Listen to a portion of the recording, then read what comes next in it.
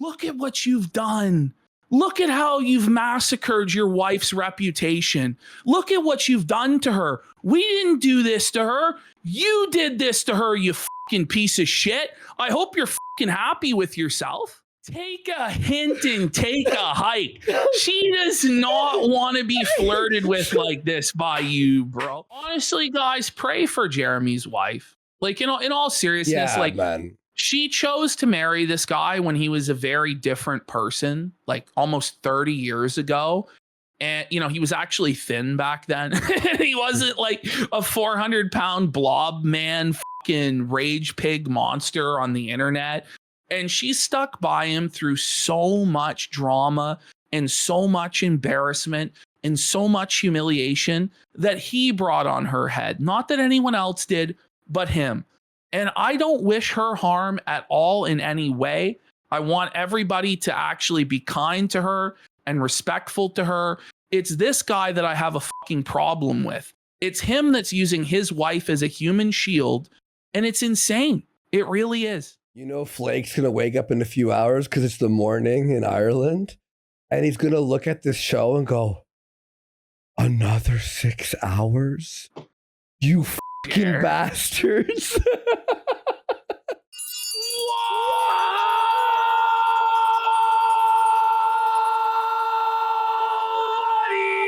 Welcome to the Keno Casino, April 8th, 2026. And I just gotta ask, where the fuck are you, Jeremy Hambley? You cuckold fucking bitch. He's running for the fucking hills, the fastest he's ever waddled in his shit pants fucking life. The only thing he's ever moved this fast for was his emergency bowel evacuation in the fucking Walmart. He's laying down like the punk ass cuckold fucking bitch he is. We fucking called him out. We said, Jer, let's fucking go. And he's fucking running scared like a fucking bitch. You gotta understand. Jeremy Hambley said he was the shot caller of this motherfucking prison. He said he was gonna flex his connections, that we were gonna be fucking air-holed 12 fucking times in the yard, that we were gonna lose our fucking livelihood and our lives, that our kick would be taken down, that our YouTube would be taken down. But you haven't done fucking shit. You know how it is when you call it out on the fucking yard and you say, let's go to fucking war, and you get your ass beaten with not one lick in. You didn't throw one fucking punch back to protect your fucking wife, to protect your fucking family, to protect your reputation or your business. You laid down for us just like you laid down for that in the bar, getting your ass fucking beaten by a man in a fucking dress. And it's the same degree of humiliation when the fat asshole showing and the retarded coke snorting son of a guns whooped your ass again, and you sit there and you cower and you fucking hide because you're afraid, because you're fucking scared. Well, you said my red line is that you're not going to go after my marriage and you're not going to talk about my wife. Motherfucker, you talk about your fucking We got wife. crazy. You talk about your wife, buddy. I don't have to insult your wife because you do it all the live long day. Your whole marriage, Jeremy Hambley, is a sham. It's a fraud. It's phony. It's an open marriage, buddy. It's an open marriage. You're a fucking cock, and you are a dirty, unfaithful husband to your wife.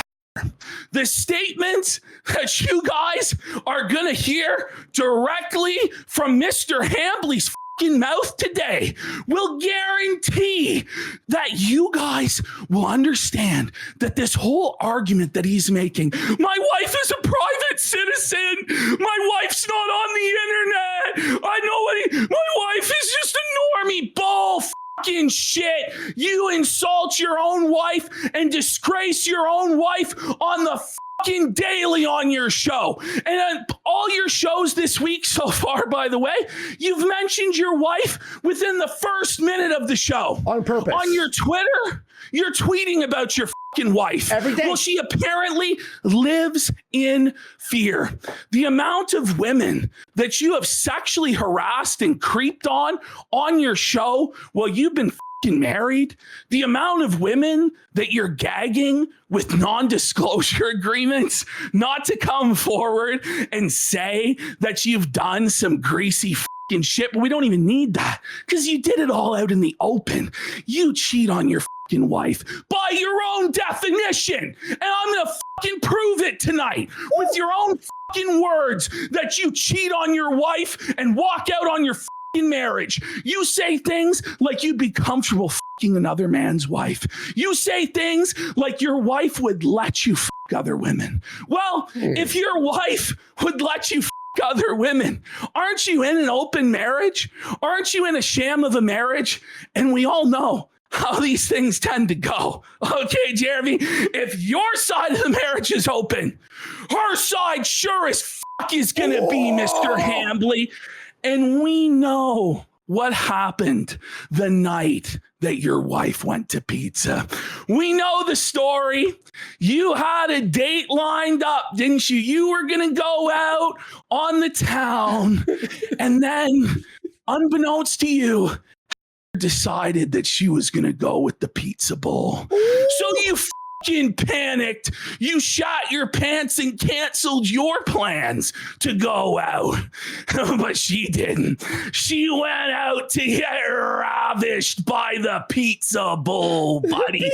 Over and over. And you sat at home getting blackout fucking drunk, crying in your sad fucking basement, pissing your pants in your dirty fucking basement, buddy, crying about it, saying that you were gonna have to sleep on the floor of your basement that night, buddy.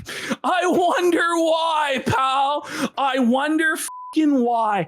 Jeremy Hambly, you are a fucking coward. You're not a fucking man. You're a little cuckold bitch. You said that you were gonna fucking do something. You said that you were gonna take down our Kick or our YouTube. Well, Mr. Hambly, here we are crossing your red fucking line. You said we can't make fun of your marriage. Oh, we're gonna make fun of your fucking marriage. And this is the thing.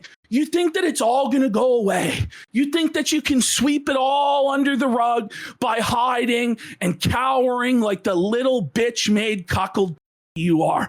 But everybody knows. The streets fucking know. Nicholas DeOrio is covering this shit, buddy.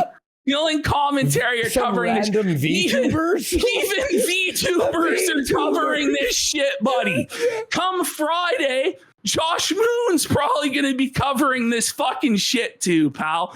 It's Escaping Containment. There's a June the King documentary being made on you right now, buddy. So you think you're going to be able to get away with this? I wonder how it will end. I want everybody to know, I didn't know this until after the Monday show. Jeremy Hambly sent me a DM. What? He said, you have 60 minutes to accept my terms. Wait, Mr. Hambly, fuck your terms. That sounds like extortion again. I hereby sentence you, Mr. Hambly, to 6 years of being A-logged by me. Every single waking moment of my day for the next 6 years will be dedicated to felting you, pal. Yeah. I hope you're fucking ready, buddy, for this shit storm that you brought into fucking harbor. You showed the fucking shit winds, buddy, and now you're gonna reap the shit storm, and I hope that everybody's happy with their fucking decisions. Oh, brother, testify. By the way, remember, Jeremy, when you DM'd me, you guys got me to start my channel, Jeremy Hambly, back up, and you blew up our views. Well, because you flagged the cathedral, we started posting our promos on the main channel, and our viewership and followers are skyrocketing. It's Thanks, going through the moon, Jer. Thanks, Jer. Thanks, Jer. We appreciate Great that, idea. buddy. We didn't even think of that. Donations are through the fucking roof. We I think are. our biggest revenue show of all time. Yeah. It's right up there with the iDub show and the Signal Boot fucking shows. It wiped the Signal Boot show off the map. Thanks, Jer. It's thanks to you, Jeremy Hambly. Clip channel viewerships at all-time highs. Yeah. Thanks, Jeremy Hambly. The subs It's per so- day is up 200% since this whole Jer so thing. good to see. Yes. It's so good to see. Jer, stand on your fucking feet and fight like a fucking man. Or apologize. Come at us. No, Or yeah, on your just knees. unconditional surrender, fucking apologize for the fucking bullshit that you tried to pull, buddy. He knows right well that no one backs him on it. No one stands with him on it. And even the few people who think to themselves, oh, it's not right that they're targeting his wife and his family. By the end of tonight's show, I think that even those But people we're won't not sympathize with targeting. you anymore. No, we're not targeting your anyone. wife.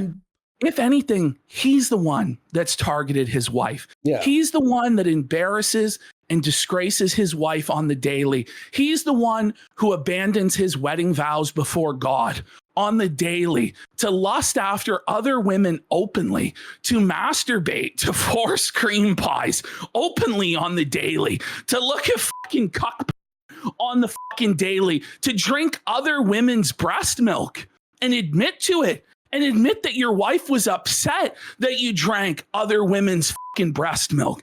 Jeremy Hambly gets up on a big soapbox and talks about how husbands shouldn't have female friends because it's disrespectful to their wives, that they shouldn't have work wives. He says this.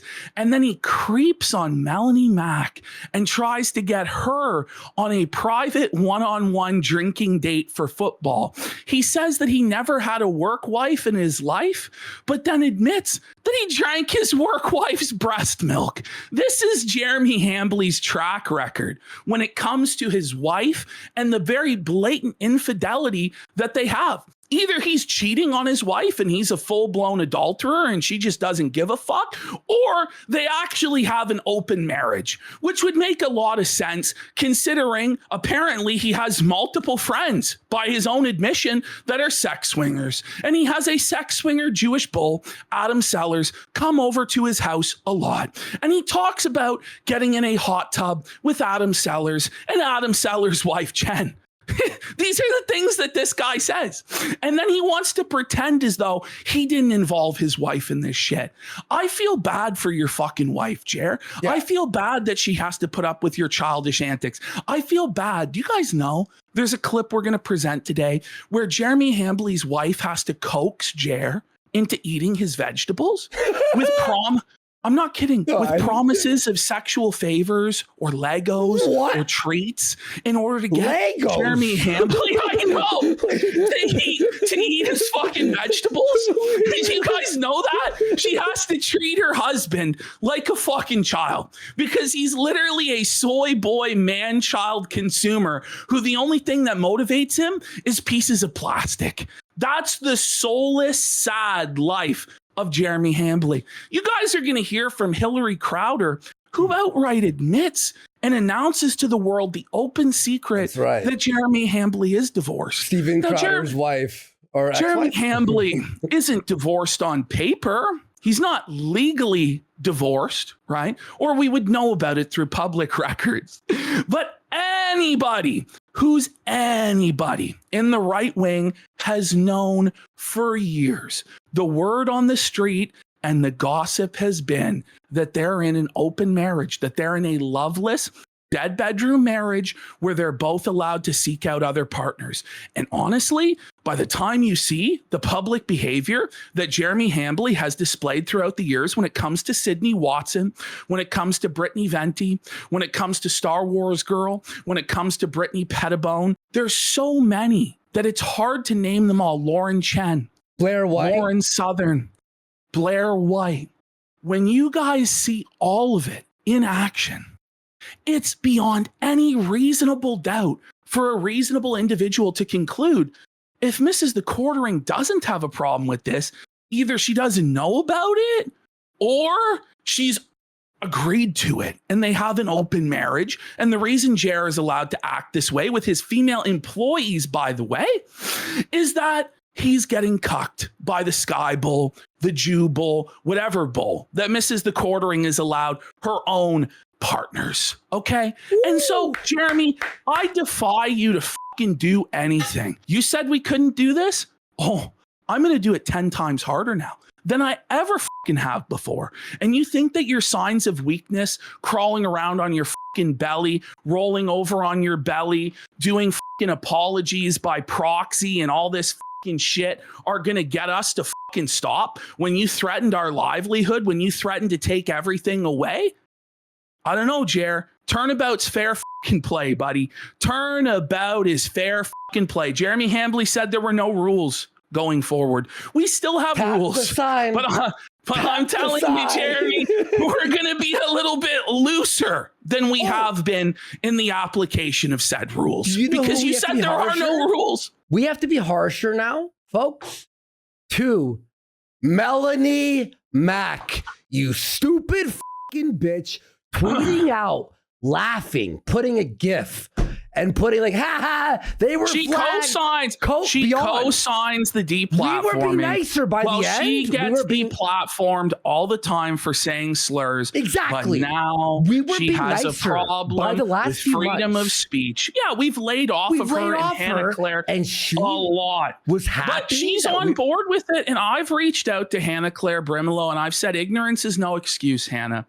This is what your boss is doing. Do you agree with this?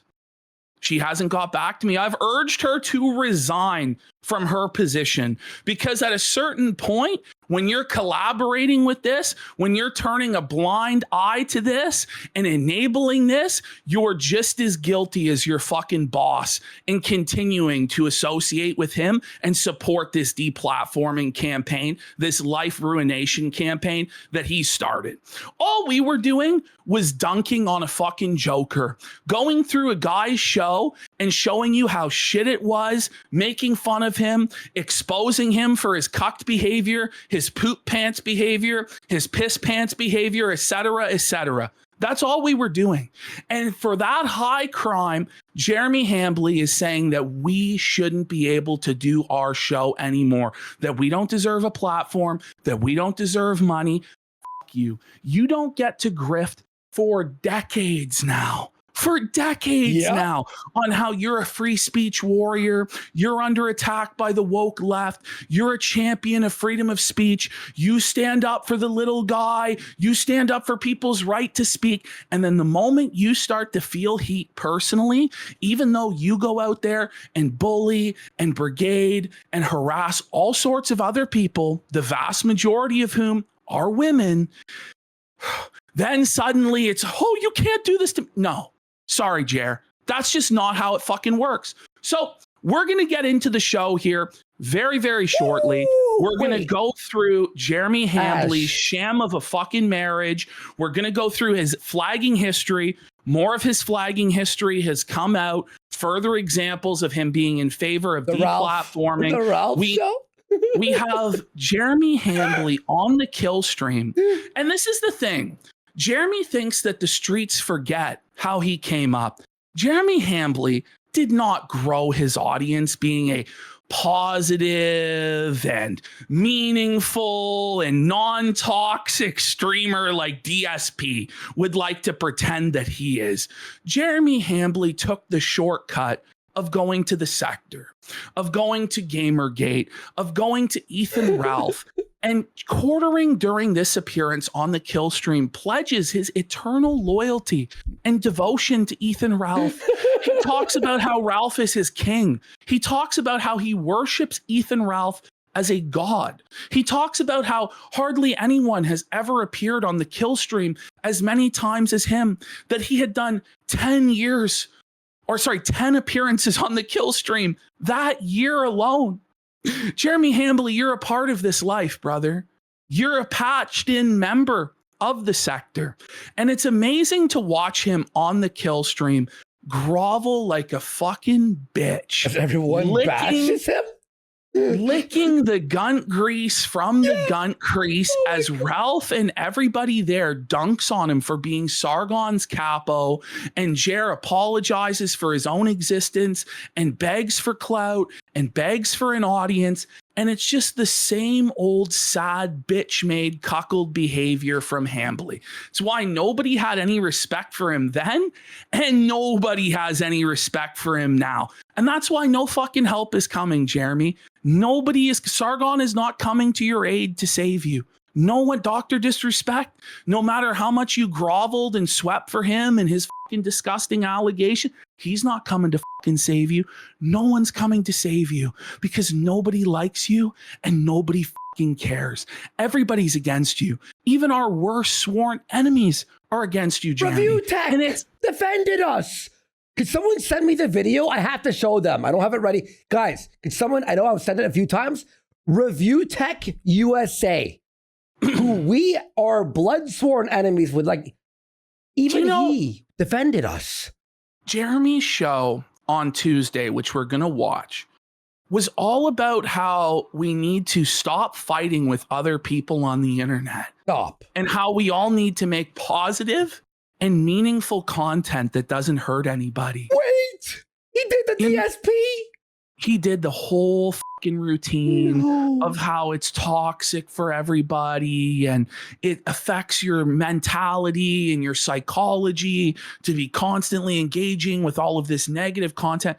Meanwhile, this guy was starting fights with everybody on Twitter that day. Dave Smith, he was starting fights with.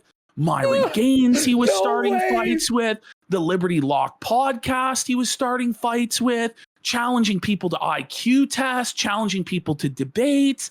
And it's just like, just on Sunday, you were threatening a deplatforming and life ruination campaign against us, and you started trying to extort us in DMs to Josh Moon.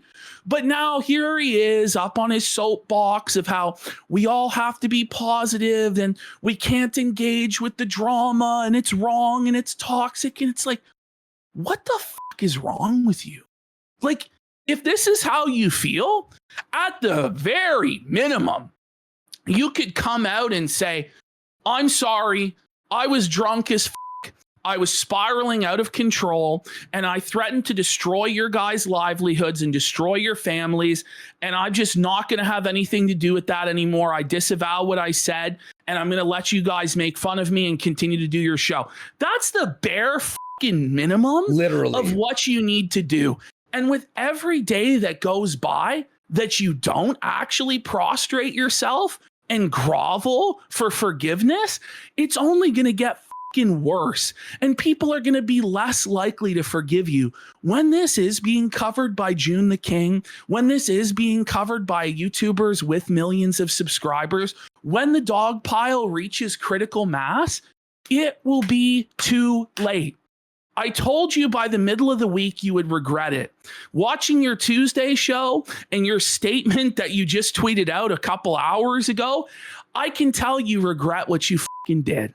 So maybe it's time to fucking nut up, take some fucking accountability for your actions, own it, and admit that you're a fucking drunk. And by the way, people might be confused about why we say he's an alcoholic, why we say he's a fucking drunk. When we revisit the piss stream in all of its grandeur and all of its glory tonight and this kill stream appearance, he just straight up admits that he's a fucking drunk. He says, it's a day that ends in Y, then Jeremy is drunk. That's what he literally says that. Why would he say that? That's why we believe that you're a drunk and that this is the result of your drunkenness and your spiral. Because the moment you sobered up on Monday and realized what you did and people who are around you messaged you and said what you fucking did, then suddenly there hasn't been one fucking peep out of your bitch fucking mouth, even as we talk about your bull, even as we talk about your fucking wife,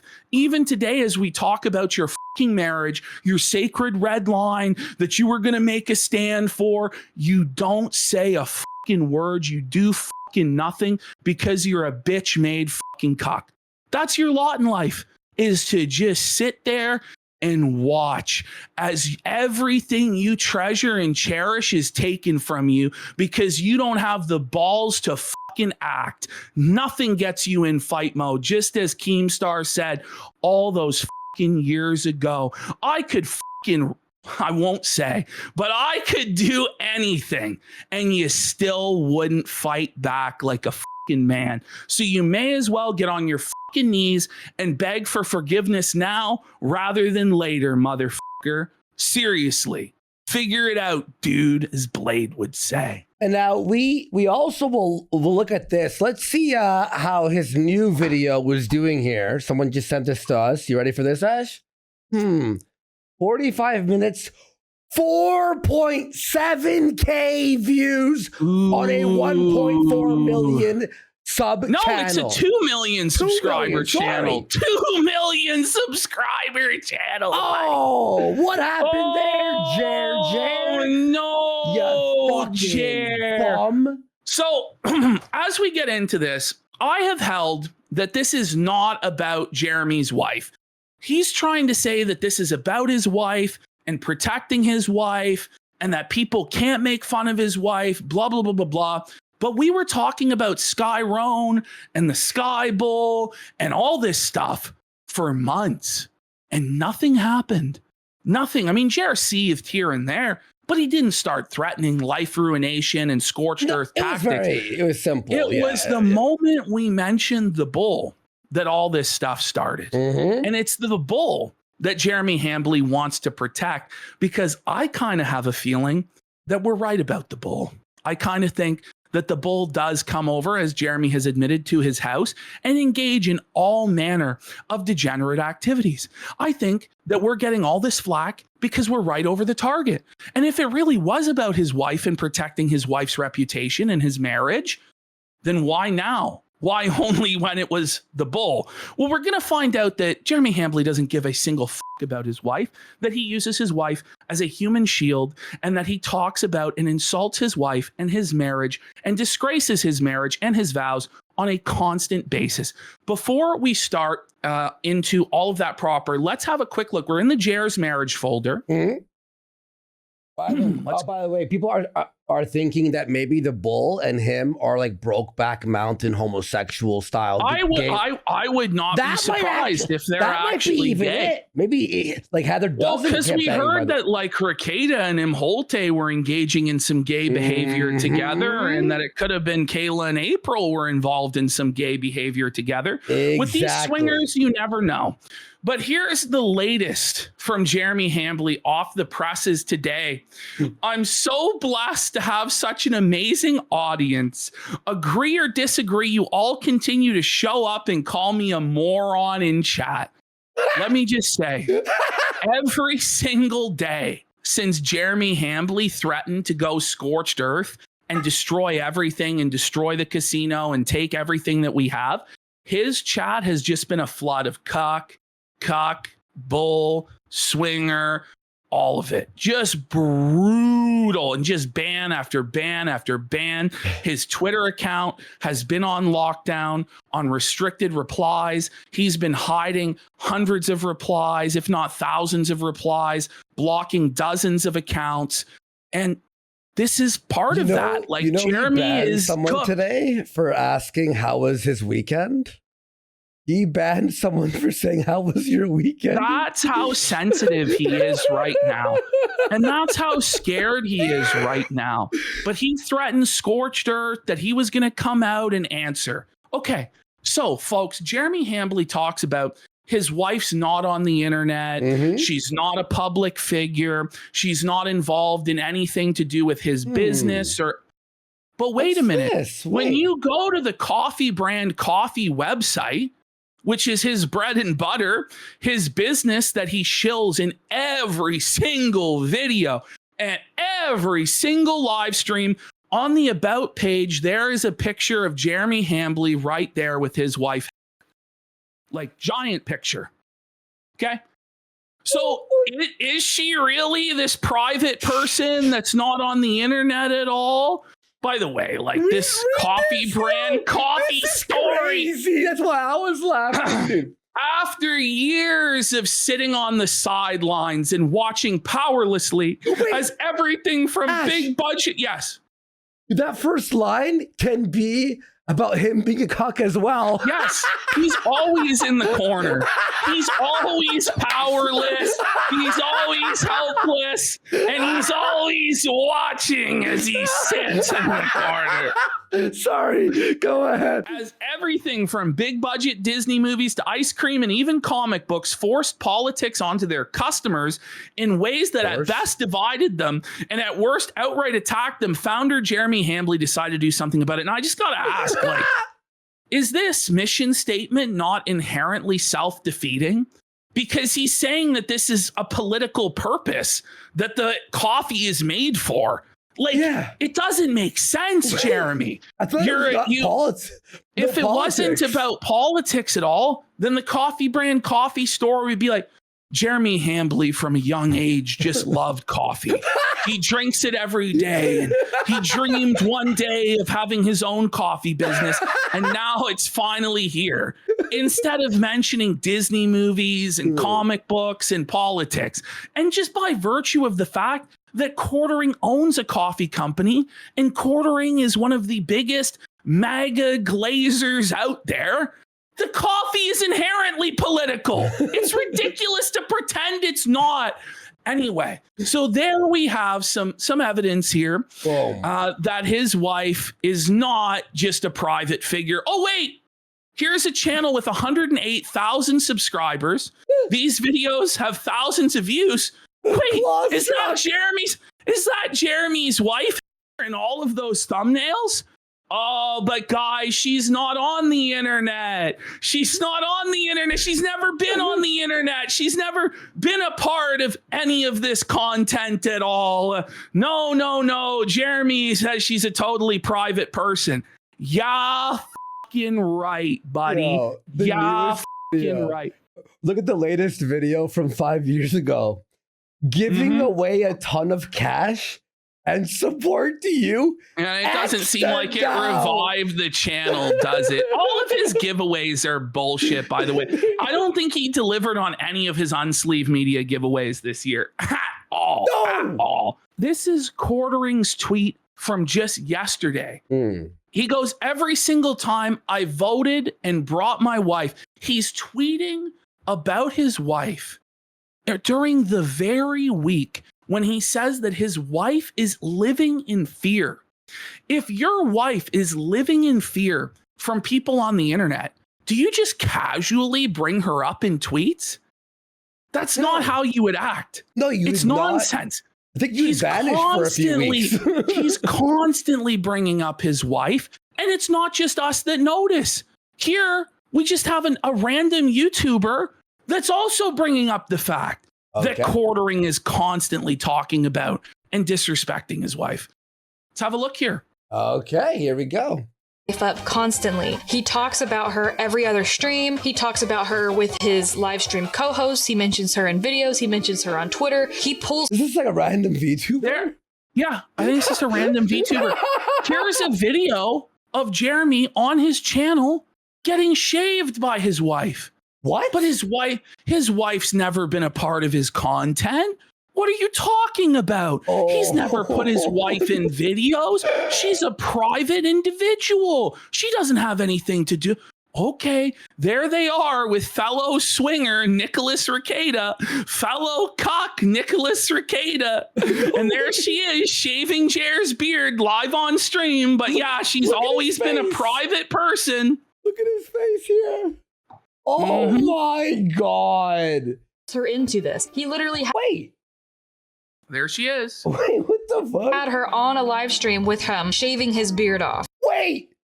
And he's with Nick Rekieta? Yeah, that's what I said. No, I'm sorry. I'm trying to comprehend all this, and I'm just like, whoa. And the weird thing is that for somebody who claims she's not online, he can't stop talking about her. They wouldn't talk about her if he didn't. But Jeremy is incapable of shutting his mouth. Well, we begged him. That's the thing. We begged him to stop. We begged begged you. We begged you. That's what he said to us. We begged you. I begged you. Ooh. Well, this is your fault, Jer. If you hadn't did what you did over the weekend, this wouldn't be happening. But here is one of the first big public indicators that something was wrong. Last summer, there was this big beef between Quartering and Hillary Crowder. And Crowder was talking about how Hillary has been divorced and she still uses Stephen's name. Well, Hillary comes in and goes, if you had children, you would understand it's important for parents to have the same last name as their children. And also, it is my understanding your wife divorced you years ago, but you still pretend to be married with your audience. That seems very deceptive. Now, similar to us, when we started poking at the truth about Jeremy's open sham marriage, right? Quartering threatened to sue Hillary Crowder. Really? He threatened a libel suit, but then mysteriously, that never materialized into anything. I don't know why. Now, I'll say this now. If Jeremy Hambly actually was fully divorced from his wife, there would be a public record of it. Yeah. So I don't think that he's actually divorced from his wife. What I think Hillary Crowder was alluding to is that it's basically an open secret within right-wing spaces that Jeremy Hambly and his wife are very distant from each other. Jeremy Hambly has said in the past that him and his wife lead different routines. They each have their own separate careers. They have their own separate hobbies. She flies away for 2 weeks she flies planes and she goes on her vacations on her own. He doesn't go on the vacations and stuff like this, right? So that's what people believe. And it's backed up by, the pizza story. Jeremy, for whatever reason, was super upset that his wife went to pizza without him. Because Jeremy's story, by the way, regarding that, he said that earlier in the day, he had a date that he was going out on, or he was going out with the guys or whatever. And so she ended up going to pizza as well. Well, Jeremy then canceled his plans because he was upset that his wife was going to pizza in the hopes that she wouldn't go to pizza. Well, then she went to pizza without him, and he cried about it in a basement while getting drunk out of his fucking mind, and then said that he was going to be sleeping on the floor of said basement, okay? But we're now going to enter into the part of this story where it's just obvious that there's something amiss here, that Jeremy Hambly does not have respect for his wife in terms of that any other married partner would have respect for their wife. He is full-blown degenerate, lusting after other women, wanting to interact with other women. Here he is talking about wanting to see his bull Adam's wife in the hot tub, and he talks about her big tits. Okay, you've seen this clip before, but we're just going to get through it quickly. Yeah, we're condensing just so that people understand. Adam, bro, bring your fucking wife's big old boobs and bring her over to our house. I want you to meet my German Shepherds. He super chatted. That's why he's a real G. Peanut Francis, I'm up in Oshkosh. We're all about beer and Delta 8. Yeah. Adam Sellers, it's 9:20. I think you could be to my house by 10. I want to see your wife's big old boobs at my house in the hot tub. Hot tub's in the hot toasty, tub. Ready for you, bud. It's ready for you, bud. I wonder why people question his marriage. Okay, well, here we have a clip, and if you're a longtime viewer, you'll have seen this clip where Jeremy Hambly says that he's open to having sex with another man's wife. Let's have a listen. That's what? Yes, can't confirm Miss Quartering is hot as fuck. Oh, Jeremy Guest has seen my wife. He's been to my home. Devil's Triangle? Wait. No, Jeremy Guest is... Wait, who was it? Jeremy Gast was at your house? Who? Did you hear that? No, I don't know. Hear this. Quartering is hot as fuck. Because look, right here, Jeremy Gast. Look, right here. Oh, Jeremy So Guest that guy has... Wait a minute. Yeah, wait. Wait a minute. A fellow named Jeremy Gast has also been to your house and is commenting on how attractive your wife is? Now, is this another bull? Jeremy, no! Who the fuck is Jeremy Gast? Is that another bull going under their full real name in Jeremy Hambly's chat? Jeremy Gast. What is actually going on, buddy? We missed that the first time we listened to this. Well, I was just like, wait, at your house. And then I like looked at the chat and I'm like, wait. My home. Why is he inviting random Yes, guys from the internet to his house? And they're like saying that your fucking wife's hot and this and that. But listen to this. Miss Quartering is hot as fuck. Oh, Jeremy Guest has seen my wife. He's been to my home. Wait, and they're talking about pizza? The current topics about pizza? They're calling him a cuck in the chat. And this was like 6 years ago. So even back then, people were calling him a cuck. But apparently when we call him a cuck now, our lives need to be ruined. What the fuck, bro?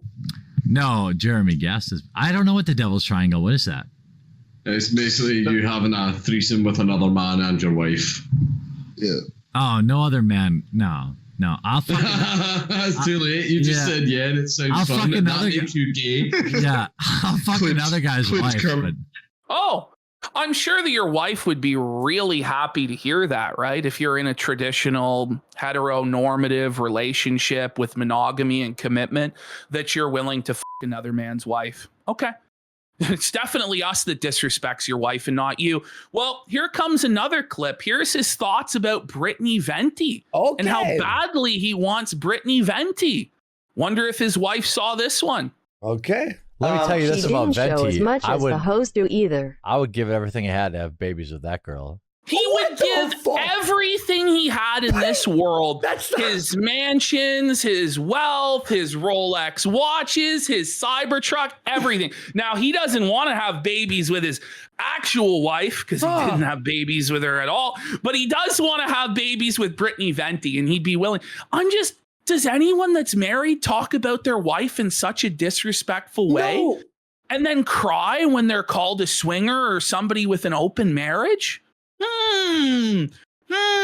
What the fuck? He wants the forest cream pie? Even though all my kids look like sharks, I'm in. So tell me about the other two types of... That's your wife, though? Does your wife know the coordinating? And Even now, V. This is why V said he wasn't surprised when he learned that Jeremy was a swinger a couple weeks ago.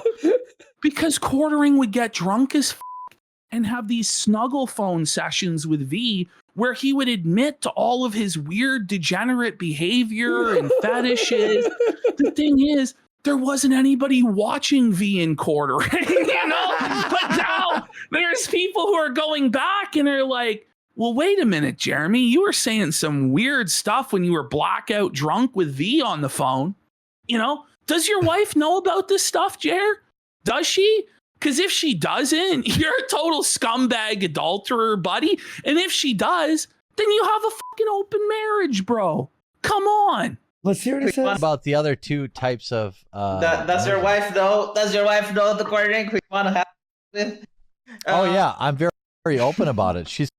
Okay, it's over. He's very open about it. He's very... Beyond.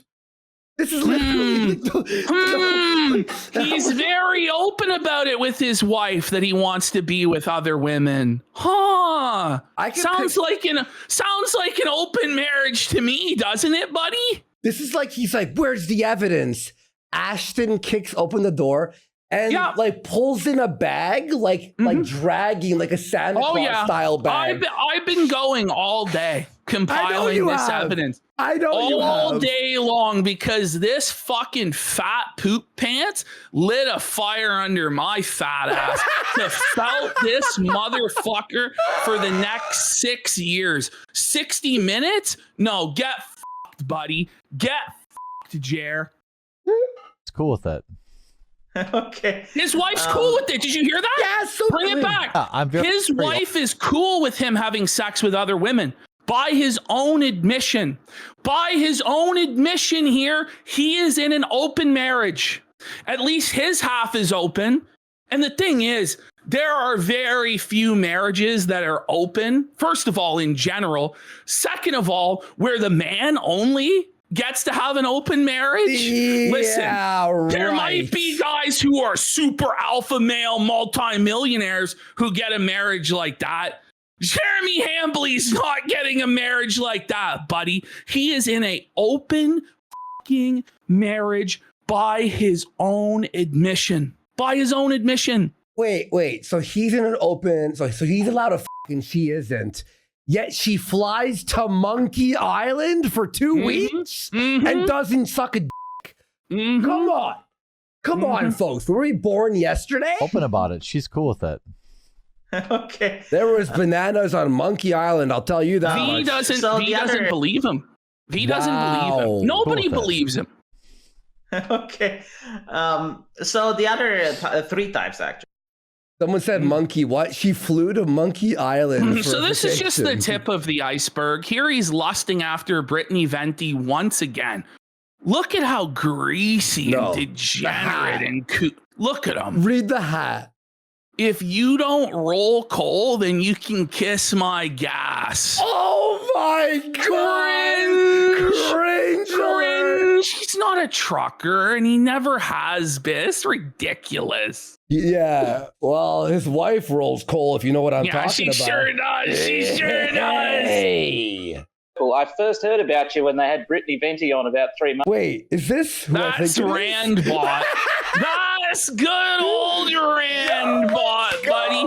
And we're going to be acquainted with Randbot later on in the episode when we watch Jer get felted on Ethan Ralph's illustrious kill stream. Okay. Randbot. But here comes Randbot to felt Jer. By God, it's Randbot pressing him against getting beat up by Bro, it's the whole history of the internet. Like the whole Yes. sector goes. Ago. And the news was getting around that you'd been hit by a Yeah.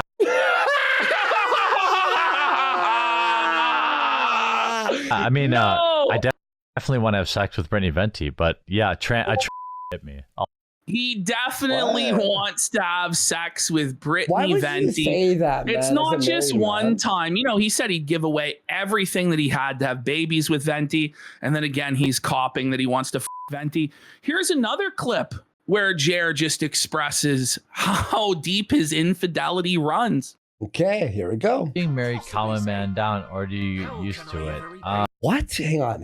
So Put it loud. he goes, does getting married ever get you down that you can't be with other women and stuff like that? Okay. Being married, calm a man down, or do you get used to it? I'm glad you were here to translate that. Does it calm a man down, or do you get used to having one partner and being monogamous, right? It doesn't calm you down. You get used to it. I'm just being honest. He's so drunk all the time. I want to fuck all the beautiful women. Okay, it's open. He wants to fuck all the time. He wants to fuck all the beautiful women. According to him in the previous clip, his wife is okay with this. It's an open marriage. These are his statements, folks. This is not us making shit up, gilding the lily. And there's just so much of this, guys.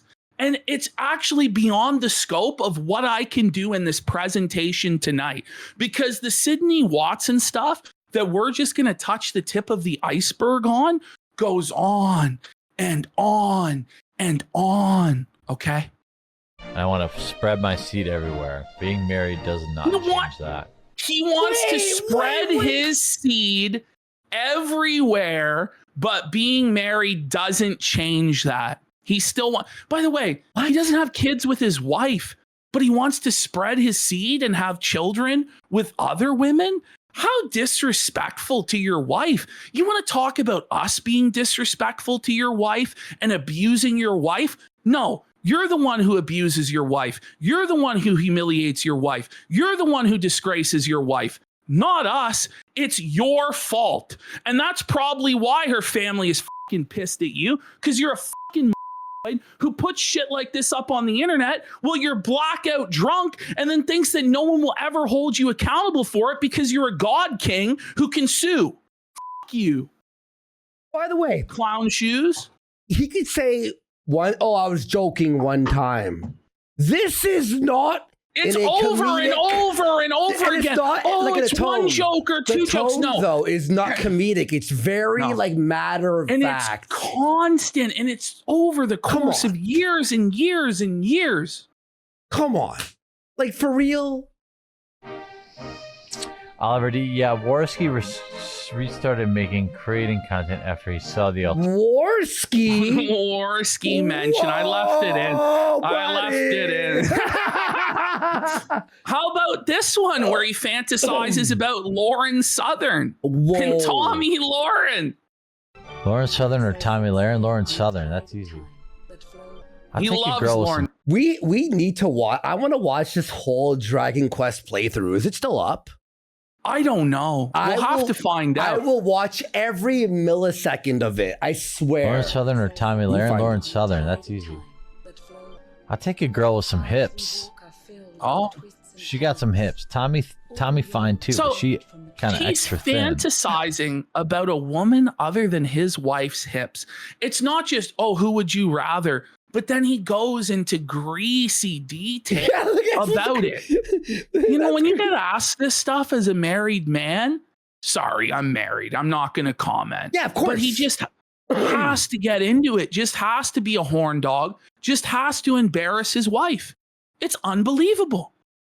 I can't find the playthrough on YouTube. Maybe it's on Rumble, maybe, or something. I don't know. By the way, Lauren Southern's sister is also super fucking hot. So he volunteers that as a cherry on top. It's not just what the chatter put to him, but he's like, yeah, by the way, Lauren Southern's sister. Like, okay, buddy. Okay, buddy. Some marriage you've got going on here, buddy. It's so sacred. We have to be so reverent of your marriage, sire, as you embarrass it day after day after day. How about this one where he fantasizes about Tara McCarthy and Brittany Pettibone? Tara McCarthy. Oh my God, I remember. I barely know. Okay, so Tara McCarthy, I definitely would fuck her. I don't know. He definitely, your marriage trad husband, sir. He would definitely fuck Tara McCarthy. I don't think she would fuck you though, bud. I wonder who the most famous person on this list was, huh, Ash? Hey, Ash, on this web, who's the most famous person on this? Yeah, it's Warski right there, the center of the alternative embrace is not something to be. Holy! But by the way, Jeremy, had you just shut your mouth and taken your feltoning like a man, you wouldn't have motivated me to go through and get all of these instances of you disrespecting your wife, your marital bed, and committing adultery, my friend. Sorry, bud. Sorry. You did this to yourself. You played yourself. I mean, that's just based on her physical appearance. Brittany Pettibone would smash. You would smash Brittany Pettibone too there, guys. So come one, come all. Jer's willing to cheat on his wife with them all. So here he is now with an actual star OnlyFans girl, Amaranth. And I wonder what Jer wants from Amaranth. Let's have a listen. Why is she there? I'm starting to get talked into starting my own OnlyFans account. No way! Oh, there we go. Ash, we go. Who on God's green earth asked him to make an OnlyFans? I'm sure his wife's gonna be cool with that, right? Or are you gonna do it with her, bud? What sort of an OnlyFans were you planning on doing there, buddy? Who talked him into it? No chicks did that, obviously. No men did that, because even gay dudes would be like, yeah. And now he's asking Amaranth how to open up the OnlyFans? Oh, but I think I might have to build it up and say molding like your dick. I know, mold my dick too. That would be, again, it would have to be special. There's no mold small enough for his micro wiener. This guy's trying to talk about selling molds of his penis. Whoa, buddy. It's totally a traditional trad Christian marriage, guys. Nothing to see here that he'd openly consider this stuff. He's just openly flirting with an OF girl. Yeah, his wife's totally cool with this. He told us his wife's cool with him being with other women. So, yo, this is crazy. Special edition. I'd have to have like a collector's steel book. I'm like, this is an instant divorce. Like, you're like, how could you? Because they're divorced, but not in legally. That's the thing. They're divorced, but they're not divorced. Yeah, just like Hillary Crowder alluded to. Seriously. That's what's going on. Explain it then, Jer. Explain this shit. I dare you. I double, triple dog dare you, Jeremy fucking Hambly, to pull up this clip and react to it and explain how all of your behavior is okay with your wife. How about you do it with your wife on stream? And if you don't do it with your wife on stream, buddy, I think we all know that maybe she didn't know. Or maybe she's just too embarrassed of the shit you're putting out there. I don't know, buddy. I don't know. Really just sold her own fleshlight. And who? damn, this girl really just, and it would have to be, I have to have like a collector's steel book. I'm like, damn, this girl really just sold her own fleshlight. So he's giving Amaranth props for creating and selling her own fleshlight. Okay. And now Jeremy is going to complain. Jeremy's going to complain that Amaranth didn't send him the fleshlight to use. Are you joking me? What sort of married man is using a fleshlight instead of going to his wife? And like molded off a girl that he's interviewing is like even more intimate. Amaranth's molded pocket, buddy. Buddy, what the fuck? And freaking perfect. It's perfect. It's perfect. It's a genius idea. I can't even handle this right now. This is crazy. Genius, right? Sells out. They're gone. I don't know if there's going to be more. Oh, did you? Oh my God! He wants it. He wants it, and it was gone. It was sold out. He just couldn't get the custom Amaranth pocket. Stop! No! Stop! See it? I don't own one, but I did see her sell it. You said it was perfect, so I wasn't sure. Oh, I did not get sent one. I don't have any firsthand knowledge now. I mean, if you would have sent me one, I could have spoke to that. Oh, you would have spoke to it. I have secondhand embarrassment, bro. I'm heating up. You're married man, sir. Your sacred marriage, sir. How dare the casino say anything about my marriage? Look at what you've done. Look at how you've massacred your wife's reputation. Look at what you've done to her. We didn't do this to her. You did this to her, you fucking piece of shit. I hope you're fucking happy with yourself. I really do. There's a company, like a drink company, that wants to make beer out of my vagina yeast. No. That's a real thing. He's juiced. Beer wants to drink the vagina yeast beer of Amaranth. He's gonna request she send him some. He's gonna request. He's begging. He's begging for Amaranth's vagina yeast beer, buddy. You're married man, sir. Too, right? Remember we watched that video of the guy drinking it? I'm pretty sure. Vagina yeast. That's a real thing. Wow. I love it. What? He loves it. What do you mean? He's so, look at how excited. I've never actually seen him that excited. Like, he's totally soying out over the idea of drinking Amaranth's vagina yeast. Oh. Don't you have a wife at home, buddy? That you're happily married to in a traditional monogamous relationship? She's like, you don't have to look that happy. What the fuck? I love it. Wait, people want that sticker? That's a real thing. Let's give it to them. I love it. Is it this one or out of my vagina yeast? That's a real thing. Wow. I love it. Okay. Oh, there it is. There it is. There it is. 1 second back. You know who he right looks like? There. Remember when Ralph was screaming at Medicare? And there was like the photoshops of him with like screaming. He had the pink shirt on. He looks like a happy version of that. He does. He does. Like, like the He's bowling just absolutely elated. Just so excited at the idea of slurping down a woman other than his wife's vaginal yeast. And this is the thing, is if the marriage is this open for Jeremy, it's got to be open for her. No? Yes. Yes. Come on. Either that or she's completely ignorant of her pig husband's disgusting behavior all of these years. You don't fly away for weeks on end with a co-pilot to Monkey Island and don't get filled up.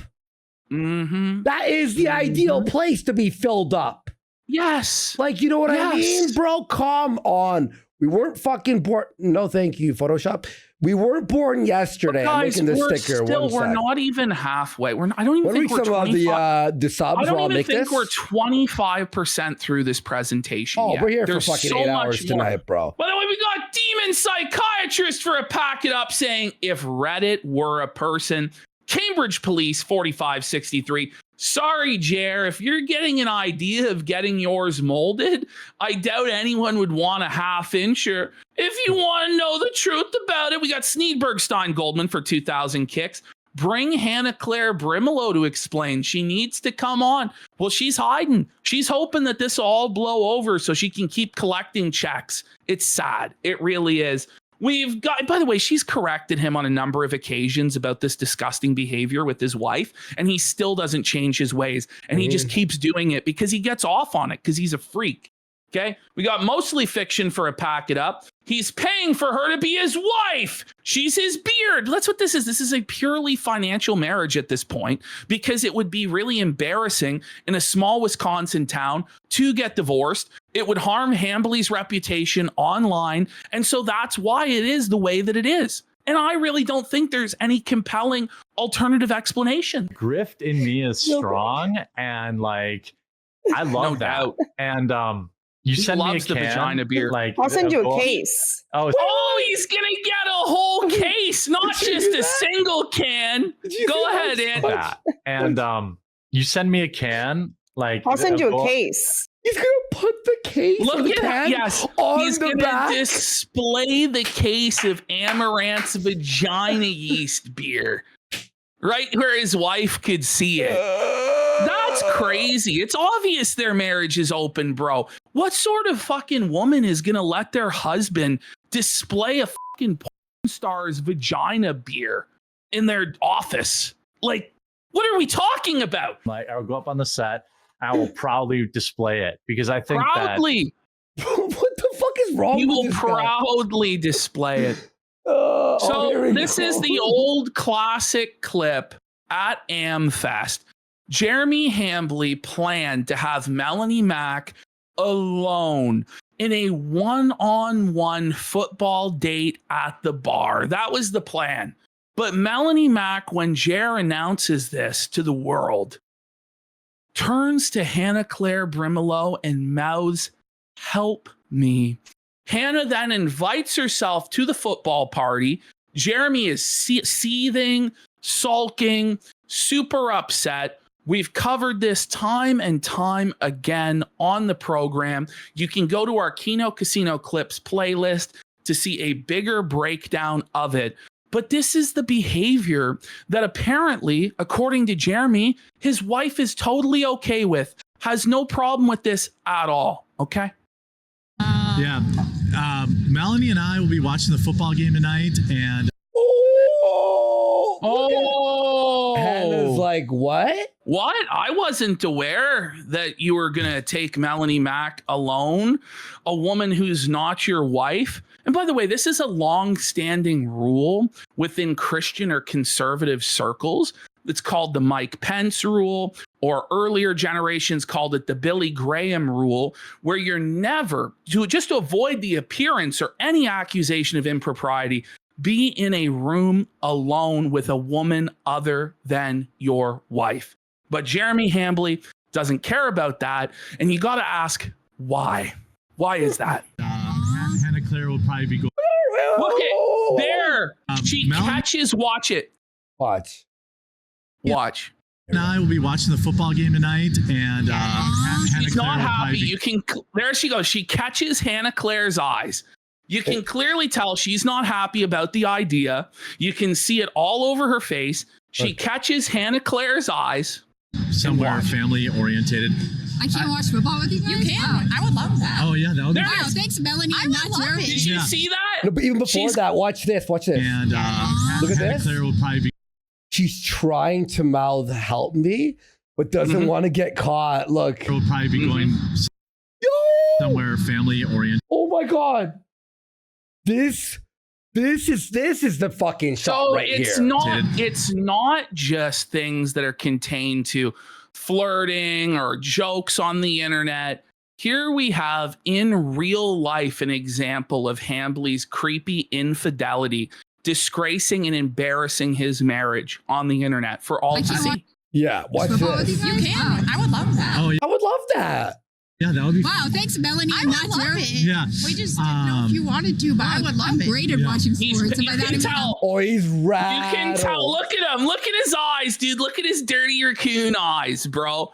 He's seething. He is not happy at the idea that Hannah Claire is now going to be at football and he doesn't get to have his one-on-one time with Melanie Mack. Now, what makes this actually even more disgusting and egregious is what we know now after the fact, that Melanie Mack was actually proposed to this weekend by her fiance, now husband, Johnny Junkers. And Jeremy Hambley was still trying to put moves on Melanie Mack. And then later on, used that he took Melanie to sushi as a dunk on Johnny, her husband.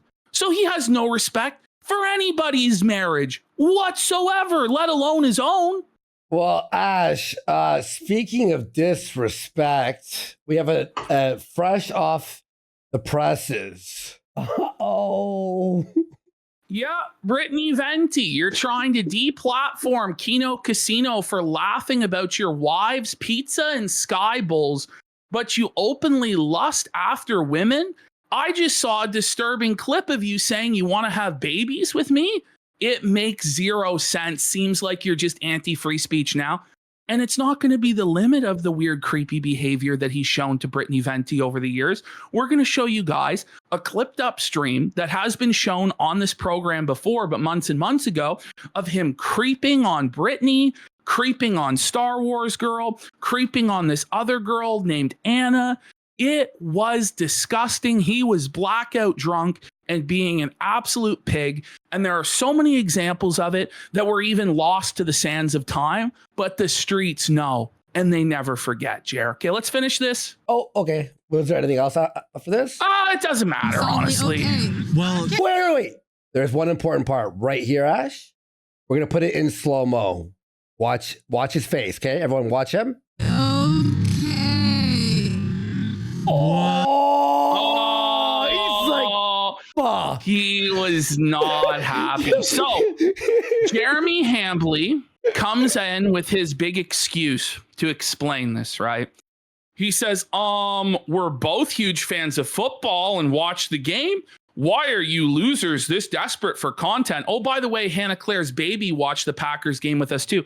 Jer, don't play us for fools, okay? Don't pretend we're all as stupid as you. You did not invite Hannah Claire to football right away, and you were obviously upset when Hannah Claire invited herself to football when Melanie turned to her for an intervention. So you can't use that Hannah was there now as an excuse for why nothing untoward happens.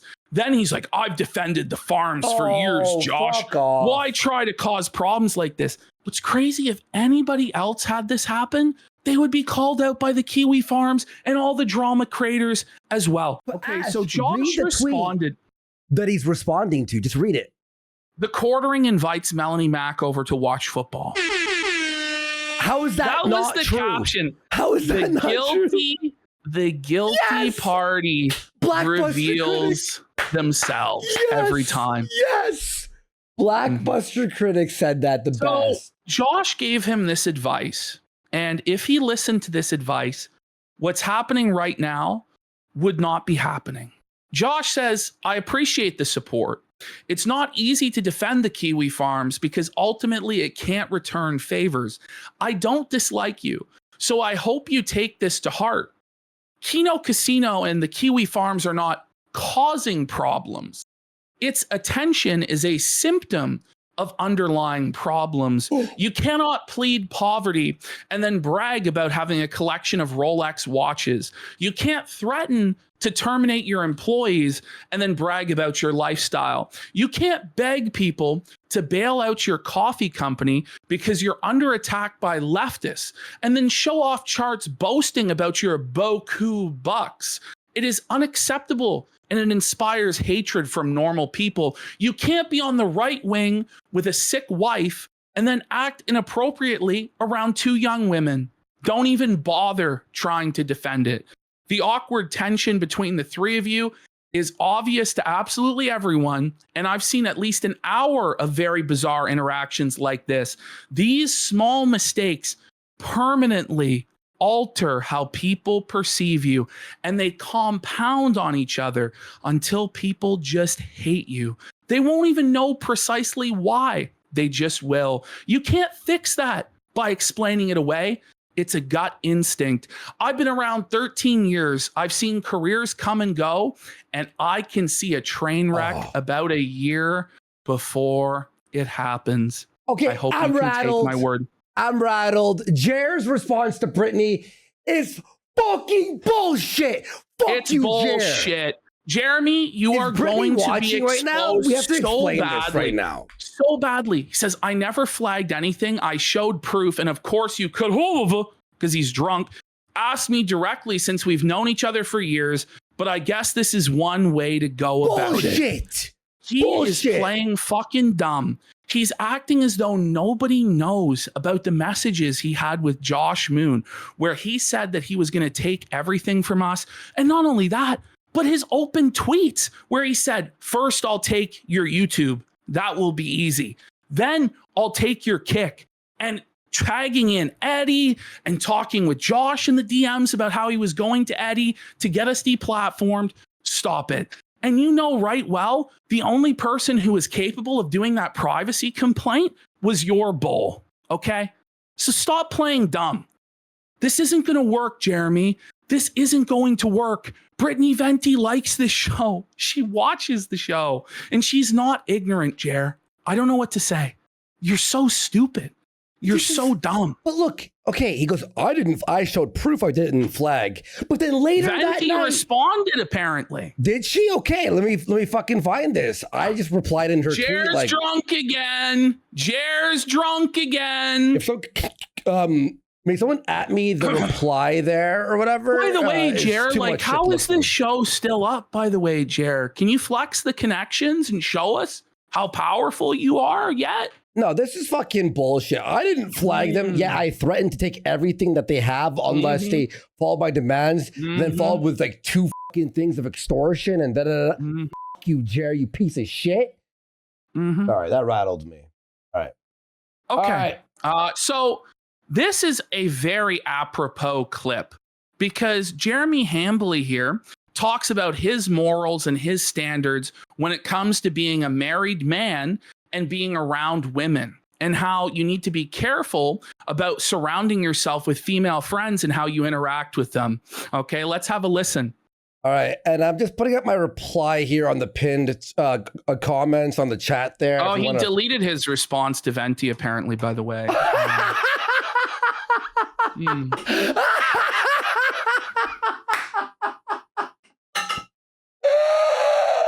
Like, so let's hear this. just, we're just friends. We're just hanging out. I like hot take. There are exceptions, but I also don't think men and women should be hanging out as friends that often. Oh, You know? I agree, unless they're both like single. But Bulls? They should say, no, I'm just kidding. yeah, she agrees unless they're both single, and Jeremy nods his head and goes along with all of this. Okay. Mind you, Melanie Mack and Jeremy were both not single when Jeremy tried to isolate her and bring her on the football date. Jeremy was married and Melanie was engaged. Okay. You know, I agree, unless they're both like single. But if they're like in relationships, married, to me, I just think, yeah, it's fine to have friends of the opposite gender, but if to an extent, but if you're just like having these deep, long conversations every single day, that's where it's a form of cheating. Like, it's, I think so. Oh, it's a form of cheating. It's a form of cheating by Jeremy's own admission. And now we're going to start talking about work wives and work husbands and how that's a form of cheating. And Jer's going to say that he never had anything like that going on. And the very next clip will disprove it and show him to be an adulterer by his own definition. You're giving your emotional availability to, it's like this whole meme at like when I used to work in the office and be like work wives. I was like, nah, dude, like that's weird. When people call their coworkers, so many work wives. Melanie Mack, Hannah Claire, Sydney Watson. The list goes on and on and on of these women that he hires to pretend to be friendly and flirt with him. It's crazy that he actually said these words, because they're going to come back to bite him for years to come. And by the way, after this, we got one more hot off the presses. My work husband or my work wife. That is very, very weird. Yeah, it's toxic. I don't like that. And I get along great with his wife. It's and toxic. We hang out while we're at bowling. Mhm. If I were like spending one-on-one time with her, that's a little weird. If we were both single, that'd be different. You know, It's a little weird to spend one-on-one time with a woman. The irony of this statement being made to Melanie Mack, who he would then go on to do that with at Amfest, or attempt to, before he got exposed. That always goes bad too, because one person catches feelings. Exactly. Casually hanging out one person, he means is him. usually trouble. And Wait, what have you got here? Look at this. He deleted his tweet to Brittany, because Brittany, I replied to her, but luckily I didn't even have to, because she's currently watching the show. But look what she says here. Jeremy, I saw everything. You said you're going to take them down and flex your connections in Josh Moon's DMs to do so after your proof. I don't want to have DMs with you after what happened with Josh Moon recently. It's very dishonest. You're anti-free speech. I hope this was worth it. Quartering, so speaking the truth then, because he can't deny what she said. He can't argue what she said, because what she said was the truth. So all Jeremy can go, I hope this was worth it. Are you going to sue her too?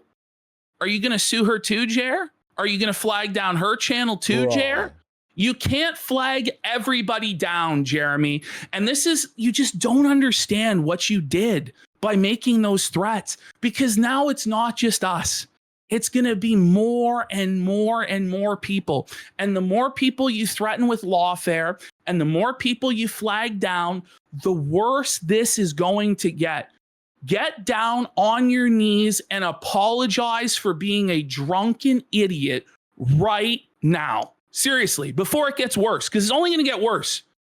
This is the way it is. So Jeremy talks about work wives are bad. Well, let's hear about his work wife and how he drank her breast milk. By the way, Jeremy's now flexing his YouTube numbers in his Twitter. He's posting. He's drinking. He's posting. He's drinking again. His social blade stats. I like boobies. I wonder what booby milk tastes like. HCB needs to do. Look at HCB. She's like, do we need to read this? She's not happy about the talk of titty milk. Oh, okay, dude. Do a journalism.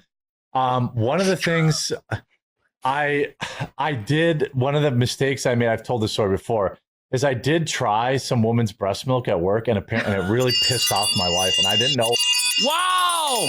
So it pissed off your wife that you drank another woman's breast milk, and you thought it was appropriate to share with the entire internet something that pissed off your wife and that she was not happy about? Wow. Sounds like husband of the year material to me, guys. And Quartering has now blocked Brittany Venti.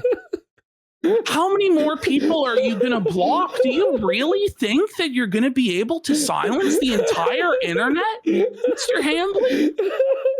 Are you actually insane? This is actually crazy. Was it going to be a big deal? Oh, she was like, I can understand why that would make her upset. Why would you drink another? This is crazy, dude. But it's not just that he did it and cheated on his wife by drinking another woman's breast milk. He also told his wife about it, and now he's telling these women and the whole internet about how he cheats on his spouse. And by the way, when I say cheating, some people are like, well, that's not fair. Well, if you listen to the last clip we just showed of Hambly, this is by his own definition cheating. And he's going to talk about how this woman would refer to him as her work husband. And he drank her breast milk. It's crazy. Oh my God. I guess. I would have been upset no, too. I definitely didn't. Yeah. Blind Archangel subscribed with Prime. Thank you so much. I know. I totally didn't think it was weird, and everyone's like, "What the fuck, dude?" And I was like, "What?" That you didn't think it was weird. That's a whole other thing we have to unpack later. I didn't think it was weird at all. I was like, "Okay, I'll try this." And then, like, Also, why did she offer it to you? Was this the one that was like, "You're my work husband"? Yes, that's who it was. Yeah, there it is. He admits it. He was her work husband. So when he said that to Melanie Mack, it was a lie. He was a work husband to another woman. He would go to the office and he would drink another woman's breast milk. He would give his emotional support and attention to another woman and accept the title of work husband from her. And then he would go back home and tell his wife about it.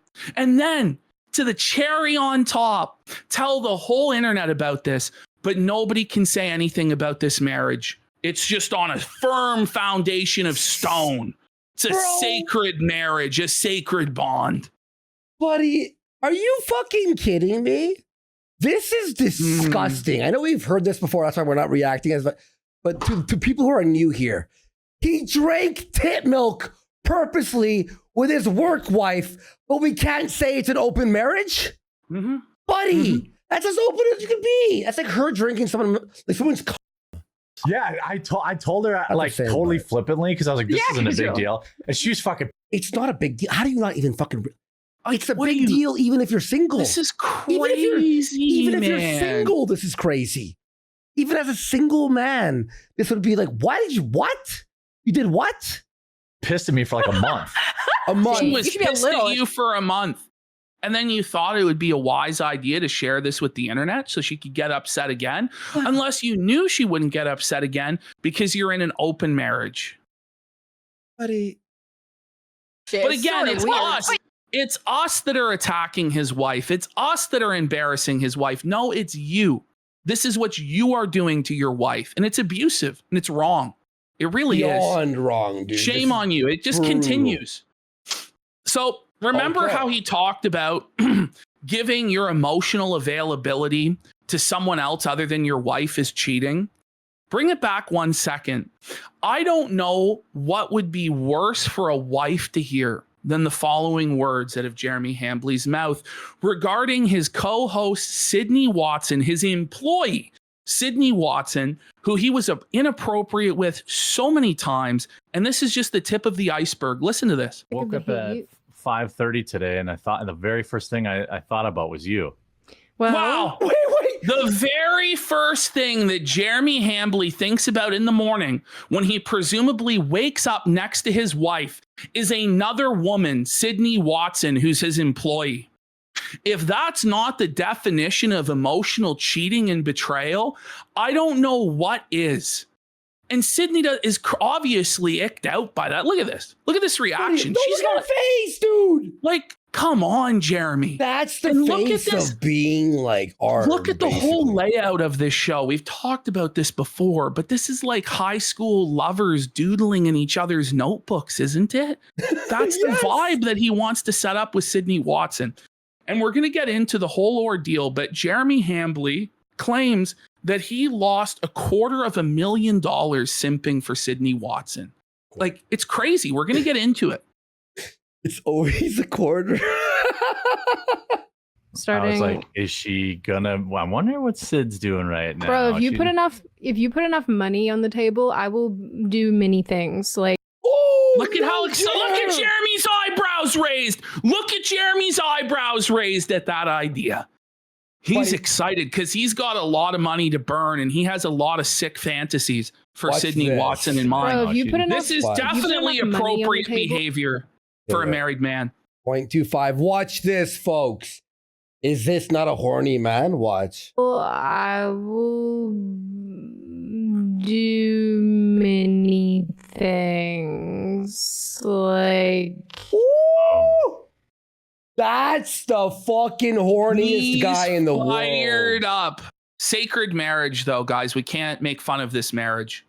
Yeah, that's well known. Within That's well known. reason. Like bet wise, if someone goes, I'll give you, $500 if you eat this thing off the ground. I'd be well, like, Jared was thinking about other things there. He was thinking about eating a hot dog, you know. He was thinking about with no teeth. all right, that seems fair. Let me see the money. Put the money in my hand, and then we'll talk. That I think that's where I draw the line. Like, okay, I'll eat a bug, but I need to see the cash. Exactly. Yeah. Bro, this is like growing up with my my older brother, where he'd be like, do this thing, and I'll barely contain how horned up he is. Like, it's crazy, dude. By the way, their chemistry is not good. She on her own videos, she's great. Like she could fucking like talk up a storm, and it's with like this is like awkward. give you this thing, and I would be like, show me that you have the goods before I go and like, how many times kill before the that spider. did he not follow through? Because that's what older brothers do. So low energy. So it continued. So here is another example of his creepy behavior towards Sydney Watson. Now, a constant trope of his current day shows is talking about Melanie Mac's feet and Melanie Mac's feet pics and all this stuff. Well, back when Sydney Watson was his employee, a constant topic was her feet. And so here Jeremy is bringing up to Sydney Watson her wiki feet page of all things. Definitely appropriate for a married man to bring up to his female employee that she has a wiki feet page. Let's have a look. As someone who makes or now it's a bit loud content and has done for so long, I don't have any good equipment, and people don't realize this, like I just fly by the seat of my pants for everything. I'm like, it'll be fine. I bought myself some new headphones because my other ones are falling apart, and I've always yearned to have white skull candy headphones. I think they're so cool, and I finally bought myself some, and I was like, he's not even listening to what she's saying. Oh, he's ready for the feet. He is just waiting for his turn to be a pervert and sexually harass his staff. Yeah. Nice. I'm upgrading. So. Yeah, well, you could probably put it on your wiki feed or whatever, at Amazon wish list or something. You're on wiki feed. Did you know that? Oh, you think she wants to talk about that? Like, look at her, bro. She's not impressed, Jer. He's not impressed, bud. By the way, she's had the worst luck with co-hosts. Yo, she had the quartering and she had what's his face? But again, how does he know that exactly? It was the other guy she was with. Oh, Elijah Schaefer? Well, that's the whole reason that she is on Jeremy's show, is because allegedly she got sexually harassed by Elijah Schaefer. With all we've learned about Elijah Schaefer over the last number of years, I'm inclined to believe her. And then she ends up having to go to Jeremy Hambly because the Blaze fired her in this situation. And then she's fucking sexually harassed again by a fucking creep. Who, by the way, I need this to be actually. Oh wait, just continue. Oh, I know. I don't have a very good rating though because my feet are genuinely ugly, and I accept that. I like that you know your rating. I just happen to. I usually peruse the comments. He regularly peruses the comments on her wiki feet page. Oh, that's actually demented. It's crimey, bro. Peruse so it means you're there often. You know, it's like I went there one time and it's like I peruse the comments regularly. Everyone knows. Like, I'm gonna look at it. Do you have one? I don't know. I hope so. I've put my feet There will be now with that fucking that heel picture that we were zooming in on. Oh my god, that was disgusting. The alien face. This is not the only time. Of course, there are many, many times he would bring it up. But let's look at another example here of creepy behavior towards Miss Watson. Oh, this is Melanie, or is it like one that he's talking about her? I think so. Like, you could have an audience for it. I'm sure there's an audience for everything. I had, and I don't want to shame anybody, okay? But I did have somebody when I used to do a show with Sydney, they would be like, how much? And they what? So Jeremy Hambly was like the third-party broker and negotiator for pictures of Sydney Watson's feet. Rather than just blocking a creep who was asking to buy pictures of Sydney Watson's feet, he would actually be the go-between for this guy who was offering hundreds of dollars for the pictures. Probably because Jer wanted the pictures himself real bad. Listen to this. Oh, were dead serious. Not for like, you know, just for feet. And I was like, I remember like talking to her like behind the scenes. I'm like, dude, $500. Wait, $500 it is was like a $500. joke? It was like a reality, a real. No, he's dead serious. He's dead serious. There was a guy who was offering lots of money. $500. And he said like how to Sydney Watson, $500 is $500. Sydney, are you gonna do it? What is she, a fucking prostitute? You fucking pig. He's just a fucking creep. He's a being a pig, foot. dude. He is a pig. He's trying to be the foot pimp, buddy. For Probably because $500. if he was the go-between, he'd have access to it himself to satisfy his own perverted desires. Mm-hmm. Definitely legitimate way to treat your female employee, by the way, is forwarding those offers. Theory alert. Theory alert. I bet you he's no one went to him and said how much. $500. No, it was probably him. He was gonna send the 500 soliciting her. Yeah, he was gonna send it himself. But ask yourself, if you're Mrs. the Quartering, if you're Quartering's wife, are you okay with him interacting with creeps who are trying to solicit feet pics from his female staff, and him being the foot pic pimp that's then going to be the go-between on these pictures? Like, I don't think any wife would be comfortable with that, unless, of course, the marriage is open and she's checked out on it anyway. I don't know. It's $500. No, that's the thing. Jer was trying to get, in my opinion, allegedly, feet pics. So here he is again, creeping out Sydney Watson, doing really cringy, weird flirting here. Let's have a look. And by the way, so you perused her wiki feet, and then magically right after, some guy asked you for 500. Come on, we weren't born yesterday, dude. And when I was in high school, I was, I was far more popular than my sister. And there were many Sydney times. just couldn't care less. she doesn't believe him. No, she's like, she doesn't believe this shit. This whole story he tells here to try and impress her, she does not buy it at all. And it's obviously flirting. And he's a married man. Look at this suspicion right here, dude. These faces are going to get incredible throughout this clip. School, I was, I was far more popular than my sister.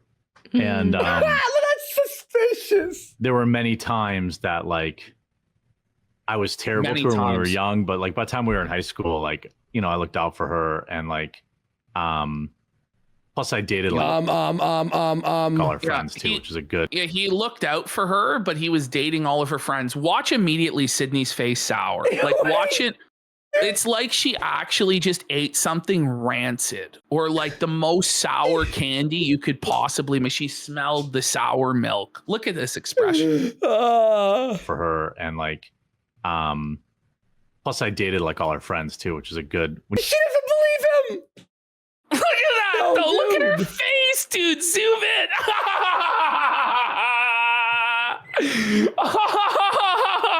We need the LA Noir By the way, interrogation. I don't music. care who you are. I don't feel like, even if it's before you were with your wife, that your wife will appreciate you talking about other hookups and other women that you were with. It's very strange to publicly talk about that, at least in my opinion. It's not very becoming of a husband, but. The LA Noir interrogation music. Did ya? You have a twin sister. That's like pretty. She that's let a you. nice. Oh, she was so rad. That almost had to be a sticker. Bring it back. Bro, the way she held that stank face is so funny, buddy. Oh, Right man. This No, one? bring it back. No, back another second. Back one more frame. Watch. Plus, I dated like all her friends too, which is a good. This one? Right there, honestly. Yeah, right there. Yeah. That's an incredible image right there. I'm gonna call that X to doubt. Okay, I'm gonna call that X to doubt. You have a twin sister. That's like pretty. She that's let a you. nice. She and her friends were interested in you and Let wanted to me do that. with Let me. my raw 18-year-old Jeremy magnetism. Yeah, the MTG Magic the Gathering nerd. No one believes you. Oh, it's all known. The MTG nerds got all the pussy in high school. I had Did you hear what she said there? with my raw 18-year-old Jeremy magnetism. I had. Oh, she goes, ew. Ew, take a hint, buddy. Take a hint and take a hike. She does not want to be flirted with like this by you, bro. This negative Riz giving her the ick big time. Big time. Oh my God. I want to hear that again. With my raw 18-year-old Jeremy magnetism, I had. Oh God. I had the thickest sideburns in school. I skateboarded. I was in a band. Right. She doesn't believe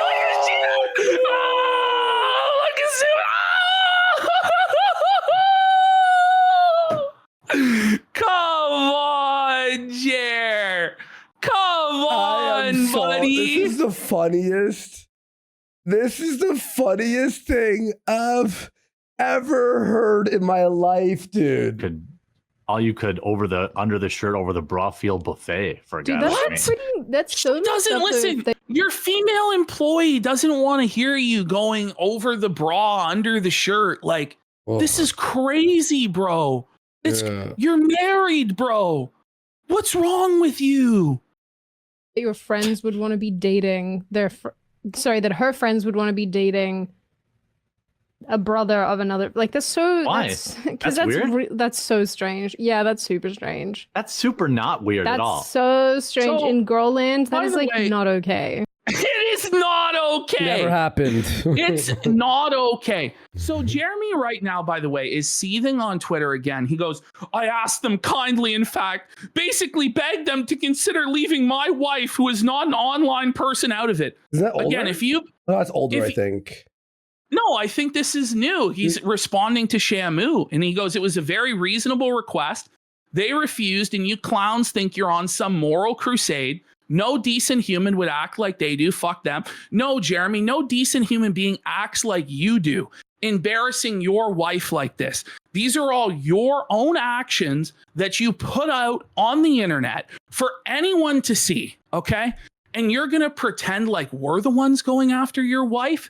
No. You're the person who embarrassed your own fucking wife and your entire fucking family, and you should fucking be ashamed. And the fact that you're trying to flag and deplatform to sweep it up, rather than just take accountability for your own shitty adulterous behavior and your own open marriage, like, let's be honest, it is what it is, bro. Wait. Is insane. Hang on. I asked them nicely. No, you flagged 2 of our channels, then threatened to ruin our lives. You didn't ask nicely. But again, shut the up. He then hits us with this. If I actually wanted to get them banned from YouTube, it would be very easy. Ashton Joel Park / PPP has been banned multiple times on YouTube. That's older it would for be as sure. simple as reporting the channel for ban evasion. No, this is from tonight. This is happening right now. His entire argument has been completely blown out by this entire stream. And he put your full name again on there? You can't have your wife be the mascot for your coffee company that you promote constantly on the About page.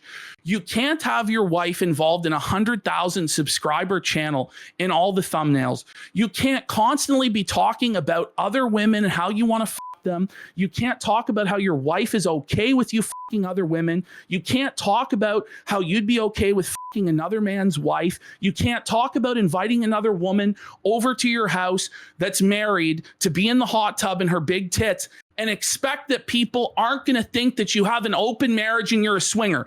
I'm sorry. You did this to your wife and you brought this on her by continuing to push this deplatforming bullshit. This is your fault. It's not my fault. Also, it's your fault. The channel is not ours. First of all, it's Flake. He's so dumb. It's the editor. Secondly, you try to fucking get us banned. You fucking but try. I dare you.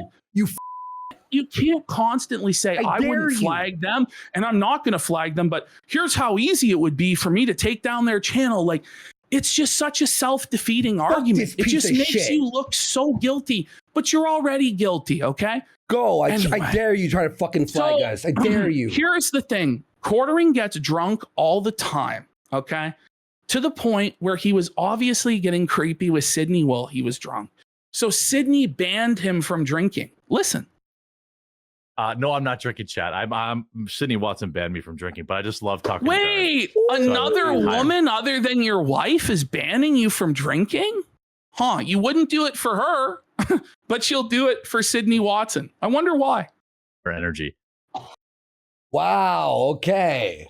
Here we go. There he is simping for Sid. Look at that. Like he's a teenage boy in the comment section. Hey. Okay. Fucking right. So just to give you guys a brief summary of what went down with Sydney Watson in the quartering, Return of the Mac and Cheese breaks down the lore. It started when Red Pill influencer Jack Murphy exploded in anger at Sydney Watson after she read some super chat that criticized him on air. Quartering jumped into the drama and dragged Jack Murphy very publicly.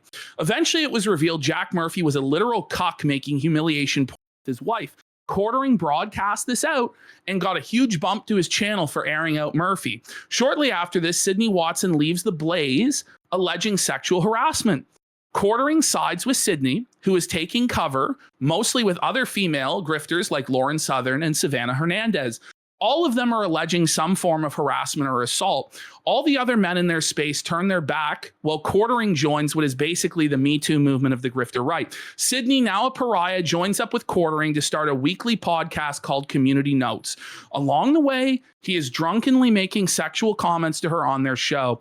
After the show starts, Watson launches her sexual harassment suit against Blaze Media, among the complaints that she was sexually harassed live on the air by her co-host. Shortly after the lawsuit kicks off, Sydney Watson tells Quartering he is no longer allowed to stream drunk after people start posting videos of him saying sexually inappropriate things to her and other women while drunk on stream.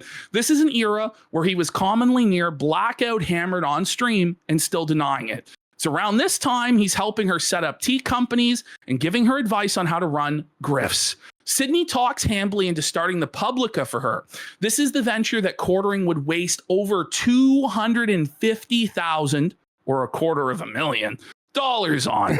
Watson hired all the rad femmes to work there from using her personal circle of TERFs, so she essentially ran the operation. Quartering was there to fund the venture and be the figurehead used to beg for support.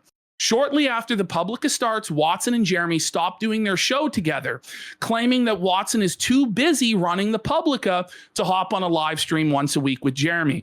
Watson slowly interacts less and less with Jeremy, with a lot of people noting they don't seem to be on good terms. In September 2024, Jeremy announces he's closing up Publica for good with no comment from Watson. And that's where we were until Jeremy started revealing the drama behind the scenes and airing his own dirty laundry with Sydney Watson, because in his words, as we're going to hear, he was heartbroken by a woman that was not his wife. Let's listen. Are the Quartering and Sydney Watson not cool no more? No, 100% not cool with Sydney Watson. She talked massive amounts of shit about me in these feminist DM groups. And one day I'll expose it all. One day I'll share, because all of her woman friends, by the way, turned against her and shared all of her DMs with me. Expose it all, huh? You're gonna expose it all? He threatened that he was gonna expose it all, and then he never did. Remind you of something? All of her so-called feminist confidants immediately sold her out to me. She said heinous shit about me after I paid for everything with the Publica, and it made me want to sue her, because she never paid a single fucking penny for anything. Fucking that fifth company. lawsuit I've heard him try to threaten. Yeah, go sue her. But he didn't. He didn't sue her, and we all know why. Because if Sydney Watson was to actually tell her story, which I'm just going to be honest with you guys, Sydney Watson reached out to Andy and DM'd him, and revealed to us that Quartering has her under an NDA, a non-disparagement agreement. Yeah. Quartering, how about you release Sydney Watson from the NDA and then we'll find out what actually happened, huh? How about you release Sydney Watson from the non-disparagement and non-disclosure agreements? And I wonder why all your female staff have those, Jer, huh? I wonder why, buddy, because I guarantee you what we've seen in public is just the tip of the iceberg of what goes on in private, buddy. Just saying. Just saying. And I'm going to say this. I wasn't going to reveal that, but when Jeremy Hambly comes after us and says he's taking our livelihood, I apologize, Sydney, to blow up your spot, but eventually the truth has to be known. Eventually, this piece of shit has to be exposed, because how many people's channels is he going to take now? How many more women is he going to sexually harass? How many more times is he going to embarrass his wife in public? Eventually, this has to end. The truth will win, Hambly. The truth will win, bud. And obviously, she can't tell us anything because of the NDA. But her just saying that there's an NDA is all we need to know. And she also said that she watches this show and enjoys it. She laughs at it. Yeah. She knows we're right. We follow each other. And she had firsthand exposure to this pig. It made me want to sue her because she never paid a single fucking penny for anything at that company. I lost $100,000 or more. This guy, Jeremy confirmed doormat. Hundreds of thousands of dollars at a woman that wasn't his wife, that he was clearly fired up for. But we can't talk about the sacredness of this marriage, folks. Come on. Yeah, man. Yeah. He admits he's a doormat. It's just funny to hear about Sydney, but I don't know why anyone takes Lauren Southern seriously. Yeah, I mean, I was heartbroken when I saw her messages. He was heartbroken. There it is. He was heartbroken when he saw Sydney Watson's messages. How do you get heartbroken by someone who's not your wife? Obviously, like you said in your whole preamble, we talked about earlier in the show about work husbands and work wives and female friends, somebody caught feelings. And that somebody was you. Otherwise, you wouldn't be heartbroken. You'd just be like, what a bitch. This business opportunity didn't fucking work out. On to the next one. But you were going to an unusual degree of simpery. He's going to explain just how hard he simped for Miss Watson. It doesn't make sense, Jeremy, unless you were in love with her. And you're saying you're heartbroken. This isn't your wife. Okay, let's continue. Like literally told people, I went out of my way to try and help her with her tea company. And she had no idea how to do fulfillment or any of this shit. And I was like, so why were you doing this for her? And because she didn't like that. Yeah. And it's almost like, well, you owe me. I helped you. I did this for you. I did that for you. Oh, but the price that it would cost me, by the way, I was making no money on it. Why were you doing it? If you made no money on it, what was your motivation for doing it? And it was that you were in love with Sydney Watson. You were simping for her, trying to get into her pants, just like you were doing to Melanie Mack in the present day, buddy. Yeah. Shame on you, DM groups that I was ripping her off. But by the way, meanwhile, I had paid about $250,000 to start the public. $250,000 for Sydney Watson. A quarter. By the way, does your wife know about the $250,000 that you flushed down the toilet simping for Sydney Watson? By the way, it's so funny how you got them all under NDA. But you're allowed to say everything that you want from behind the scenes. I know, right? Like, doesn't that break the NDA? Doesn't that break the NDA? You'd think that it would, right? When he starts commenting and running his mouth in public about what's going on, but Sydney Watson isn't allowed to give her version of events because Jeremy Hambly is once again using the law to avoid accountability for his own actions. Yeah. And then remember, he took a shot at her recently. I mean, I think it was her. Remember when he went... when he relaunched the Publica as Quartering News? Well, someone started their own website. Like, she's now like your slave. She has to work for you forever. Paid $0. So I was already $250,000 in the hole. Well, that's your fault. That's not her fault. Yes. You're the one who gave the money. She didn't beg you or steal it from you. And then I was still willing to go further. Even to help her with her further for this woman. I thought we were business. I thought we didn't know business. Is this what businessmen do? This guy's had so many failures. His emotions for Sydney, his clouded his judgment, and he lost out on hundreds of thousands of dollars that could have went to his wife's next plane, his wife's next vacation. It could have went to anything, but instead it went to some woman that Jeremy was horny for online. Come on. Eh? Apparently Ralph is attacking quartering too. Well, of course he should. Put the fucking boots to him, Ralph. Come on, Ralph. Right now, Come on, it's Ralph. a total fucking amnesty on everybody. Ralph, I don't you hear give this? a Clip it. Go ahead. Ship it. Ralph, stomp this motherfucker, Ralph. Listen, Let's we're going to go. show you guys the illustrious kill stream under the stalwart management of Ethan Oliver Ralph, owner and proprietor of the kill stream later on, where he humiliates Jeremy Hambley, and Jeremy Hambley sucks his dick. But Hambley's going to pretend that he's not from the sector and he wasn't about that life. No, you were patched in as a card-carrying member of the Ralph army, buddy. He says he's a alpha male. He says that he worships Ralph as a god. These are his statements. And now he wants to pretend like he was never a part of any of this and he's an innocent civilian that makes positive and meaningful content. Bull fucking shit, Jeremy Hambley. Bull fucking shit. Apologize.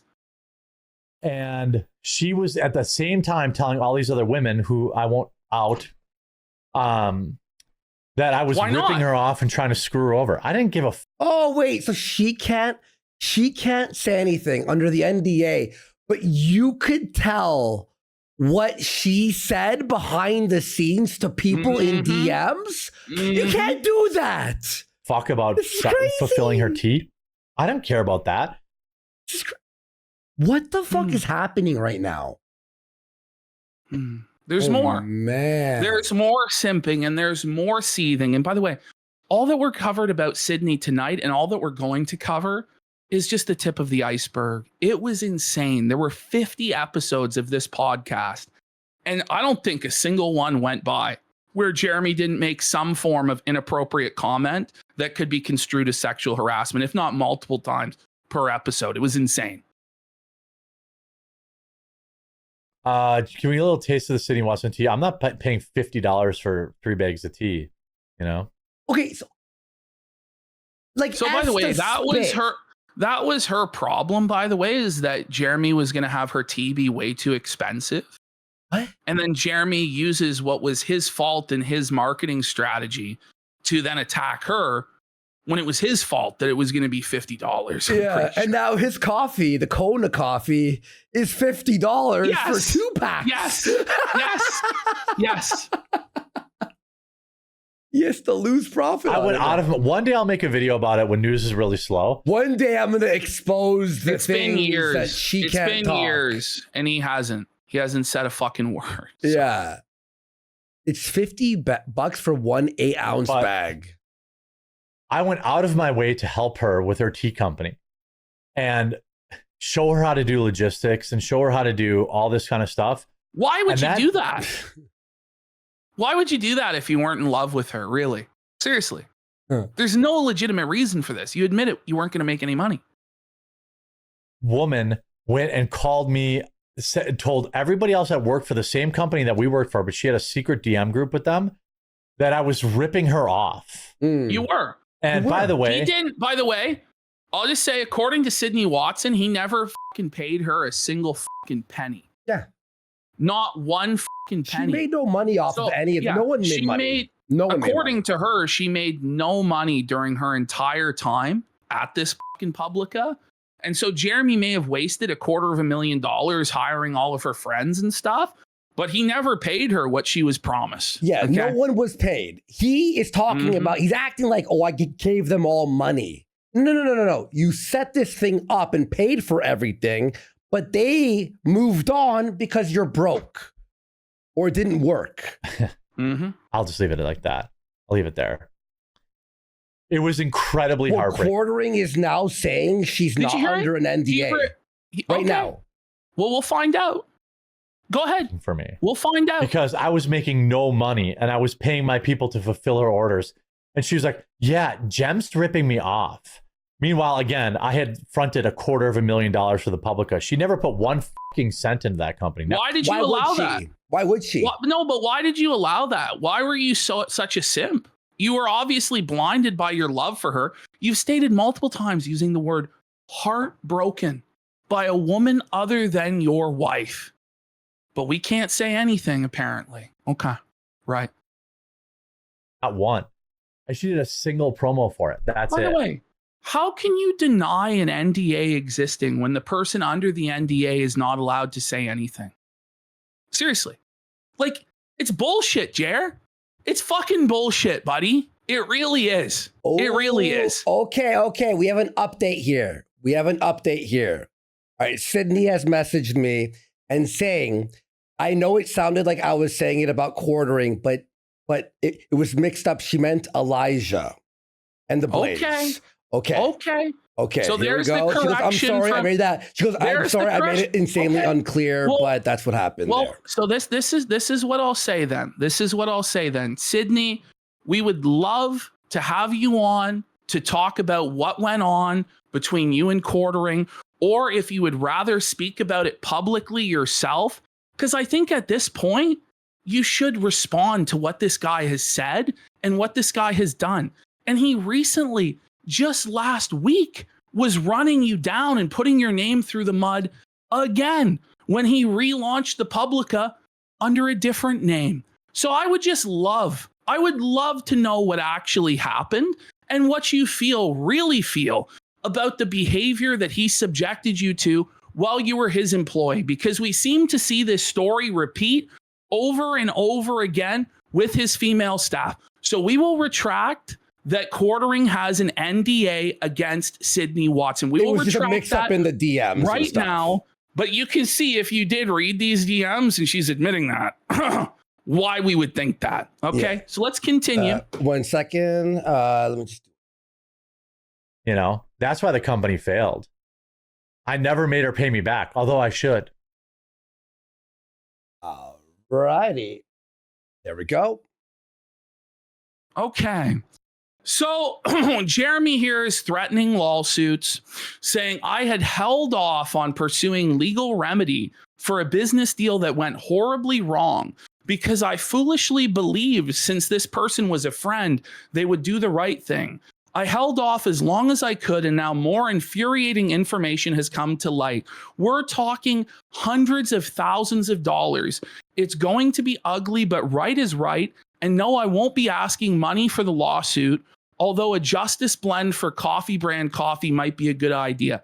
He never followed through on these threats to sue Sydney Watson, and you have to wonder why. If he had a real legitimate case and grievance against her, why would he not force the issue?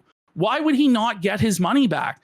Unless there's something here that he doesn't want to come out in discovery or in the public when Sydney Watson starts talking about what actually went down. And maybe she doesn't want to talk about this situation because the greasy shit she was subjected to was simply too embarrassing. And I fucking understand that. But at a certain point, when it looks like he's doing the same thing again and again and again with multiple women, we have to ask, where is the duty to stand up and say the truth so that this doesn't continue to happen? So here we have another one. Sydney asks, why do men buy brown sheets and towels? And Jeremy says, you don't want to know the answer. The answer is poop. Okay. Just again, his weird fetishes around poo. There's this watching as a married man, searching up Reddit forced cream pie. We all know he scrolls his Twitter timeline. There's cuckold porn, on a couple different occasions now. Okay, so this is the situation with Lauren Chen, where he felt that it was appropriate as a married man to enter a locked hotel room alone with another woman. Okay. Chen on YouTube. If somebody could link it in the chat. Her content is, I would say, like a 6 out of 10. Very average. Pretty good. Yeah. Good stuff, though. She's been in my hotel room, just so you guys know. I just want to put that out there, just for the rumors. Not just in his hotel room. I locked him out of his hotel room. I know, yeah. I don't know what's still to this day. I haven't done an inventory on my undergarments. I may be missing one. He's insinuating that this woman stole his underwear, his poopy underwear. He's married, by the way, folks. Just saying. Married man here. Sydney wants everyone to know. I hope it's obvious, but I never stole money from him. Well, yeah, she didn't steal fucking money from him. He willingly gave the money because he's a fucking mark. You know, he's a simp and a mark. You know, she didn't steal anything at all. Don't worry, no one believes that, Sydney, at all. Yeah, nobody fucking believes him. Nobody. Sorry, I like Snoop. It's a thing. So yeah, check. Oh my God. We have a little bit more here with Lauren Chen. Here he is recounting the story, unable to ignore my raw animal magnetism. She approached me for a favor to use my room. I, of course, gave her the key and began furiously washing my balls in the bathroom sink. When I left the bathroom, I was told she just needed a practice space and that she forgot my key. So again, this is a married man, folks, who was preparing to cheat on his wife with Lauren Chen in the hotel room. And you can say that it's a joke, but when there's just how many jokes are you allowed to tell there, bud, about this? Like 2,000 jokes about fucking other chicks. Like at a certain point. Come on. Then he says he's convinced Lauren Chen is against porn because she doesn't want our sex tape released. Okay, Jer, married man here. Then here he is with Lauren Southern, and he already made comments on video saying he would f*** Lauren Southern and her sister. But he says here, I thought Lauren Southern had finally dropped our sex tape as revenge. I've been trying to get people to believe me for years, disappointed in shameful conduct here for a married man. And there's just so much of it. Continuing on, here he is talking about how he would choose his bidet over his wife. But again, we're meant to believe that this is all about protecting his wife, and he loves his wife and protecting the dignity of his marriage, and he would never insult his wife.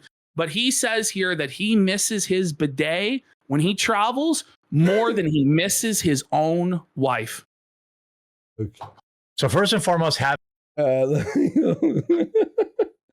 bidet does not make you rich. Second of all, when I travel now, the bidet is a thing I miss. I mean, I'll just say it. I miss it more than I miss my wife and I miss my dog. Wow. Wow. He said it loud and he said it proud. He misses his bidet more than he misses his wife. Which it's like, if you're in a healthy sexual relationship with your wife, I'm pretty sure you would rather have the woman that sucks your cock rather than the machine that blows water up your ass. But I don't know. Jer has a weird fascination with toilets and poop, so who knows? By the way, Bitsoft for the 500 kicks. Yes, we're going to review that soon. The picture, the videos of him being drunk and harassing women. Okay, so here's Quartering admitting that after his wife had life-threatening surgery, he wouldn't pick her up from the hospital. This is a show. These are stories that he tells on his own show about his marriage, and then expects that it will never come under public scrutiny. That's crazy. You can't expect that, Jeremy. Well, women do be setting traps. I mean, that would be crazy. That's just playing with fire. You don't have to pick me up from the hospital. I can drive home. Don't worry about it. Trust me, fellas. Not picking up your wife from the hospital? Are you crazy? Look, she said she didn't. Wait. He even said it was a trap, but still didn't go? Like, what is wrong with this man? She trapped me, but I still didn't pick her up. What? No, but like, seriously, Jeremy, but none of us are allowed to say anything about this. You realize you're doing this on a live stream that allegedly has tens of thousands of live viewers. You are a YouTuber with millions of subscribers, and this is just a common occurrence. These sort of stories and statements happen nearly every day on his show. But we're all supposed to cover our eyes, cover our ears, and pretend like nothing is going on, well, he's allowed to go after anybody and everybody, spouses, whomever, because he's Jeremy Hambley of the quartering and he's a god and he's a king. And I just think that that's fucking bullshit. You need me to pick her up. The doctor said, and I've been paying for that ever since. As you should. Yes. Yes. Yes. Whoa, man. But again, she's terrified for her life. She's scared. She's living in fear as her husband keeps blabbing about her on the internet constantly. Guys, it's not just one clip or two clips. There's so many. And if we really wanted to, there would be an endless list. We don't have enough time. Maybe she is living in fear, but it's towards Jeremy. You know what I mean? I doubt it though, because he's a limp-wristed cop. Shit. You know, he keeps revealing all her shit. She's like, fuck, what's he gonna say live this time? Please, God. Well, Sorry, you just wanted her to drive herself home from a hospital? She had to go to a hospital for any reason? You're like, you got it, take an Uber. Yeah, She wanted you to. She's in fear because of his bowel movements. So anyway, she wanted you to want to pick her up from the hospital. That was it. She didn't want to ask you to do it. She wanted you to want to do it. Yes. Well, I didn't want to because I had other stuff. I had other stuff. He had other things that were more important, like opening Pokemon cards or playing video games or staring at his Funko Pop collection that were more important than picking up his sick wife from the hospital, who had just underwent, according to him, a life-threatening operation, and she was bedridden for the next 2 weeks. And Jeremy complained that she wasn't able to pick up her share of the chores. So Jeremy hired like maids and shit like this to come in. And then, by the way, like a week later or less, he fucked off to Amfest and abandoned his sick wife for an entire week. But we're all supposed to pretend that didn't happen. And by the way, we criticized him for all of that months ago, back in December when it happened, and he never had the problem he had. He only has this problem threatening deplatforming and life ruination when we talked about the bull. That's it. And again, when you want to talk, we're targeting your wife. We're not targeting your wife. You're targeting your wife. You're making your wife open to scrutiny by talking about her constantly and being and let's be real, bro, you're an incredibly aggressive, confrontational, caustic person who wants to go out there and battle with other people. But then when somebody comes to you to battle with you, then you cry and say they shouldn't have the right to say what they say. And you're going to hide behind terms of service. You're a bitch. So now we're talking about what sort of a man Quartering is and his relationship with his wife. And would she really be comfortable being only with this man child? Let's listen.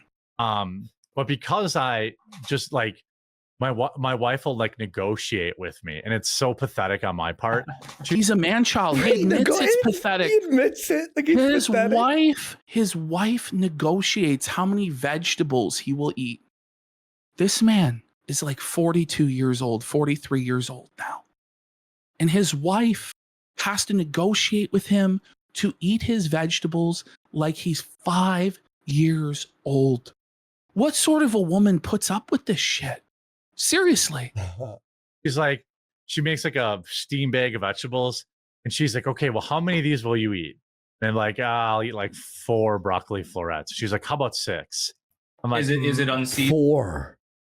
You struggle to eat 4? By the way, they're fucking delicious. You know, like I really enjoy broccoli florets. I actually do, if you can fucking believe it. The broccoli crunch from Whole Foods is fire. Oh man, oh, that shit is so good.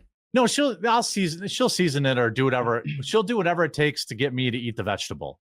Just saute the broccoli. Wait, did you hear that implication? Did you hear the implication that he goes, whatever it takes? So his wife is having to trade, according to him, sexual favors to get him to eat his vegetables. And no one, the vegetable, buddy. But nobody's allowed to point and laugh at this farce. We all have to pretend the emperor is wearing the most beautiful set of clothes. He's a king. He's a god. There's nothing to see here. and it's illegal to commentate on this, and we're harming his family. And it's just like, bro, this standard doesn't apply to anybody else, so it doesn't apply to you. Seriously. Whoever said vegetable first in chat, you fucking slayed me, bro. Me off with some mushrooms and shit, make a stir fry. So here we have a situation where Jeremy is getting scolded by his mom wife for smoking cigarettes in the basement. And he's been forbidden by his mom wife for fucking smoking cigs in the basement. Let's have a listen. This is uncomfortable. This full-blown man-child here, folks. Very uncomfortable. I've only ever played shooters like that. I'm gladder every day I broke you out of jail. Gladder? Well, all I know for sure is that we're never going to get out of this forest. My wife put a fucking price tag. So, you know how it was like a meme? So I still have this like cup of vodka. There was like a meme. A cup of vodka. An entire cup of vodka. Okay.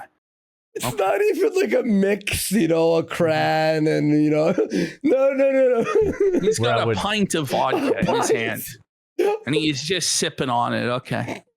Let people just drink out of the bottle at that point. Cup of vodka. There was like a meme where I would let people super chat me for $100 and I would smoke a cigarette in my basement. And I was like, ha ha ha ha ha. And then like Heather would get super pissed, but I'm like, oh, somebody super chat $100, so it's okay. And she's like, fucking double it. Because she started smelling it upstairs. So I think the smoking cigarette meme is dead. I think man-child alert. Man-child alert. Not in control of his own house alert. He has this mansion and he's smoking ciggies like in the basement while he's getting blackout drunk on the computer with his internet friends. It goes through the fucking vents, right? Like, and it blows through the whole house. By the way, like, you don't have to tell everybody that your wife forbade this. You just be like, guys, like, the stink of it in the house, like, I just don't want to do that, or it damages the walls, or it bothers my animals. There's a million different excuses you could have given as to why you don't smoke cigarettes anymore on your show, other than involving your wife in it. And then you wonder why your wife gets mentioned when people make fun of you. It's because of stuff like this. Seriously. Oh my God. Dad. And she if was what we so just mad saw the was last time I true, did it. Rover here is the only one who can fix it. I gotta find this playthrough. Can someone find it for me, please? I'm trying to search online for it. Dragon Quest. Okay, so here we have yet another inappropriate statement for a married man to have. Here we have Jeremy Hambley talking about how he has a stalker that's trans, but what he really wants is a female stalker that's hot to suck his cock. Oh, nice for a married man to say that. Wait, what?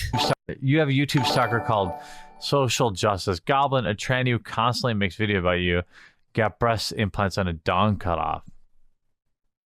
Gross. I want to have a... Should have ended there. I want to have a YouTube stalker who's hot as and wants to blow me. Oh. It's very appropriate. None of what there. you said told me that. Totally not embarrassing to your She's wife hot or your or marriage wants at to all. blow me. Everyone asks, why This is he is not a swearing so much in marriage. these clips? Because he was drunk out of his mind constantly back then. And he gets drunk. This is the thing. He's getting drunk every night now as well. Like, we all know the truth, Jeremy. We know that the reason you're spiraling out of control on Twitter right now is it's past 5 o'clock. So you're done for the workday. So you open the bottle and you start drowning your sorrows, bud. And then you start coping and you start fucking seething, pal. That he can hoard. Buddy, this was never a marriage, was it? Did we watch all the claw videos Here he later? is. We may. I'm down to Here watch all he the is. claw videos. Oh, man. I mean, listen, the thing is, like, Jeremy pretends like we don't have any limits, but, like, I actually don't want to sit there and, like, watch videos of his wife and go, she's ugly, or, oh, she's retarded. Because it's not about his wife at all. It's about him and his disgusting and embarrassing behavior. And when he claims to be a conservative right-wing representative, he's this Trump foot soldier and all this stuff. And then he acts the way he does. It's embarrassing for an entire political cause and movement. And this is what's crazy is like, he's just been allowed to get away with being this walking, talking embarrassment for way too long. And he needs to clean up his act. He needs to sober the up and actually come to Christ and renounce the bull and figure it out. But instead, he keeps embarrassing his wife. Here he is talking about how his wife is too naive to go to Walmart, that he can't trust her to go to Walmart. Why would you make this statement? I actually have to go to Walmart today. But I thought you were too good for Walmart.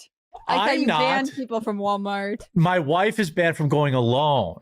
If I'm with her, she can go.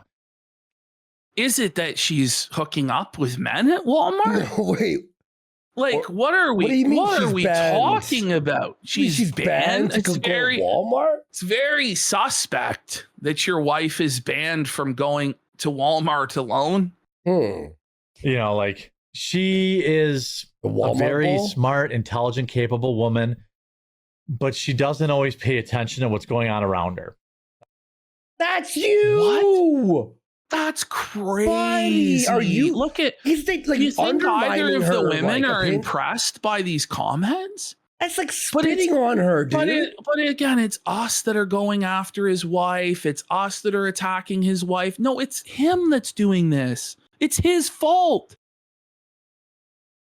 That's all that's, you know, and so I just, you know, and then we She go. does fly a plane, and so now I worry about those skills. Yeah. By the way, yeah, you should. She flies a plane, which is difficult to do, and like it's like nerve wracking, right? Because you're like, holy shit, I'm in a plane, and you have to be very observant of everything. I'm pretty sure she could observe. If she could fly a plane, she could shop at Walmart.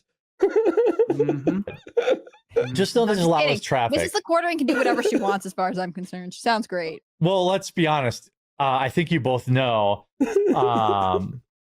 If I'm like, I don't care if, like, I can tell her no all I want. That doesn't mean anything. Like, oh, so whoa.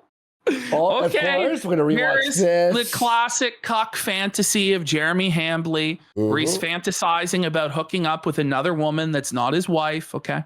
Yeah. Like, okay, how much does Gina love me out of 10? Either a 9 or an 11. Which one is it? I love this clip. Just saying, like, I feel like Gina and I could do like a romantic 3.5 millimeter. Yes, you're correct. 3.5 millimeter. Gina and I could do an excellent on-screen romance where, like, I'm the best friend. I'm like her best friend, but I pine after her. And then she just keeps banging all these other dudes. And then I'm like all sad. And then she like realizes that I was me all along. I like how he throws and I'm all sad. Mm-hmm. That's got to be a part of it because he gets off on that because he's sick. He's sick. He's sick in the head. I love it. To realize it, and then we live happily ever after. Like, I think we could do that. I mean, that's what I think. It doesn't mean, like, I think it's there. She could just keep hooking up with fit dudes, MMA dudes, and then, like, they don't make her laugh, you know? None of us are allowed to laugh at this. And then there's me. I'm just like, oh, hey, Gina. Oh, you look tired. Did you bang another dude tonight? Oh. If anyone in the world said this, everyone, even their friends, would point and laugh. Absolutely roast them. Buddy. But Jeremy believes that he's above being roasted or made fun of to the point where he's going to destroy our platform, our right to speak, and our livelihood. We're laughing at this. This is crazy work, Jeremy. Oh, sweet. And then, like, my heart. Imagine saying this ever. It's breaking, you know? And then, like, eventually at the end of the movie, like, you know, I'm just saying from a film perspective. I'm not saying in real life. I'm just saying from a film perspective. Okay. That's all I'm saying. Film perspective. So it's like a cuck we're both porn. tied down. I'm just saying believable on camera. I believe you're a cuck for sure. I believe that on camera. Yeah. All right. So here we have an example here of Jeremy being a real drunken creep with other women on the internet. This is the best. It's very embarrassing stuff here. Honestly, guys, pray for Jeremy's wife. Like, in all seriousness, man. She chose to marry this guy when he was a very different person, like almost 30 years ago. And, he was actually thin back then. He wasn't like a 400-pound blob man, fucking rage pig monster on the internet. And she stuck by him through so much drama and so much embarrassment and so much humiliation that he brought on her head. Not that anyone else did, but him. And I don't wish her harm at all in any way. I want everybody to actually be kind to her and respectful to her. It's this guy that I have a fucking problem with. It's him that's using his wife as a human shield, and it's insane. It really is. Allie Drummond. Okay, so this is a married woman, by the way, that he's bringing in. Is she pregnant too? I'm pretty sure she is. I'm pretty sure she's pregnant here. No, she has no idea what she's walking into, folks. Mm-hmm. Okay, I'm going to require a cam on for her. Okay, Venti's going to be here. Venti is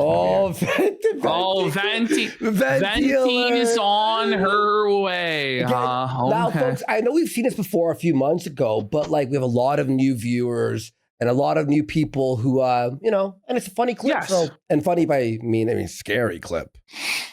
Watch this. We're about to bring on all the boobies. What is wrong with this guy? Married alert. Married alert. Married alert. Vagine in this chat so I can go pee. I got to pee so bad, but one of these girls better show up. Shout out to the 6. I'm going to have a Boobs McGee in 2 minutes. If you want boobas, you have to get me, everyone who's watching. If you want me to bring you boobas, leave a like on the video. Okay, so let me tell you this. So cringe and so creepy, man. I'm trying to provide minimal commentary because we have a very long presentation to get through again today because Mr. Hambly insists on doubling and tripling down like a bitch rather than admitting he was wrong. Mm-hmm. At cleavage. Allie is in the waiting room wearing only a bra. Why would you say that? This is his fantasy. Married man, by the way. Married man. If there isn't 5,000 likes on this video, she's going to put on a lame ass burgundy sweater. So now he's like, give me likes to see her tits. And she's like in the back room, like, do I have to be here? What the to join the stream. By the way, Quartering has just tweeted out that he should be alcoholic of the year. Yeah. Honestly. He's working. He's well on his way. He's well on his way to both alcoholic and lolcow of the year. I say so myself. But Ash, he's got some stiff competition. He's got Ralph, Sticks. So leave a like right now. And then I'm going to bring Allie on. I'm going to run. I'm going to grab a water real quick. And then I'm going to bring Allie on. And if you don't leave enough likes, then she's going to be wearing some sort of... Ash, did you hear the lie? I'm going to go grab some water real quick. Are you, bud? I'm sure. Yeah. I'm sure. Well, we see in a later clip that he's drinking fucking 5 shots of vodka to 4 shots of water. So maybe that's the water. So he's like, well, it's mostly water. It's Genta burgundy sweater. Buddy, he just walks off the camera? Yeah. All right, here we go. Allie, put your shirt on. Jesus, your boobs are hanging out. By the way, this is like a harassment. She's like a political, yeah, furious. and I don't think she's ever spoke to him before. Like, she's not familiar with him like that. This isn't like a funny joke between close friends. This is some weird, creepy sex fantasy stuff that Jer's doing here as a married man. Wow, these ladies. It must be because of Allie. Allie, Buddy, did you Drummond, welcome to the stream. How are you? Look at her. She's like, am I in the right show? Oh, geez. I heard this was a conservative political program, but you're talking about my boobs a lot. You know, I'm pregnant and married. I'm good. How are you? Oh, I'm killing it. You know, I'm doing all right. Crushing it per usual. Yeah, I didn't think that anybody would be into pregnant chicks, but hey. Whoa. Oh, so there she is being like, hey, just so you know, like, I'm pregnant if you don't know. So can you just stop with the creepy comments? Like, most people who are socially well adjusted, even if they're drunk, would pick up on that and back off. But not so for old Jer, the husband of the year. As we know, this comment will make him hornier because he drank the breast milk. So this is actually not a deterrent at all. I guess the internet's a big place, so maybe they are. Look, I mean, here's a lot of people already know. I mean, you might be new to it, but I'm very progressive. Oh my God. Here we go. So she's like, other people, I don't think they'd find it attractive. He's like, listen, I'm progressive, meaning, no. That makes me horny. And it's like, Jared, come on, man. You're so creepy, Jeremy. So, he's open-minded. He's progressive. If you're into prego chicks, that's literally like they need loving too. No. No, they already have enough love. That's why they're knocked up. We got a 6th degenerate alert, adulterer alert, cheating on his wife alert. Whoa, man. This is what it is. He wants the breast milk. Like, I think this is a fetish for him, is lactation. Who else is drinking a strange woman's breast milk while they're married? No. And telling their wife about it. And that's the thing too, is I think he gets off on like the exposure part of it and like flaunting it. Because you wouldn't tell your wife you did that unless it pleased you in some way. You know? Oh no. What now? Brittany Fenty just tweeted, I'm going scorched earth tomorrow at 8 p.m. Eastern. Good. Nice job, Jer. Like, Jer, all you had to do is shut your fucking mouth and just be quiet. But you keep burning bridges and causing problems, man. That's actually fucking really funny, Brittany. Hope it was worth it, Jer. It's fine, you know. It's not a weird thing for me. Mods, please put at Real Femme Sapien, Allie Drummond. She also has an OnlyFans where she sells breast milk. What's wrong with, like, these are his fantasies. And again, it comes back to breast milk. She's admitted to drinking a stranger's breast milk. This is clearly some sort of a deranged fantasy for him. He's married. He's embarrassing his wife like this publicly in front of an audience of thousands and thousands of people. But no one is allowed to say anything because his wife is a private individual. At a certain point, Jeremy, when you make her a part of your content as much as you have, she is no longer a private individual because you're making her public, and people are allowed to comment on your public statements, man. They just are. And you know that. Pictures, stuff like that. So, Allie, I mean, we've only ever exchanged nudes online. So she's married.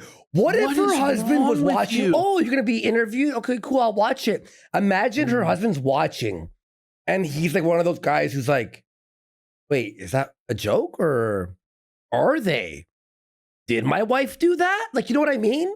That's fucked." I appreciate you joining me. Yeah, no, thanks for having me. My husband actually likes your content, and I didn't even know that my you had husband. So again, she goes, I'm pregnant, to try and get him to stop. Now she puts up, I'm married. He won't stop. He'll just continue to be a creepy freak. Reacted to my content before. It took a while for me to realize. I think maybe you had done a short or two, and I was like, "Oh, this guy knows I'm alive. Very cool." So using his clout to be like, "Yeah, I get to fucking say what I want about." that was me. I didn't even think you like looked at my channel like that. Well, it's obviously before you were pregnant. Now that I know you're pregnant, I've moved on. Oh my god! Husband of the year, folks. Yo, I don't give a shit if you're bursting at the seams pregnant. Oh my god, that's grimy and gross, Jeremy. You pig. Oh man, she's just awkwardly laughing nervously laughing because what else can you do? You know, and she's trying to get into content creation and grow her audience. And there's a creator here, hundreds of times more followers than her, platforming her. And she feels like she has to go along with this in order to grow her career. And it's just wrong what Jeremy is doing.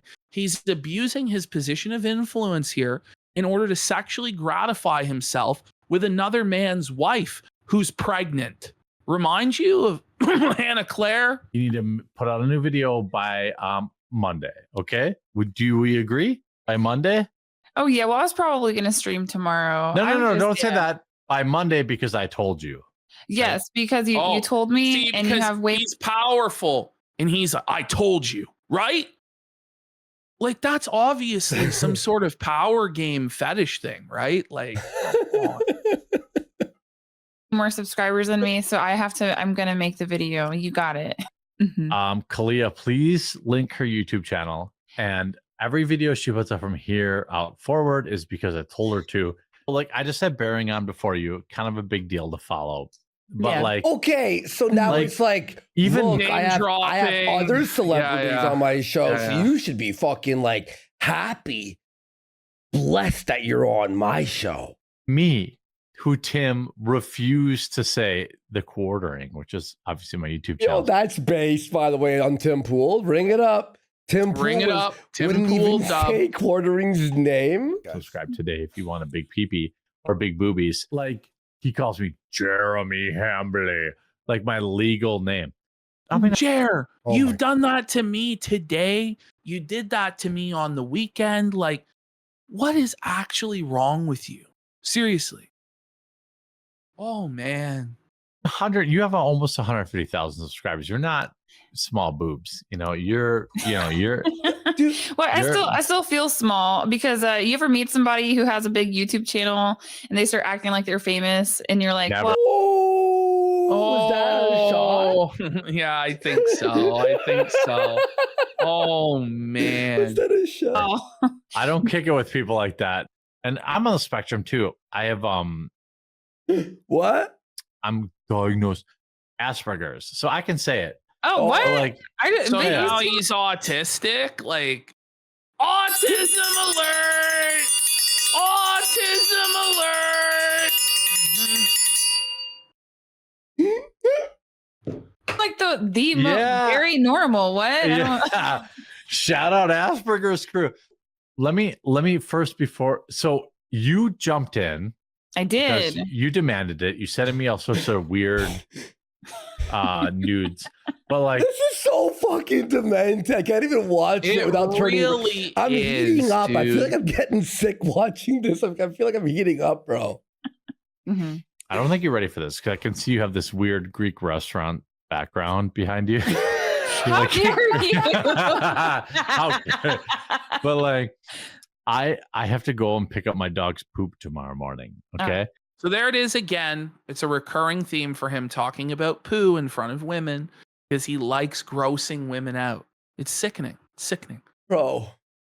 Yes. So no matter how many zillions I make on YouTube, I have to put my dog's poop in my hand and then put it in a garbage bag. Jeremy found his wife when I've seen out. No, I like fully developed gigantic boobs. You're not gonna find that on 12-year-olds. Mm-hmm. I'm a boob guy. Okay. This is oh man, Allie. in private, if we were just hanging out in the champagne room, which we normally Whoa. She's married and is pregnant. She's married and pregnant, but now Jeremy has a whole fantasy of they're alone in the champagne room. Like, you gotta ask, like, what is his wife actually thinking at this point? Like, in all honesty, after all of this, does she just not know? Is it allowed because it's an open marriage? Has she just completely checked out on the marriage and just doesn't give a fuck? I don't know. Yeah. Would, unless other than you being gigantically pregnant. Thank you. Like, but like, I would be like, Allie, are you freaking kidding me right now?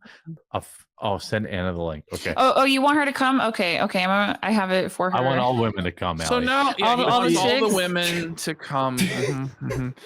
So here comes Star Wars Girl, and after this show, I don't think she ever appeared on Jeremy's program ever again, and I don't think Brittany Venti showed up. I'm pretty sure she canceled her appearance on this show because she was so disgusted with the way Jeremy was treating these women.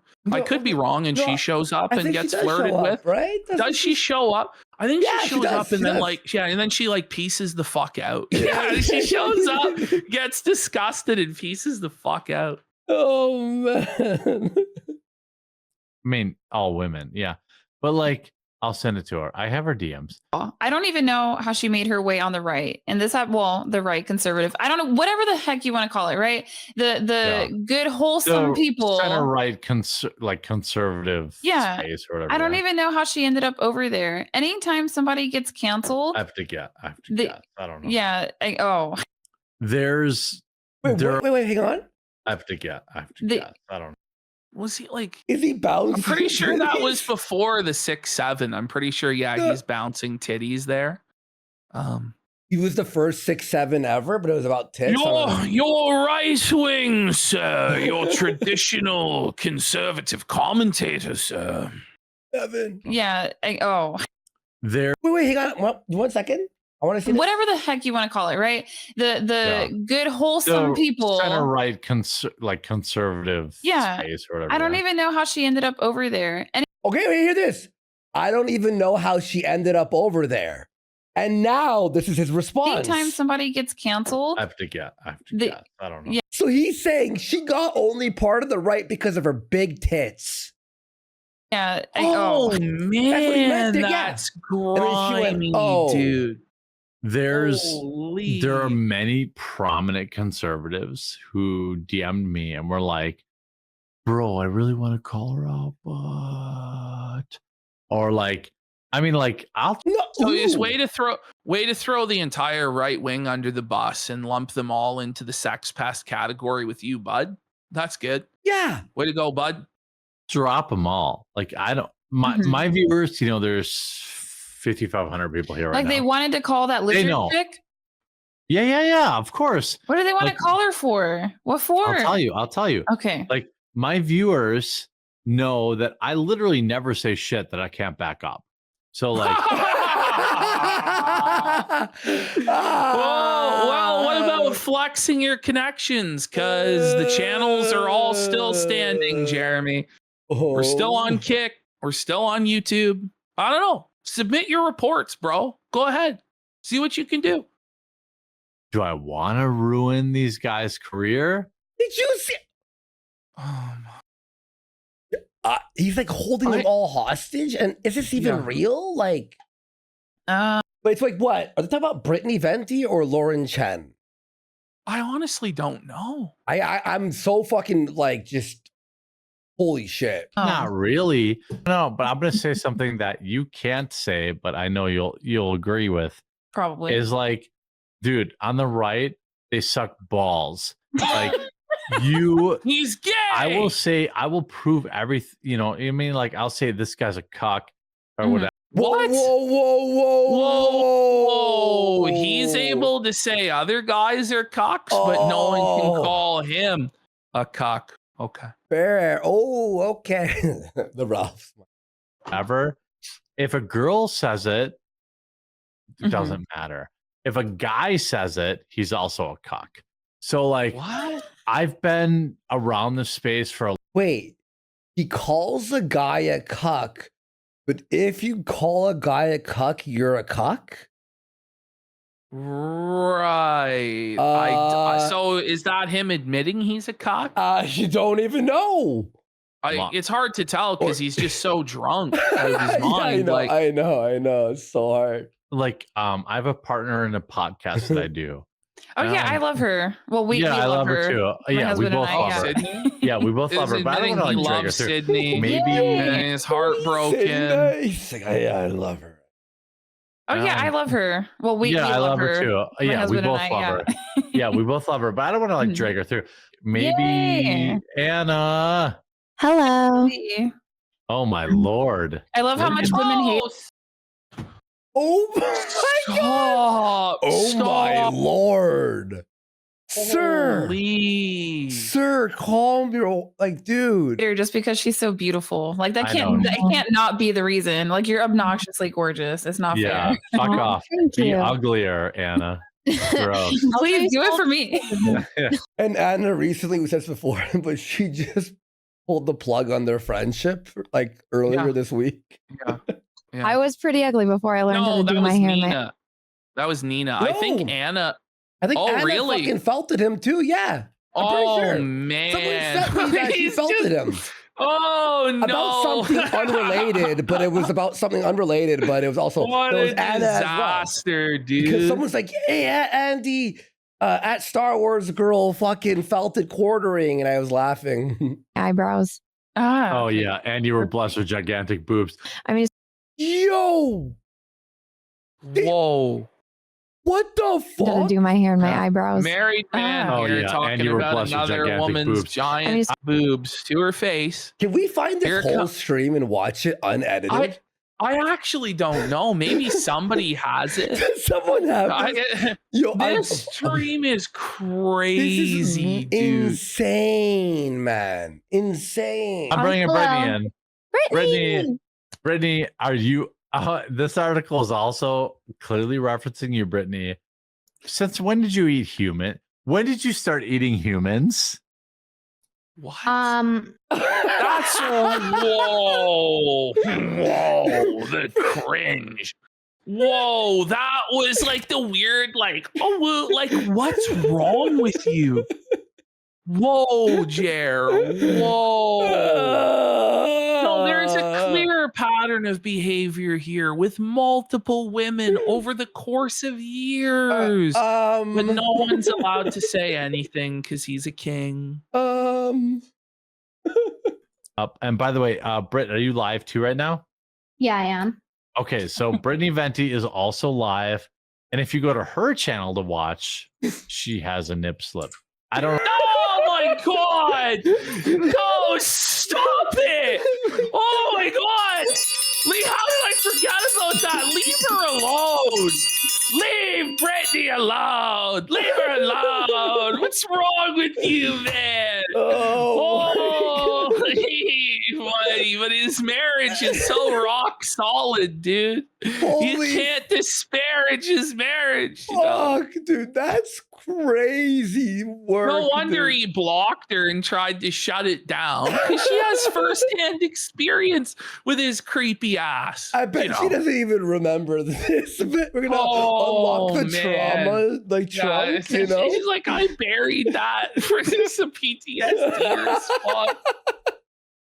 I don't want to say when, but it does happen. She and her best friend, Amanda, started this shit. Anna, why are you... Friend Amanda. What was that? Read that. Quartering clearly has the biggest boobs of the bunch.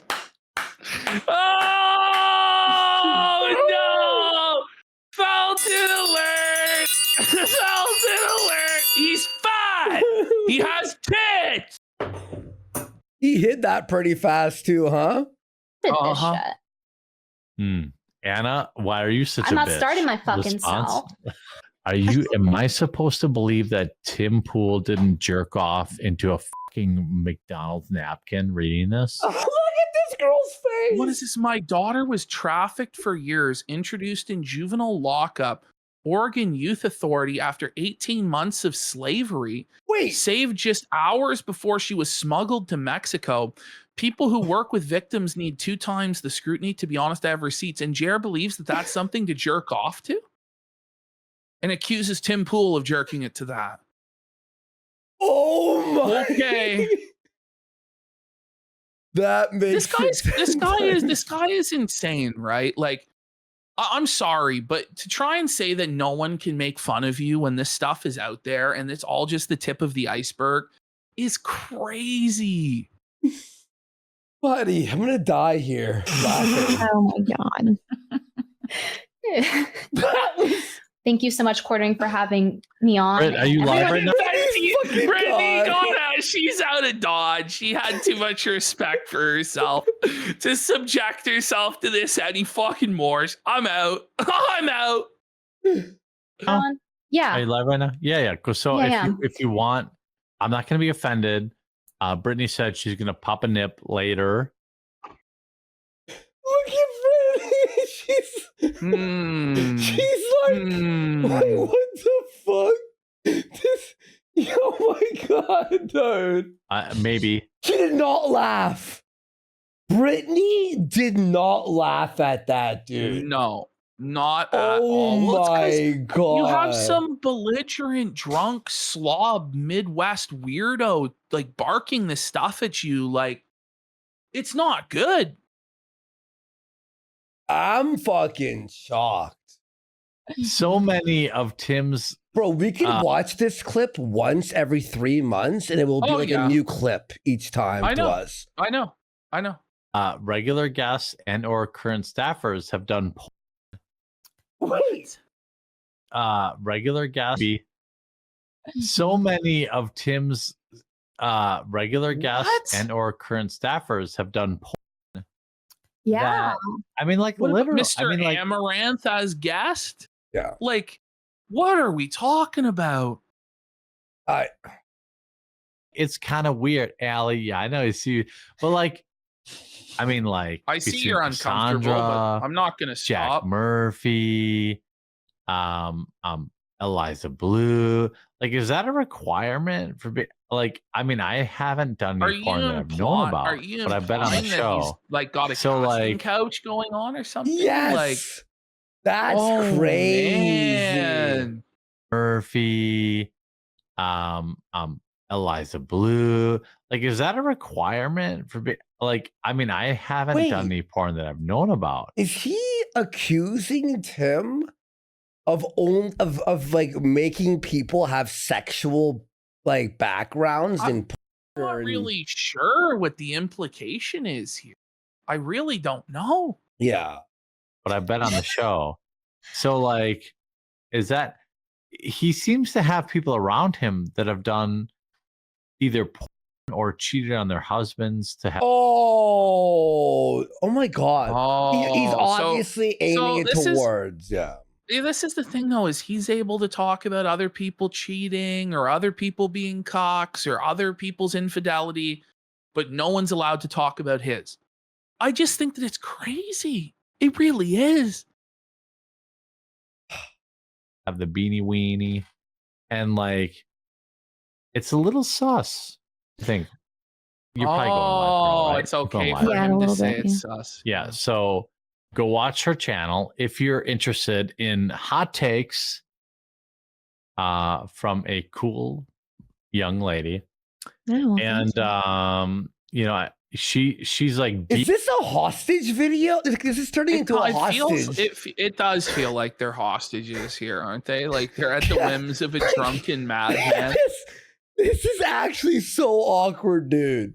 Deep into Star Wars. And also, aren't they afraid to like leave or be angry or be upset? Because if you do that, then all of his fans will like fucking spam your comments and call you woke or whatever the fuck. Lore and all the lore of shit. She's so much smarter than me.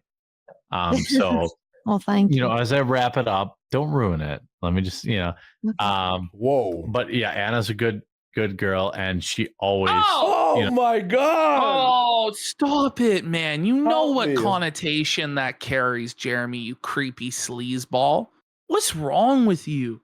This isn't how you interact with women, even if you're single and horny as a teenager, let alone as a married 40-year-old adult, man. Seriously. Buddy, this is fucking nuts. No, she's a Yeah, shut up and be a good girl. What? ride or die kind of person. So that kind of matters to me. So thank you for coming on, Anna. And I hope a bunch of people check out your stream after I'm done. She wants to run. She may or may I've not. seen this before, and I'm shocked. Yeah, like actually, like you didn't even remember how bad it was. It was really bad. It's worse really than I remember. bad. It is. It's way worse than I remember. Post feet. You probably have to. Let's go back. Here we go. She may or may not post feet. You probably have There to it is chat. again, folks. There it is again. Look at Ali's face, dude. Ali can't even fake the smile. Like she just does. This is so gross, Jeremy. Leave these women out of your fetishes, man. I don't know. No, $2,000. Because they're No. $2,000 or $3,000, and then maybe C. So is that Yeah, what you you can would see pay? my semi-web toes. they're gross. Oh God. I hope that you poop that baby out with minimal rippage. There it is, poop again. With minimal rippage. Who says that to an expecting mother? Like it's actually twisted, man. Like I don't even think the salty drunks down at the local fucking dive bar would say shit like that. You know, that's so out of pocket, man. That is the definition of out of pocket. And you know, if you want to follow Allie, and I'm going to read all the super chats after I release Allie, because she Release works her. for me. She's one of my many dames in my stable. So Allie, Dame's I put out in his fucking stable, 7 but, videos. You know, he has no desire for a harem. He doesn't have an open marriage. You know, he doesn't have women coming over. There's no bulls coming over to his house, even though he's, you know, admitted that a bull has come over to his house. But, you know, we all just have to sit here and pretend that none of this ever happened, or else we'll get sued and have our lives ruined and lose everything that we have because he's a big mafia boss on the internet. Okay. Yep. Of the day, all right. Yeah, I know. You know, yeah. Put your boobs on the table, okay. Thanks for coming. Poop your baby out. I assume they come out of the butt because I'm a man and I've never seen it happen. So I assume that happens. So do that. And Allie, It's just really gross. She's not impressed. you know, DM me if you need anything. So, you know, I'm around. I don't think she DM'd him ever again. I don't think she. No, as far as I See you know, later, she bye. never had All right, bye. anything to do with What if she Mr. ran? Hambley. Yeah, she got the fuck out of there. Okay. So next we're going to focus in on some more of Jeremy Hambley's history with flagging. I don't even really think that this is necessary at this point because we've obviously established that Mr. Hambley is a flagger, that he's obviously in trying to get us deplatformed by his own admission. But this is the sort of like victim campaign that Mr. Hambley would run about how he was silenced and he was under attack. And we have Ethan Ralph's live reaction to it. So let's have a look. The quartering posted 5 words. There are only 2 genders. 30 seconds later, By the the way, account. real fast, look at Ralph here. That's the Ralph we miss, bro. He's coming back. Ralph's I going to think be he in is. fine form. I think that he's got a whole new arc ahead of him, felting quartering, and I'm rooting for Ralph. I'm rooting for Ralph to get married to the girl of his dreams this weekend. Free him, Pantsu. Free him, Harry. Let him get married to Scarlett, and let him just go off on Jer. Yeah. And let Jer deal with it. Because Ralph owns your ass. You pledged your fealty to Ralph, as we'll see later. And Ralph's coming to collect, buddy. Ralph's coming. Sign the Okay. papers. Sign the papers, Pantsu. Harry, send the papers. Send the papers and free Ralph, Harry. Ralph. We want this wedding, Harry. posted 5 words. There are only 2 genders. 30 seconds later, the account was gone. Oh, it's Tell him, Ralph. Such a brave statement. Such a brave stance you took. Oh, you're so fucking brave. Fuck you. What a brave stance you took. Give her a slap on the ass. Fuck off. Fucking shit. How brave you are. Oh my God. Your torch lights the way. You're so Your fucking torch brave. lights the way, Jer. You're a free speech champion, Jer. That's good. Oh man. All right. So continuing here, we have Jer telling Amaranth here that as long as an account only has a few followers, it's okay to flag them and get them banned. Yeah. Which is, suspending somebody with 150 followers doesn't really matter. Oh wow. I'm glad to hear that, it's a matter of relevance as to whether or not somebody should be flagged down or not, as to whether it matters or they should have freedom of speech. What a piece of shit. Okay, so we're gonna give some context to this other example about flagging. So it might look reasonable if you don't know the full context, but that Star Wars girl's sister went missing. So Jer, in a very sensible fashion, decided to grift on this event with a 10-minute video stretched out as far as possible for that sweet advertiser money. Well, the girl turned up dead. So the walrus panicked and deleted the video. But unluckily for him, a libtard saved the video and re-uploaded it. So Jer, to preserve his image, was thinking, do I strike it or not? The video is no longer on YouTube, but we haven't verified whether it was struck by the Ham Planet or the guy just deleted it. This is how the Flag It titled the stream. Should I strike insane hatred? Hatred? Him just revealing something? And the guy probably had a small channel, therefore Jer's channel just trumps it and auto flags it and da-da-da-da. Yes. So here he is debating whether or not he should flag it down. So we're going to listen to some of this video. I didn't know that about Star Wars Girl. I'm so sorry. I actually didn't know that until today either. That breaks my heart. I'm so sorry about that. Like, to you and your family. That's terrible. So there again is the title of the video. He's also talking about Belle Delphine. This seems to be a very big favorite. By the way, you're going to throw in this subject matter of someone's sister dying in with Pokemon and Belle Delphine? You know what I mean? Buddy, that's disgusting. That's actually really dark. I did not know that. Oh my God.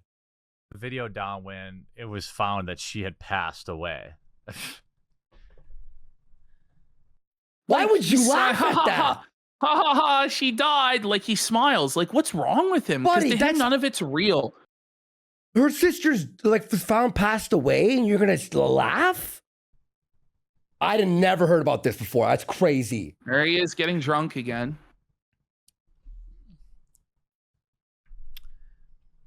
It's a valid strike, yeah. I probably won't, but...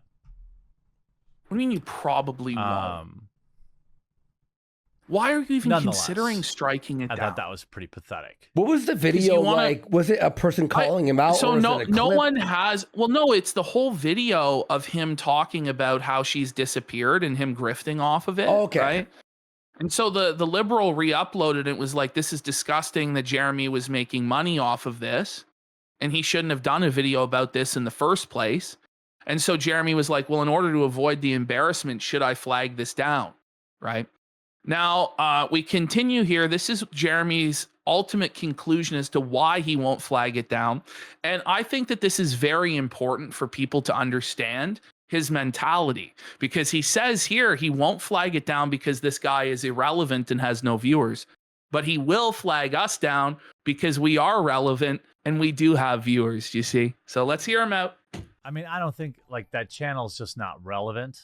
You know what I mean? That's the biggest reason I wouldn't strike it. That's the biggest reason, by the way, not because he's opposed to striking down channels on principle and believes that people should have freedom of speech and the ability to criticize him. No, it's just because they're irrelevant. Okay. Listen, if this was like a radical leftist like fucking Hassan or Noah and that or those guys, I'm like, yeah, that's their MO is being pieces of shit. But from a free speech warrior, stop. We're going to now introduce into evidence. We tried to cover this the other day, but we didn't have the right clip. We didn't have the right version. So I got a supercut of this, and I supercut the supercut, and I think it's quite good. Again, I've explained this, I think, on 2 other occasions during this stream. But basically, Jeremy Hambley had made plans to go out with either the boys or some girl or something like this. Probably his boys at the bar. So his wife made plans to go for pizza with somebody. Okay. So Jeremy then canceled his plans to go out with the guys to stay at home, thinking that his wife would also then cancel her plans and stay home. But instead, she went out to get pizza with that person. And you wonder why he'd be so upset, you know. You wonder why he'd be so upset. We hypothesize it's because there was a pizza bowl. Here from the quartering, and some of you may have noticed that I've been acting a little weird lately. You know, I gained a bunch of weight and, you know, I've been drinking more. Yeah. So here he was trying to take accountability because of his embarrassing behavior of getting drunk and becoming 500 pounds before our very eyes. Okay. And he promised that he would quit drinking. Okay. But he didn't. Okay. He got blackout drunk in his basement because his wife went to pizza with somebody else. So I'm going to go clean in August. I'm going to lay off the drink in August. That didn't happen. And I'm going to stream more. Oh, wait, he's been claiming like 7 times since then. For years and years and years. And so, guys, this is not we're making up that he struggles with alcohol or he has problems with alcohol. There he is admitting that he has problems with alcohol. And that's why he's spiraling on Twitter right now and burning bridges with people that he doesn't have to burn bridges with because he's drunk. Brutal, brutal, brutal, brutal. I spread my seed to Twitch D Live. What are you drinking tonight? Whoa. Spread his seed. Look at him drink. Cheers. Yes, you're the full version. He just gets so drunk. Now, this supercut was 13 minutes. I brought it down to 5 because we have a very long presentation tonight, but the full 13 minutes is gold as well. He looks animated there. He looks animated like a cartoon. Doesn't he? His eyes like all fucking. All right. Look at him. He's choking that. He's downing that, bro. He's like sucking the ice. Oops, all vodka. Like, it's vodka and water, guys. So he's going to explain to us his vodka water combination. Knock him back there, bud. Wait, someone said Jeremy alcoholic arc? Buddy. This has been his life for 5 years at least. Yes, at least. I think it's been ever since he turned 21, to be honest.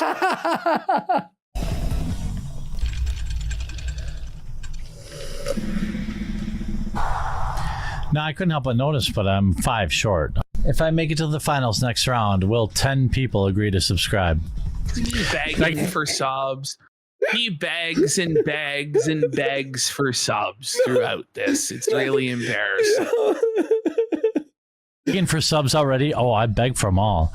Whoa! He begs for them all, folks, on his little piggy knees and hoofs. Please, please. Yeah. I would like.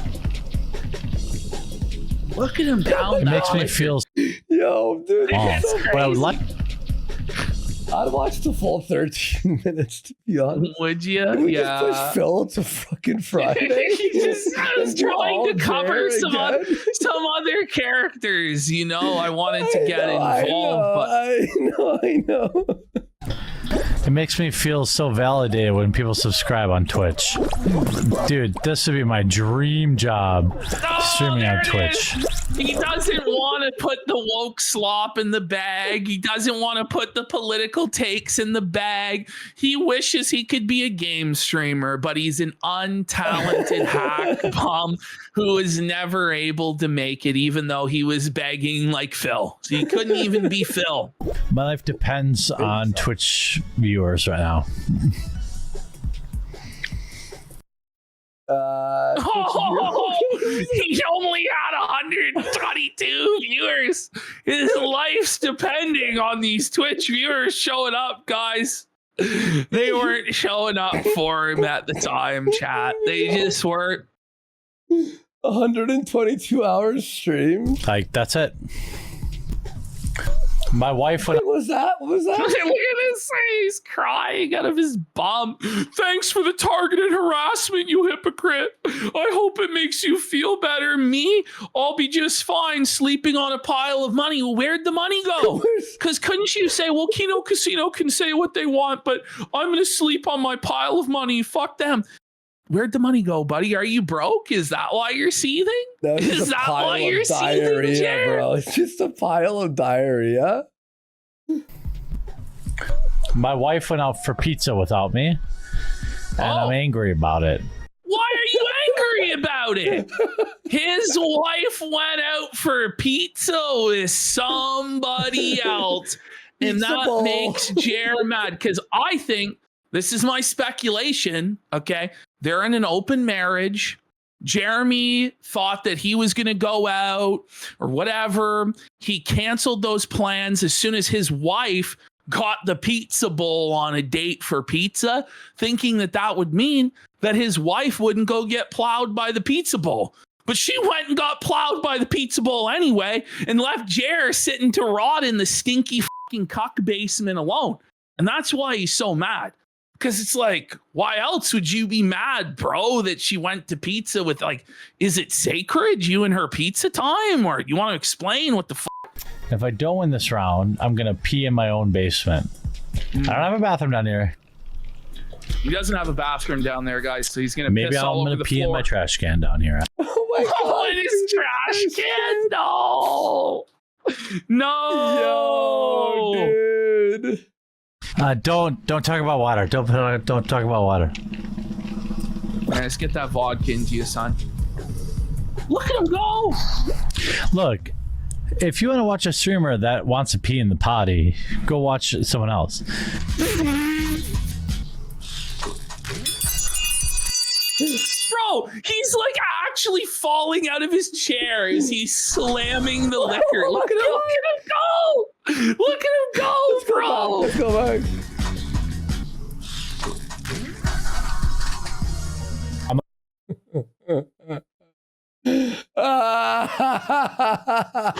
Not a drink. It's empty. All I have is basement liquor.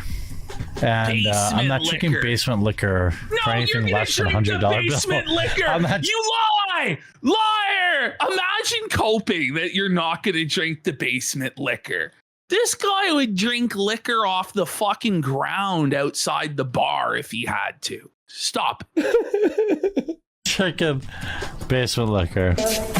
Why the fuck you lying? Why you always lying? Why? So he's drinking the basement liquor, by the way. He's gross. drinking the basement liquor. I pressed X. Saying Look, it's gross. X is not working. X is not working. I pressed A to jump and nothing happened. It's the drink. No! Ah! What is he doing? I don't give a fuck. Like, are you joking? Like a Lloyd. Ah! Ah! My wife's home. I am definitely sleeping on the floor in my basement tonight. That's guaranteed. You hear that? Whoa! Why would that be? Why would that be, though, buddy? That you're definitely sleeping on the floor of the basement alone? If not, I have a couch down there. There obviously is some sort of marital strife going on here. You're upset that your wife is out getting pizza without you at 2 a.m. Okay. So I doubt that pizza's even involved. Okay. I'm going to be real. Like, and now you're going to be sleeping on the floor of the basement. Okay, Jer. Okay, buddy. There's nothing to see here though with the marriage. Occupied. Mm-hmm. The bed's going to be occupied. The bowl's in that bed, isn't he there, Jer? Isn't he? I like how he has to sleep on the floor and not like a couch. He sleeps just on the hard floor. He's been banished to a concrete floor for his sleep. That's tough, Wait, Jer. He pissed on the floor and then slept on it? He's sleeping in piss. Oh, no. He's sleeping in his own piss, buddy. He's a piss sleeper.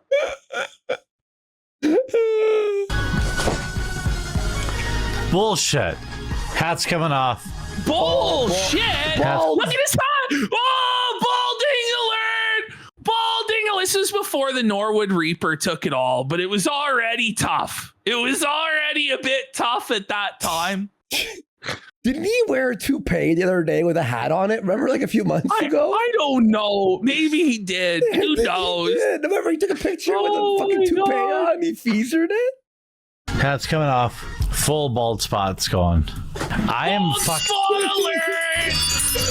Hat's coming off. Full bald spot. It's going. Full bald spot. What? This. Oh no, buddy. It's cooked. I'm fucking so jealous of Twitch streamers that get to do this for a living. Like, these motherfuckers get to play video games for a living. I'm gonna pee in my basement. Someone's gonna tip $100, and that's how it's gonna go. Nice. My wife's gonna kill me. Why? Why? I Because peed he in my pissed basement. all over the floor. He peed on the floor. Twice.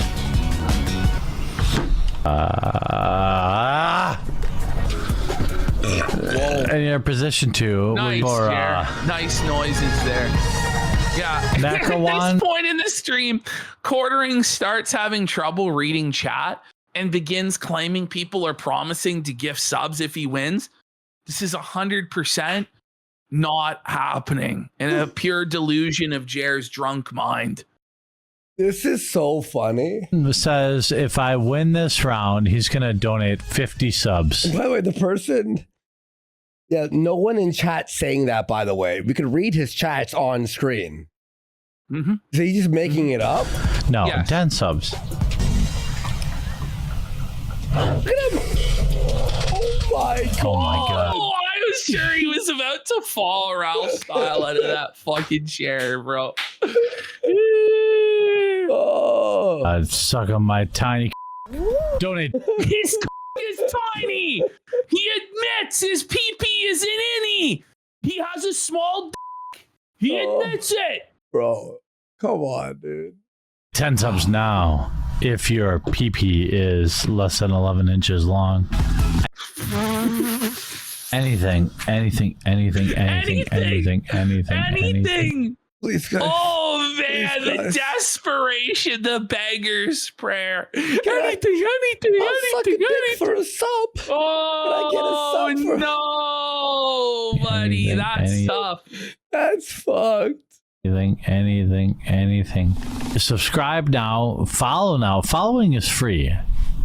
So follow now. By the way, whenever someone what says a follow, bomb. it's free. That's the fucking cope. Like for the cope. Oh, it's the cope of the century, buddy. The last cope of the copeless who can't even get $1. Please follow is free. Please, guys. Follow me now. No matter what happens, please follow me. So Hook me up this time. No matter what happens. Like, what do you mean? What is gonna happen? What do you mean with Check this out, man. I got these burgers, man. They some double cheeseburgers. Come on, man. Wait, man. Man, I'll suck your dick.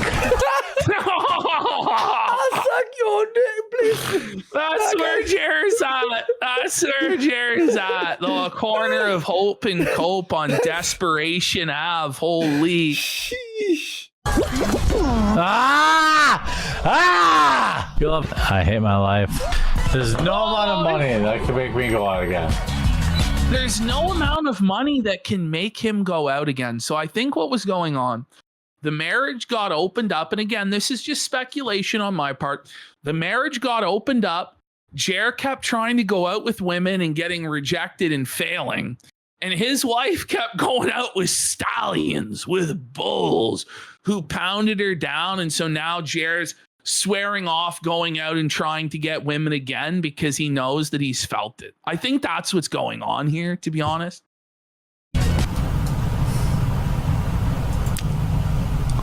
Whoa, hang on. He's drunk.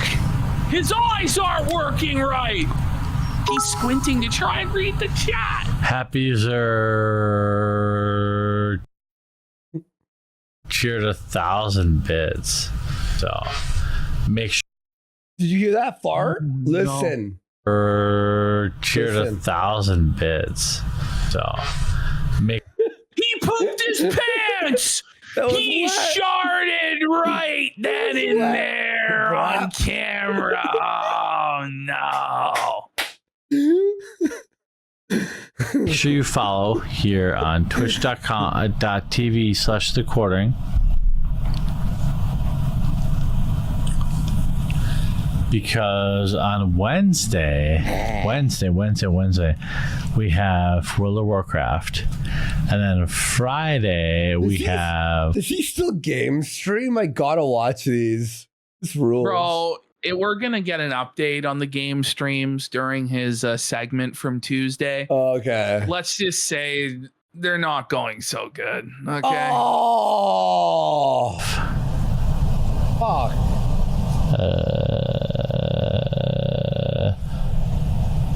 Friday we have. Buddy, log off. Why can't I think of it? Friday we have. Because you're drunk. Whatever. It's not Call of Duty bullshit. Look it up. So you'll have a wonderful night. Oh my. Yeah, great stream, everybody.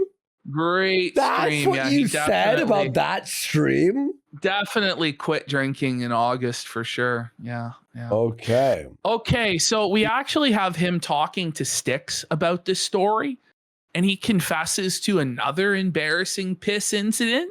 They call him not only Poop Pants Hambly, but Piss Pants Hambly as well. By the way, if you are new and that was the first time, this is the first thing you're watching, that previous video, we've seen it like 100 times, but he literally pisses on the floor of his basement into a drain. But it splatters everywhere, and it's really funny. So find it easily. I think Styx has his teeth. Do you remember that? I know. Remember these days? Styx looks like he actually showered at some point that month. Yeah. I think these spots are open. People are getting older. All I have to do is overcome my pissed in the basement story, and I can look for something in Wisconsin. Wait, what? Wait, what? You pissed in your basement? What? Go explain. I just think about being online, terminally online. What's the worst thing that my competition could throw in my face? And then Well, it's gotten a lot worse since then, hasn't it? It's gotten profoundly worse in just the last week, really. Yeah. Down the drain in your basement. That's the worst thing. I pissed on the bedroom door once. Okay. On his bedroom door. And you self-felt. That's great. Honestly, though, are you shocked? Beautiful stuff. Beautiful stuff. Styx was the only man to be able to top that story within a millisecond. Well, Jer's going to top that one. Wait, no, he's not. Really? It's not even. Nobody in Wisconsin will give a shit. Wait, what? So Jer's cool with that? What? All right. Inexplicably, bedroom door once. It's not even. Nobody in Wisconsin will give a shit. Inexplicably, I thought it was in the. This was many years ago. I thought it was in the bathroom. I have done that before on alcohol. Alcoholic war stories here. Alcoholic war stories here, boys. He's pissed on the door. That's insane. Did you think it was his urinal? Like, what do you mean? I thought it was the bathroom. The door? I had no clue what was going on, and I'm like, "What the fuck am I doing?" I once peed and forgot to take my fly down. What do you mean? What do you mean, Mr. Hambly? What did you mean that you forgot to take your fly down? So you just straight up took a whole piss in your pants and you didn't notice that it was trickling down your leg and that your pants were getting wet, bud? How blackout were you, bro? Also, when you piss, don't you hold your dick? Aren't you holding your dick? at least pulling it out, right? Isn't that step Oh one? my you god, know? he forgot. He just stood over the toilet. Unless he has no dick. This man has no dick. He can't even grasp it. It's so small. He has his hands on his hips and he's like looking down. Oh He's my just god. pissed. Oh. He's just piss pantsed.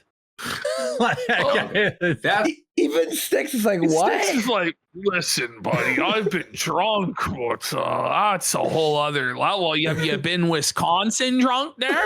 Oh. I once peed and forgot to take my fly down.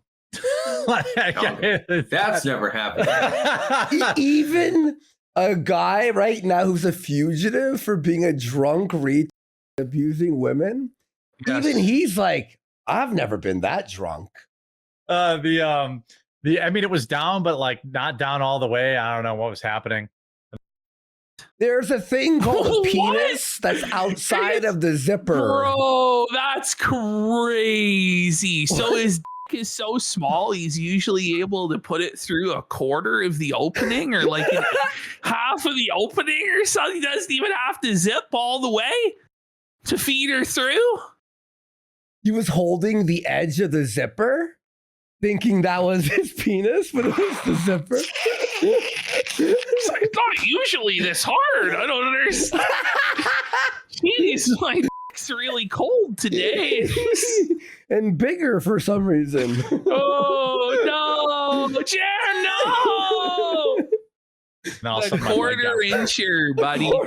Quarter planets, quarter incher there. The quarter incher. Really warm. And then I was you like, realize, oh no. you're like, oh god. So that's there's very little that could get thrown. I mean, obviously there's no corruption or anything weird like that. So you know, if I was running in like Wisconsin, people in Wisconsin aren't going to care about that. Buddy, you're never like, running for office. You're not. He's trying to talk about running for like governor of Wisconsin. Like, do it. please, bro. Yeah. Well, listen, this is the thing. If you're going to be a politician, you're considering running for elected office, I don't know what to tell you, but your family is going to be involved in that. Like, regardless of whether that's right or wrong, like Sarah Palin's like disabled children were targeted in attack ads by the opposition research and stuff like that. So like, if you're going to be this big badass, this big Billy badass, Jer, who's taking on the world and going for elected office, you have to be able to handle what the Keno Casino is going to do to you. Because otherwise, you're not going to fucking make it when the actual media apparatus gets to you. And I said the same thing to Fuentes, you know. Yeah. Yeah. They'll be like, man, I just peed in his basement. Big deal. People do that all the time. Like, it's not. I piss in it every day. It's like a swimming pool down there. Yeah, guys. Yeah, right. That's right. What? This is not normal. I want to check some of these. Okay. Oh my god. Finally, here we have like Hannah Claire's reaction to the whole situation. Okay. I know a lot of you are curious about Pissgate. Pissgate. Look at the women. They're like, they've been doing this for 5 years. This fucking. I know. What the fuck? Dude, I didn't even know that. Crazy. It feels like 2. It feels like 2 years only, right? I think it's been 4 years that he's been. No, because he pissed August 27th, 2020 was Pissgate. Andy, he's been bringing this up. I could have Return of the Mac and Cheese brought up a dozen different examples from a year, 2 years, 3 years, 4 years, 5 years, 6 years later. No way. He talks about this constantly and copes and seethes about it. And it's one thing if you just pissed on the floor, but it's beyond that. Like, it's the thing with his wife that I think has burned this into his brain forever. And that he keeps coping and bringing it up again and again and again. Okay. Melanie wasn't here yesterday. Melanie, tragedy struck the quartering household. So you peed somewhere else that wasn't in the basement? No. Oh man. He just gets felted on the daily, bro. Oh man. a Okay, cat. people asked me about that when I first started like working with you. They're like, "Do you know this about Jeremy?" And I was like, "I don't." It's not even an own. I peed in the basement drain. I bet they're asking It's not an about own. a lot more. It's not an own. I say it's not an own. Okay, Jer. When Sure you thing, buddy. have to scream that you're not being owned, you're being owned. Probably being owned. Yeah, I would say, yeah. In an unfinished basement. It's not even, it's like every Midwesterner's done that. Oh, They did you survive. know he all the peed in time. the I don't know. basement? You know, did Yeah. you know I don't give a crap? Like, really? Is that like I don't what? understand. Well, Mel, you're fine with people being flagged and him attacking people with false flags and threatening to ruin our careers and our livelihoods for our family. You fucking bitch. Understand why it's no. Maybe people fucking hate her. don't have basements where they're from, but Yeah, like a lot of people don't. men piss in that basement drain. What? No. What a cope, Jer. You only piss in the Holy- basement for one reason. If you have a bathroom down there. No Like, one dude, are you just pisses fucking on kidding the me? on the basement If you're a floor. real man, you're It's- pissing on the It's floor. not a regular practice there or anywhere, to be fair. Oh my God. Quartering is the Brendan Schaub of pissing, someone said. That's fucking wild. Not usually not when they live there. You know, it's not it's not dudes are like going down and like Right. avoiding a bathroom and peeing in that drain. But what do you think construction workers do when they're building a what you were house? You know, all doing. this Oh, wait, you are not a That's construction it. worker. Exactly. There's a context where it might be appropriate, like a trucker will piss in a bottle, or Yeah, you know that's what I mean. fine. A That's like construction whatever. worker might just piss on the job site, but you're neither of those, bud. You're just a drunk, stinky old cuckold that was seething at his wife for getting pizza bowled. Also, the house isn't finished on the construction site. You're in a finished house that has bathrooms. He's just too lazy to walk upstairs, is what it Yeah, comes down to. Because he's fat. kind of stuff. Right. But anyway, it's all pipes.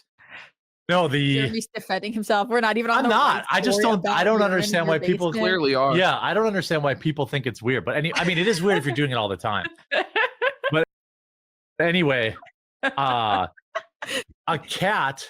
Aren't you guys glad we were A cat. on time today? And Yeah, everything? a Yeah. cat had ruined. Now the total has increased since yesterday. Every couch and chair in my entire house. A cat is peeing What? everywhere. $20,000 to $30,000 worth of furniture is now. Oh, Base. wait. That cat deserves only the finest. Do you Fuck believe Jer, this? The buddy. cat went to every Ruined separate piece of $20,000 or furniture? $30,000 worth of furniture. Like, What the fuck? holy. Come on, dude. Like, what the fuck? That's crazy. All right, so now we're finally getting to Jer on the kill stream. Yes. And I'm gonna really enjoy this, guys. This is a real blast from the past here. So this apparently only exists from Jeremy's point of view. Okay. Somebody was like OBSing this back in the day of Jeremy joining up on this show. So just to give you guys the context of what was happening, there was a big war between the skeptics led by Sargon and like the alt-right, you know, and there was a lot of gay ops that were going on. The skeptics were in discords planning like Operation Mincemeat with fucking Kraut and all manner of gay ops. Basically, it all blew up in the skeptics' faces. Quartering was a part of the skeptics, although he'll deny being a part of the skeptics, even though he literally drank Sargon's semen on camera. You know, he did that whole bit. Yeah. But what happened was eventually the war kept escalating and they, you know, the skeptics were trying to get people deplatformed, and Ralph had got banned partly in thanks to, you know, racist super chat. So Quartering was weaponizing that. So then Sargon like offered everybody this peace deal. He came out and said, he went on the kill stream and he went to Mr. Medicare and he said, Jim, I have this great idea, Jim. Gamergate 2. And Jim just goes, are you drunk? Like, are you drunk? It's like, no. We'll get Trump to tweet out Gamergate. And then it will destroy the left. It's like, are you fucking retarded? You know, like, so Quartering then comes in to sweep it up after Sargon and say that it was actually his idea for Gamergate 2 all along. And he's like here to suck Ralph's ass and pander to Ralph's audience, even though he was talking all sorts of shit about Ralph for weeks before this on his own streams. But now he's going to be all buddy because there is probably some gay op plan to be, we're going to do the Gamergate truce and then we're going to snake these guys and run gay ops. But anyway, that's kind of the situation that we find ourselves in, like 8 long years ago. 8 years? It's that meme where Leo DiCaprio wakes up in Inception. It's been 8 years and you're in the car and you just open your eyes. And I heard the sultry sounds that is the Ralph Mail. Do you hear that? No. He says, the sultry sounds of the Ralph Mail. What a gaylord, buddy. He's gay. Is that the sultry sounds of the Ralph Mail? So he just already starts off by just sucking Ralph dry. And it doesn't stop. He just keeps on sucking. And then I heard the sultry sounds that is the Ralph Mail. All right, well, you're here. What did you think? Even Ralph's like, all right, that's a bit fucking gay. Why are you here again? Like, we don't like you around these parts, Jer. I don't know if you know, but this is medical country, motherfucker. And you're Sargon Capo cum guzzler. What the fuck? All right, why are you here, Jer? Think about Gamergate 2.0. I was the one that texted Jim about that. He was the one who invented Gamergate 2, according to him. He's the one who texted Daddy Jim about Gamergate 2, and then Sargon ripped off his idea for Gamergate 2. That's what he's copying to. And he thinks that people are going to be like, oh, that's based, bro. Yeah. Have Trump tweet it. So that was your idea. That was speculated on the show already, but. And I'm a big fan of the Ralph Mail. He's a big fan. He's a big fan of the Ralph Mail, folks. He loves the Ralph Mail. But you know what, guys? He's an innocent angel. He was never in the sector. He was never involved in gay ops. He never supported doxings. He never supported any of it. He was never involved with any of this. Nothing should ever come back to this guy's doorstep or haunt him. He was a righteous king. He just loves the Ralph Mail. He loves him. Loves him. By the way, I love how Ralph's like, yeah, we already all speculated that you came up with the idea. Like, they're all like, yeah, you're gay enough. That was an idea so gay and so soy that it really could have only come from the Quartering. If you think DM Medicare about that. And so he didn't out me though, huh? No, he didn't. But I've always... We all think it's gay. Always been a fan of Ethan Ralph. He's always been a fan of Ethan Ralph. Always. Loves Ethan Ralph. Loves him. Obviously, Ralph was way more popular than Quartering at this time. I know it's a crazy world. So Quartering is just trying to suck him off for clout because he knew the skeptic ship was sinking. So he's like, let me test the waters. If I just come on and glaze Ralph enough, can I get some of Ralph's clout? It was pathetic. It was transparent. And he gets called out for it and just stomped out by every single guest and caller that came on. And this went on for like an hour, but I've trimmed it down substantially. So yeah, of course. I know most of your audience really dislikes me because maybe because I'm boomer cuck or whatever. And he's a boomer cuck. He admitted it. He admits to being a boomer, but he comes on. It's like, I love the Ralph Mail. I've always loved Ethan Ralph. And then he's like groveling, rolling over on his belly, talking about being a boomer cuck. What? You guys all hate me, but maybe if I humiliate myself, you guys might like me. This is the kid like eating worms, you know? Yeah, I swear. Is he always drunk? Someone asked. Yeah, Falstaff. I hope that they're sending lots of super chats calling me a faggot boomer or whatever. I was the one that DM'd Jim. I was really hammered one night at the bar. As you all, no doubt you were hammered at the bar when you came up with Gamergate 2, Jer. No doubt, buddy. Wait, wasn't Quartering friends with Bunty King, who at this time released the Emma Cook video? He did, buddy. He was a part of that crew with the Bunty King. We gotta show buddy. that video one day. The Bunty King video is so fucking funny. Your chat knows. Yeah, right? Like, what? It's a fucking day that ends in Y. The quarter pounder's drunk. It's a day that ends in Y.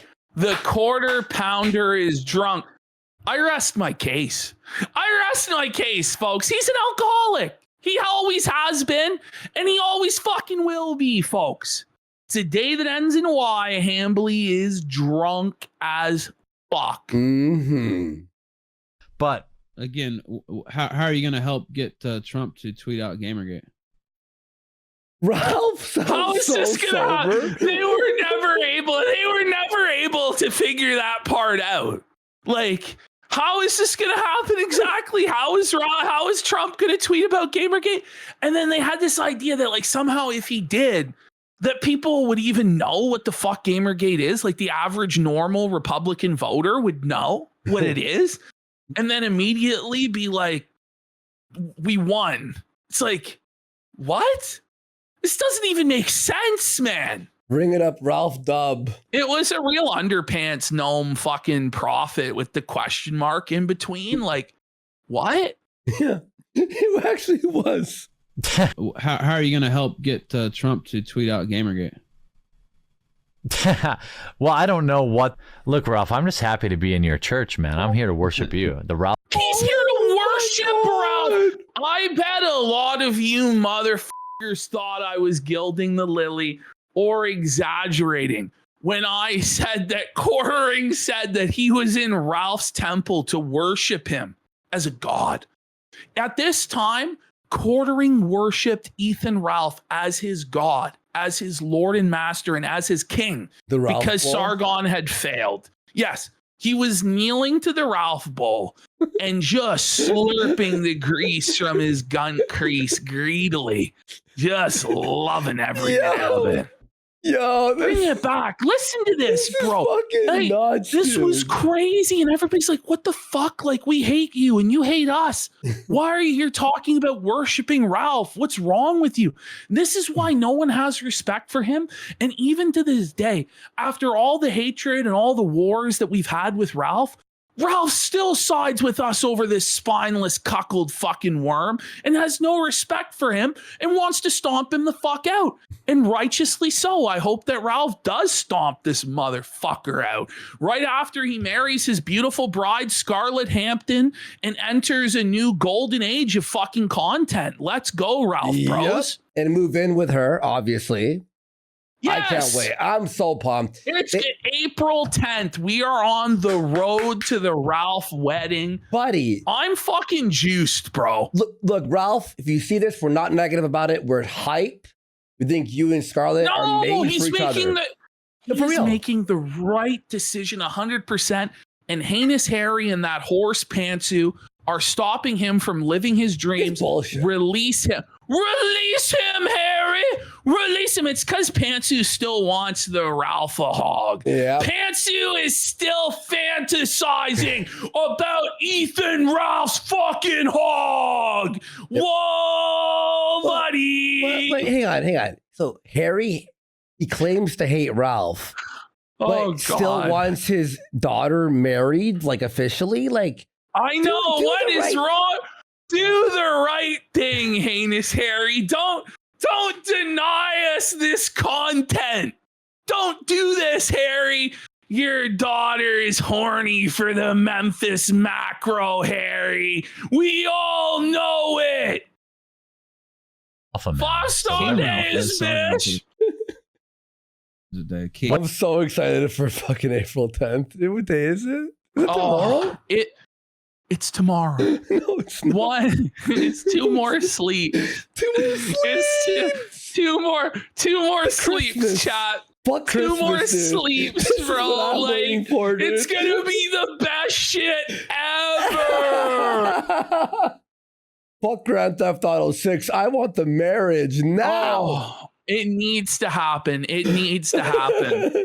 What is it? King Ralph? King Ralph. I like He's that. calling him King Ralph, and he likes the sound of that.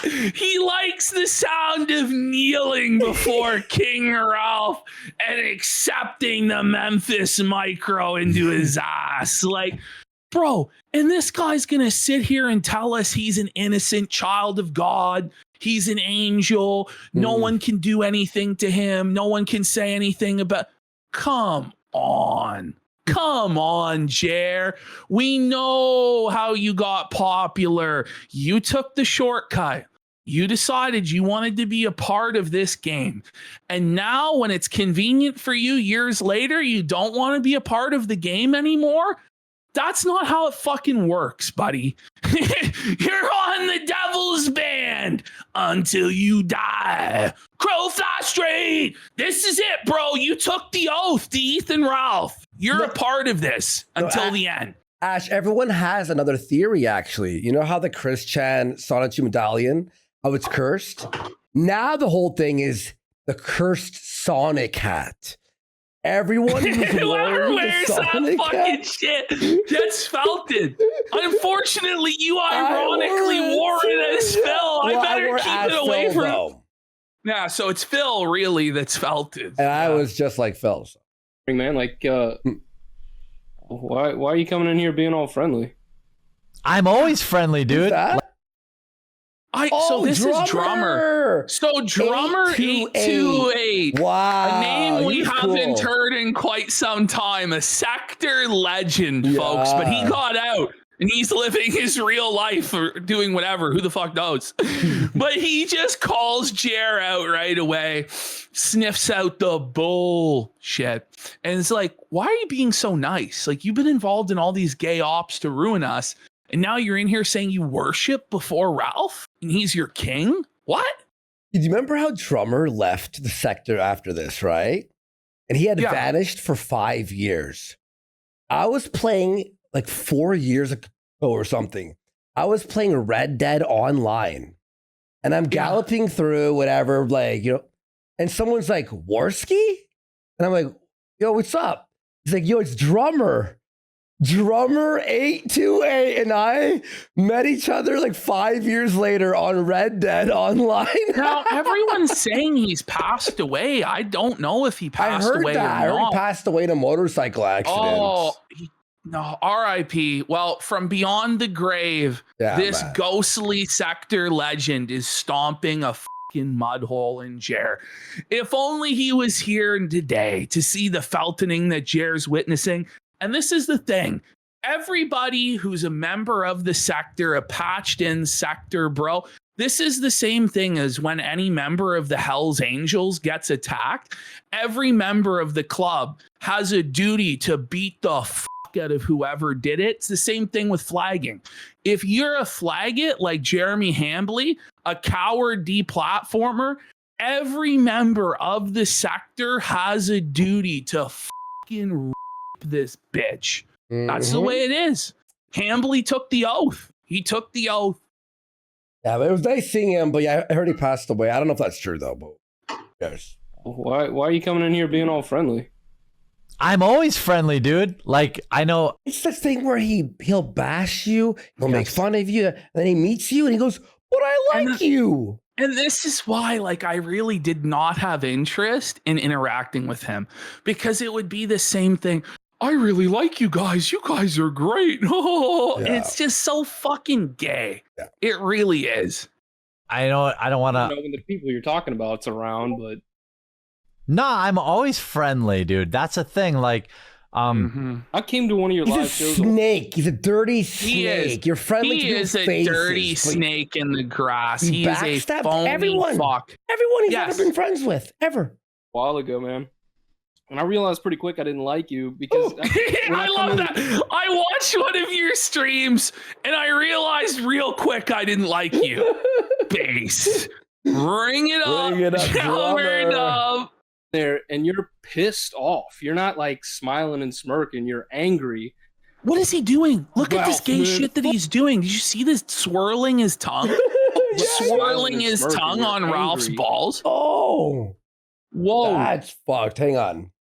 Go And back. you're pissed off. You're not like smiling and smirking. You're angry. Ralph, man. Fuck Ralph. All he does is kiss Keemstar's ass because Keemstar. See? That's right. See, Quartering was shitting on Ralph. I remember this. Was shitting on Ralph the whole time. And then he hops on, I bend the knee and I love the Ralph. And I was like, fuck off. Why are you even here? Because he wanted to become like one of the underlings to Ralph so that he Yeah. could then snake him for Don Sargon. That's what his plan was. Exactly. And reveal and leak and all that stuff. Star has all these subscribers. He's just fucking wanting to get attention. Oh, what was that? Was that a troll? Nah, but that's not, I've never said that. I mean, He did say that's- that. He always does this, by the way. When confronted, like we saw tonight with Brittany Venti, once he gets confronted with what he said and did, he claims that he never said and did that. Even when there's receipts, same thing on the stream with Mr. Medicare. Remember? Where Mr. Medicare was like, well, you did say this. And he's like, no, I didn't. And Jim's like, well, I'm looking at the tweet right here that does say it. And he's, oh, come on, come on.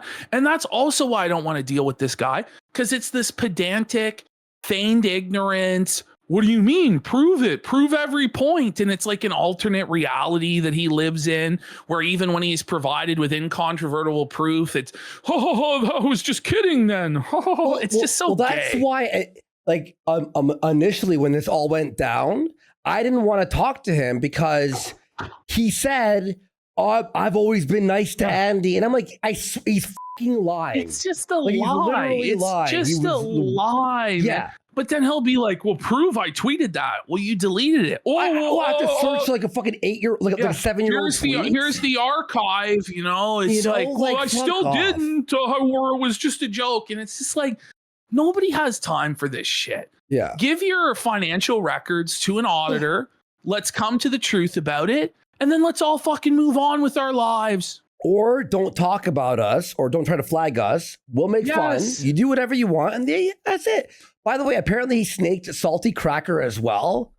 No yes, way. he snakes everybody. He does, dude. That guy's cool. I Everybody. remember him from D Live days, but he's doing big on YouTube now too. I'm lying. I didn't see that.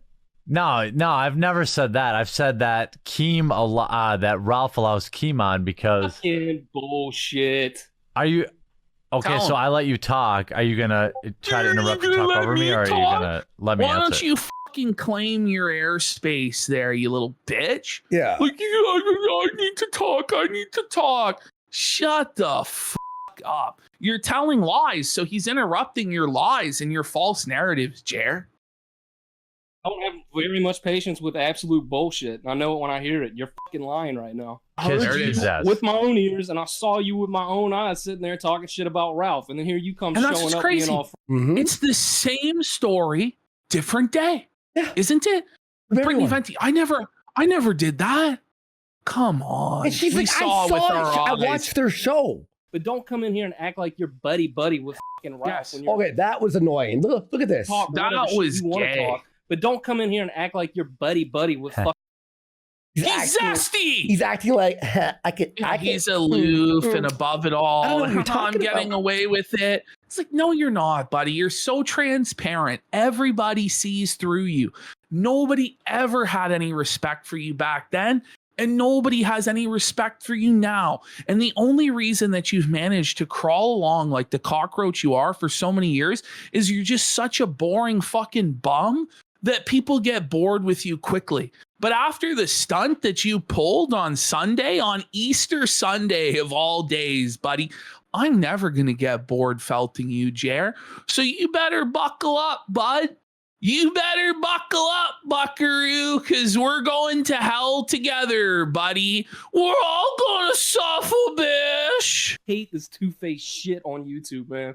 You're fake as f. For what? Why? If I don't sit down, what are you gonna do? You're gonna hire a fucking you come hit me from behind and then sue the venue? You fucking loser. Oh, no, Jer. Jer getting roasted, buddy. It's the old Easter ham roast of ham bleed, By pal. the way, this is like YouTube. Remember back in YouTube, you could just say all this shit and they This didn't care. was so good. It YouTube was so the Wild good. West, bro. And unfortunately, people like Hambly ruined the site. Oh, it's because yeah. of people like Hambly that it all fell to shit. It really is. No, this is great. Face little bitch ordering. Well, that's fine. You're 12, and I Totally wrong. appreciate that. I appreciate that your big thoughts are coming in. I appreciate you calling me two-faced, but here I am on Ralph's show, enjoying Ralph's Just tell it company. like it is, baby. He's enjoying Ralph's Call him what company. like it is? You think I need to suck Ralph's dick? Are you? Well, you better be. After insulting him and then coming on the show. Buddy, you better suck on the Memphis macro, bitch. Fucking suck it, bitch. No. How? Getting drunk. The guy called him out. He goes, You have been sucking his dick. How? Maybe King when you Ralph. said that you're in his temple to worship him. That was wild work. I don't even think Gator has said shit like that. That's wild. Honestly, Jer. I'm gonna be real. I think Gator has said stuff like that. Let's be real. Well, maybe private. Maybe. You know, I know publicly he said he worshipped at the temple of Ralph because that's fucking crazy.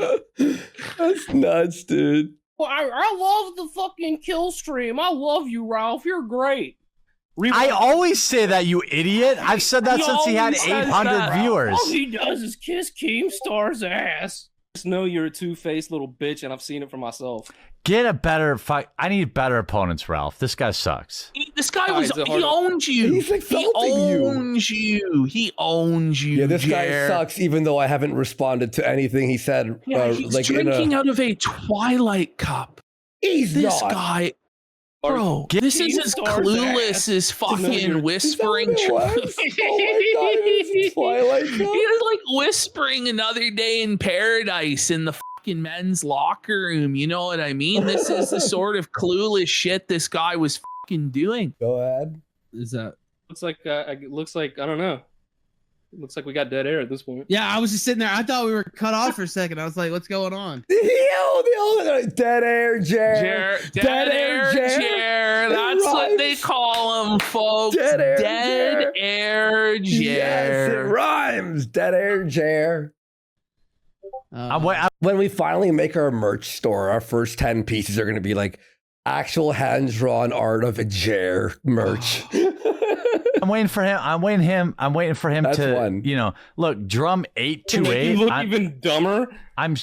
I'm sure Do that. you want to give me another turn to fucking bitch slap your face in front of everybody? No, dude, you look like an idiot. Like, seriously. I'm sure. If people that come on this show, Holy crap. people that have How many been watching the subscribers show. This motherfucker does not deserve his audience. Look how stupid this. All right, that's right. I don't deserve my audience. Thanks. Oh my God.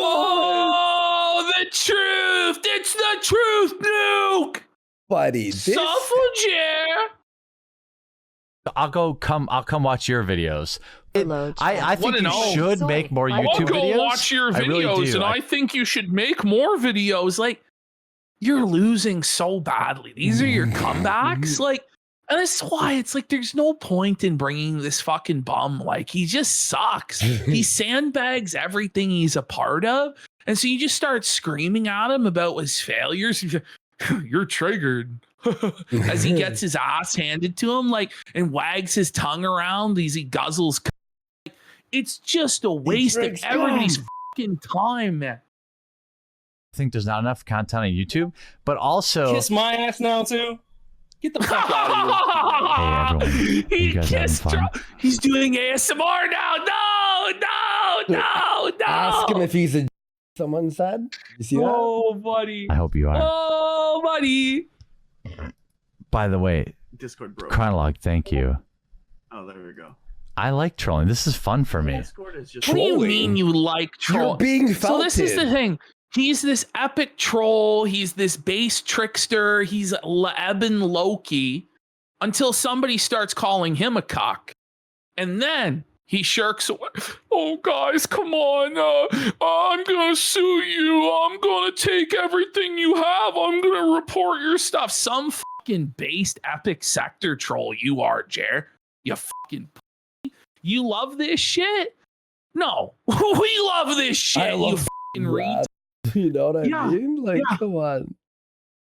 Just freaking out. This is fucking incredible for me. I don't get many people who feel like they can step to me. Oh, come on. Well, come on. You know what I mean? Come on, dude. worry, That's Jer. one of the most delusional statements of all time. Don't worry, Jer. In It's eight similar years, to, like, in 8 years, how you will be f***ed in the ass by everyone. This on is the what's internet. crazy to me though, is it's like trying to say that nobody steps to the kid in a fucking wheelchair. It's like, yeah, I could fucking push over your wheelchair and stomp on your head, but what does that fucking prove? You know what I mean? Like, you're gonna beat up the mentally disabled, the fucking handicapped kids. You know what I mean? Like, well, you won't fight me. It's like, it's self-evident what would happen. It's like putting a fucking chihuahua in a fucking cage with a tiger. What do you think's gonna fucking happen? Holy. Dead air, Jer. It really is. I just left this dead air, and 'cause Yeah. he's just drunk out of his mind. Like, They mute him? Wants to spit hot fire. I'm ready, but otherwise, just bringing people to kick you, and then yeah. I mean, if you want look people at to kick about. me, you can sunset me too. think Whatever. Jer's I'm looking here. for a way out, to but kick you, just to come in and kick you a couple times, and then go, is that what we're doing here? Oh, that's fun for me. I yeah, like he says it. it's fun. So he wants everybody to form a circle of kick the autistic, where just people line up to bully Jer and pound him down into the ground as some sort of humiliation ritual to earn Ethan Ralph's trust. Like, it's just bizarre. It really is. He's so pathetic and bitch made. He always has been. I'm fine with that. Quartering, you guys are Yeah, more fucking like up to kick the something cock. again, and I don't know what the fuck it is. Yeah. Whether you're trying to be relevant again, you're trying to get. I actually forget. I should remember because I just went through it, but he was a caller. Spectre? And I don't know what the fuck it is. Whether you're trying to be relevant again, you're trying to get a new fucking audience because you ruined the one that you had. I don't know what the fuck you're doing, but you're up to fucking something again. You're running another one of these little 24-hour gay jobs, and every fucking thing you're doing is going to come out. We're going to find Spectre. Wow, It Spectre's joined the fucking war against Jared. Did you Yes, see him? he's picked up his He's back. pitchfork Let's go. as well. The torches and pitchforks are Yes, being it picked is. up by quite the crew of 8 people. years later, like all the old, like it's all the what's the Watchmen? They all like join up years later, you know. find out what the fuck you're doing. How And many that's not a times? fucking How many coincidence. times have you been on the Ralph Retort in the last 2 years, Kildatha? This is his point not of many. bragging. Not many. Well, I've been on probably at least 10 times At over the least past. 10 times he's been a guest on the Kill Stream. So he's aware of what the Kill Stream is. He's aware of what the Kill Stream does, what Ethan Ralph is capable of, what Ethan Ralph does, and he endorses it. He co-signs it. He thinks he's fucking great. But you fast forward 8 fucking years later, and you've got this guy hiding behind his wife's skirt, saying that he's living in fear and he can't handle it. I'm sorry, you can't live your life that way. The quartering is Pennywise, and the sector are all the kids grown back up. Yes. Yes. That's what's happening. That's really funny. The quarter wise. He's upgraded from being Pennywise. He's quarter wise. I mean, he's 5 times as fat, or 25 times as fat in reality. That would have been the nickel wise, you know. That's so dangerously close. Good. Oh. Last year. So So you're that just makes it okay when you talk shit? No, you're incorrect to assume that I don't fully He's the pennying. Pennywise. The pennying. support Ethan yeah, Ralph. okay. We've got a lot here. We've got the anime stuff. All right. So he we gets have booted peaceful- from. So by the way, Ralph just sunsets him because Jim's like tweets out, "I want to debate this furry right now." So Ralph's like, "Corcoran, you gotta go, boy. Sorry, Daddy Jim is coming into town to whoop this furry's ass, bitch." So now Jer gets dumped off into his own sad world again. And he's like, well, we got a lot of good segments, guys. We've got anime. What do you mean you've got anime? I'm pretty sure V calls in here. He's got V as his guest, his big counter programming to the Medicare special on the kill stream. Remember Sunset? Yeah, Remember? Sunset. Yeah. Sunset me. Sunset Productions. Remember that? Please, Sunset, the kill stream. Wisconsin blows Minnesota's better. I'll tell you what, River Lawson for $5, I'll agree with you. He fucking agrees. He sold out his home state, the great state of Wisconsin, and knelt down to Minnesota, knelt down to the hated Minnesota Vikings. And he says it was for $5. For $5, he'll sell out his entire state and his identity because he's going to tell us he's a whore. Truer words were never spoken by Mr. Hambley. God dang. I'm a whore. Oh, he's a whore. I'm a whore for the $5 bills, but my drink. He's a traitor. His drink's empty. Look at it. He's out of his drink is empty. His drink is empty. Just he's like fucking trying to get the last drop out, bro. He's fucking blacked out now. Just wasted. Just like he is tonight. That background's wild too, isn't it? Looking at what Marvel's doing. Yeah. I mean, the whole thing is that I strongly believe that tits and violence transcend. 2026 was the year of V. So we've got the return of V, the milk-fed gimp, the carrier pigeon, the capo of the soy father.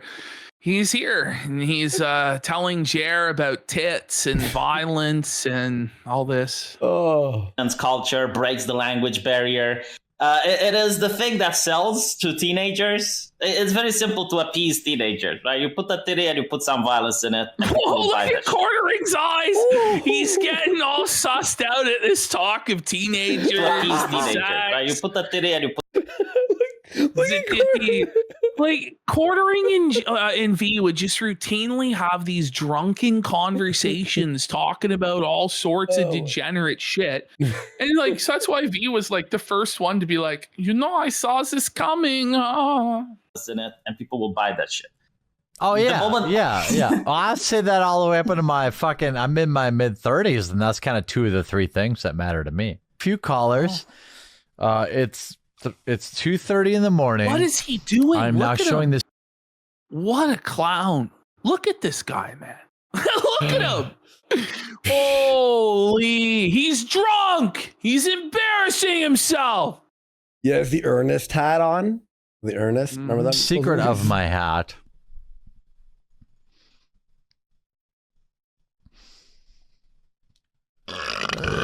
And nice, Jer. We're going to take some callers. Yeah, it's always a great time to take callers when you're blackout. Oh, Jeremy, you're drunk. I'm like, I've been like, it's 2:30. Did we? He's like, of course I'm drunk. It's 2:30 in the morning. I am every day. Why wouldn't I be drunk? Yeah, why not? Drunk Jeremy. Yes, he did. What? He was raped. Whoa, buddy. Streets are mostly water now. There's like they're mostly water. Vodka in here and 5 shots of water. So that's what he considers mostly water. It's technically correct. Do you know what I mean? He plays the same sort of word games as Ricada around the truth, you know? So I got 4 shots of vodka in here to 5 shots of water. So it's mostly water. Buddy, you got 4 shots of vodka. It's not a single, double, triple. It's a quadruple vodka. Water. For God's sake, man. You know I'm in. You know you're a drunk when you call it shots of water. That's I've never. You know what? You're right. I've never heard anybody measure water in shots until now. Like he's pouring in. It's a quarter water, you know. Who the fuck drinks a quad vodka water? That's crazy work. good control when I haven't smoked a cigarette in my basement. Oh, so he says he's on his best behavior and he's under control because he hasn't smoked a ciggy in his basement yet because his wife banned him from smoking ciggies in the basement there, bud. We need to find these Dragon Quest live streams he was doing is where all the good shit is. Do you notice that? Anytime it's the Dragon Quest fucking arc, it's all the funny shit.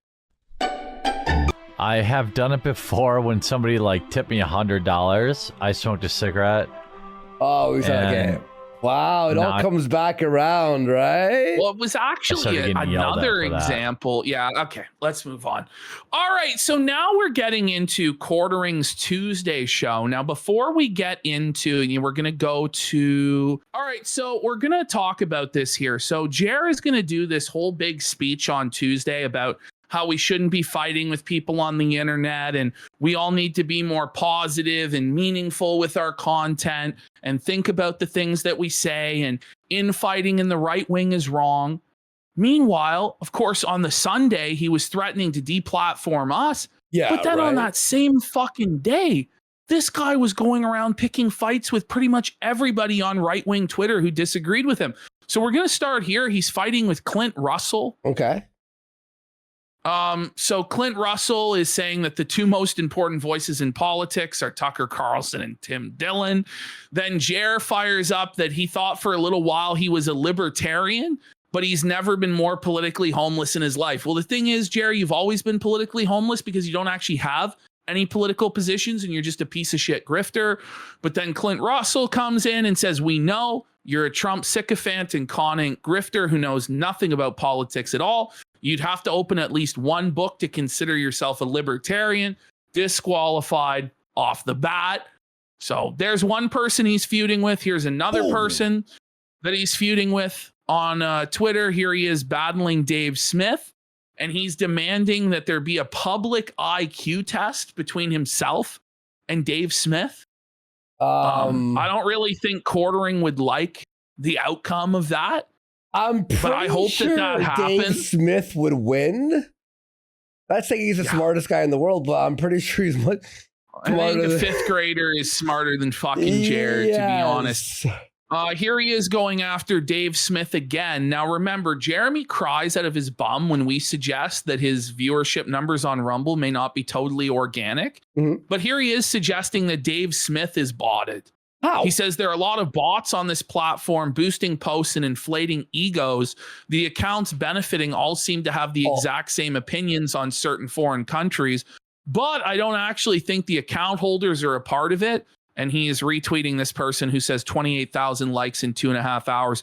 So it's okay for him to do that to other people, but it's wrong when we do it to him, right? So he's just going around starting fights with all sorts of people all the fucking time. But then when we start one with him, he cries his eyes out and tries to get us banned. Dave Smith was on Legion of Skanks, which is a pretty big podcast for a long time. Famous comedian on other people's shows, and now is on Piers Morgan regularly. How wouldn't he have a big audience?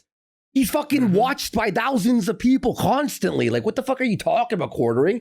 And then Quartering, he doesn't the get nerve. the 80,000 live viewers of Jer. Yeah, exactly. Yeah, you get the nerve of him to call anyone else out for botting. Stop it. So here he is demanding to debate Myron Gaines and calling him out for a debate at 8 o'clock the next day.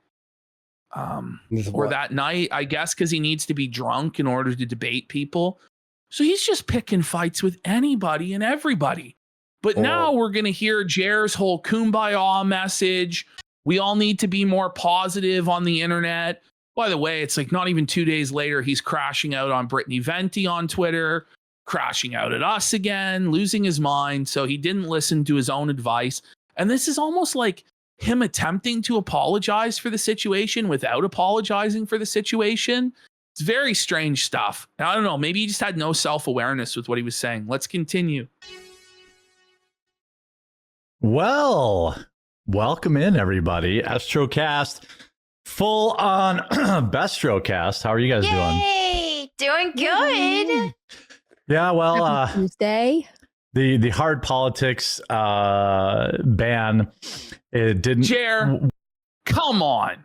There was no hard politics ban. You talked about hard politics every single show for the last number of weeks when this ban was supposedly in place. Come on, dude. Bro, you can cut the tension with a plastic spoon. Yes. Can't you look at Hannah's face, bro? Dude, like, look this at Mel. Like, well, like, because the every day vibe. the chat is just like, you're a cock. Kino Casino owns you. You're a flagger. What the is wrong with you? You're a bitch. And it's just, completely dominating their chat. Yeah. So it's just constant bannings, and it's just really uncomfortable, right? It's brutal, dude. It was hard to ignore some of the political stuff going on today, but we do have some other stories to discuss too. Every president should. Oh my God, that hurt my ears. Her voice is so grating, dude, and so difficult to listen to. It's just that scared me, bro. That was like a fucking jump scare. I'm not even exaggerating. It's too loud on my headphones, maybe. Oh my God. Yeah, what the fuck? Okay, we put it like here. Fucker. Oh, big Islam. Okay, he froze immediately. Let's go back. President should. Yeah, what the fuck? Oh, big Islam. I'm gonna lower that and raise you. There it because is. I don't want to kill our bingo. audience. It's like a bingo card, isn't it? Though, where it's like big Islam, big tech, big this, got him.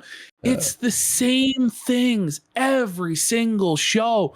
Does he comment on the women's appearance? The weekend. How was your weekend? How was your weekend? Big whatever got him. Technical issue, like Dead that air. always happens. Dead air. Inappropriate remark that makes Hannah make a sad face. It's the same thing over and over and over, but nobody's allowed to point it out, or else they're targeting Jeremy's wife for harassment, when it seems to me he's the one that's victimized his wife the most.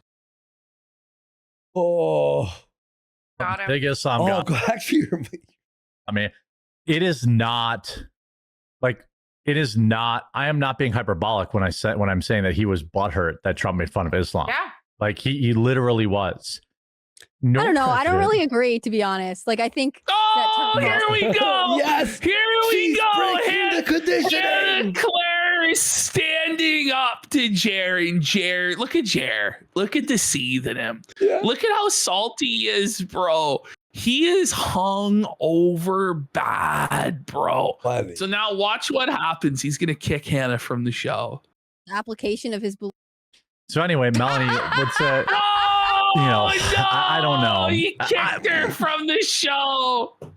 There is no dissent allowed in the Ham Planet Empire, Hannah Claire. Suffer, bitch. Suffer. But by the way, I'm not as critical of his work as you are. Like, there are fewer things that are. No, see, Hannah, I have didn't the you internet learn your now. I lesson? get.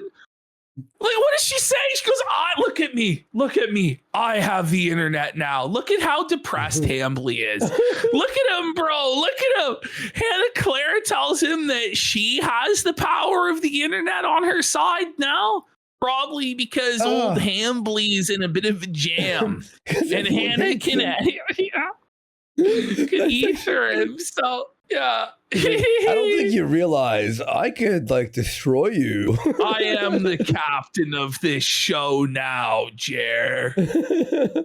To stop Jeremy from talking, running on a media cycle that's like only looking to sell you a headline. I just had a 10 knuckle by the way, crack that felt so pause. good.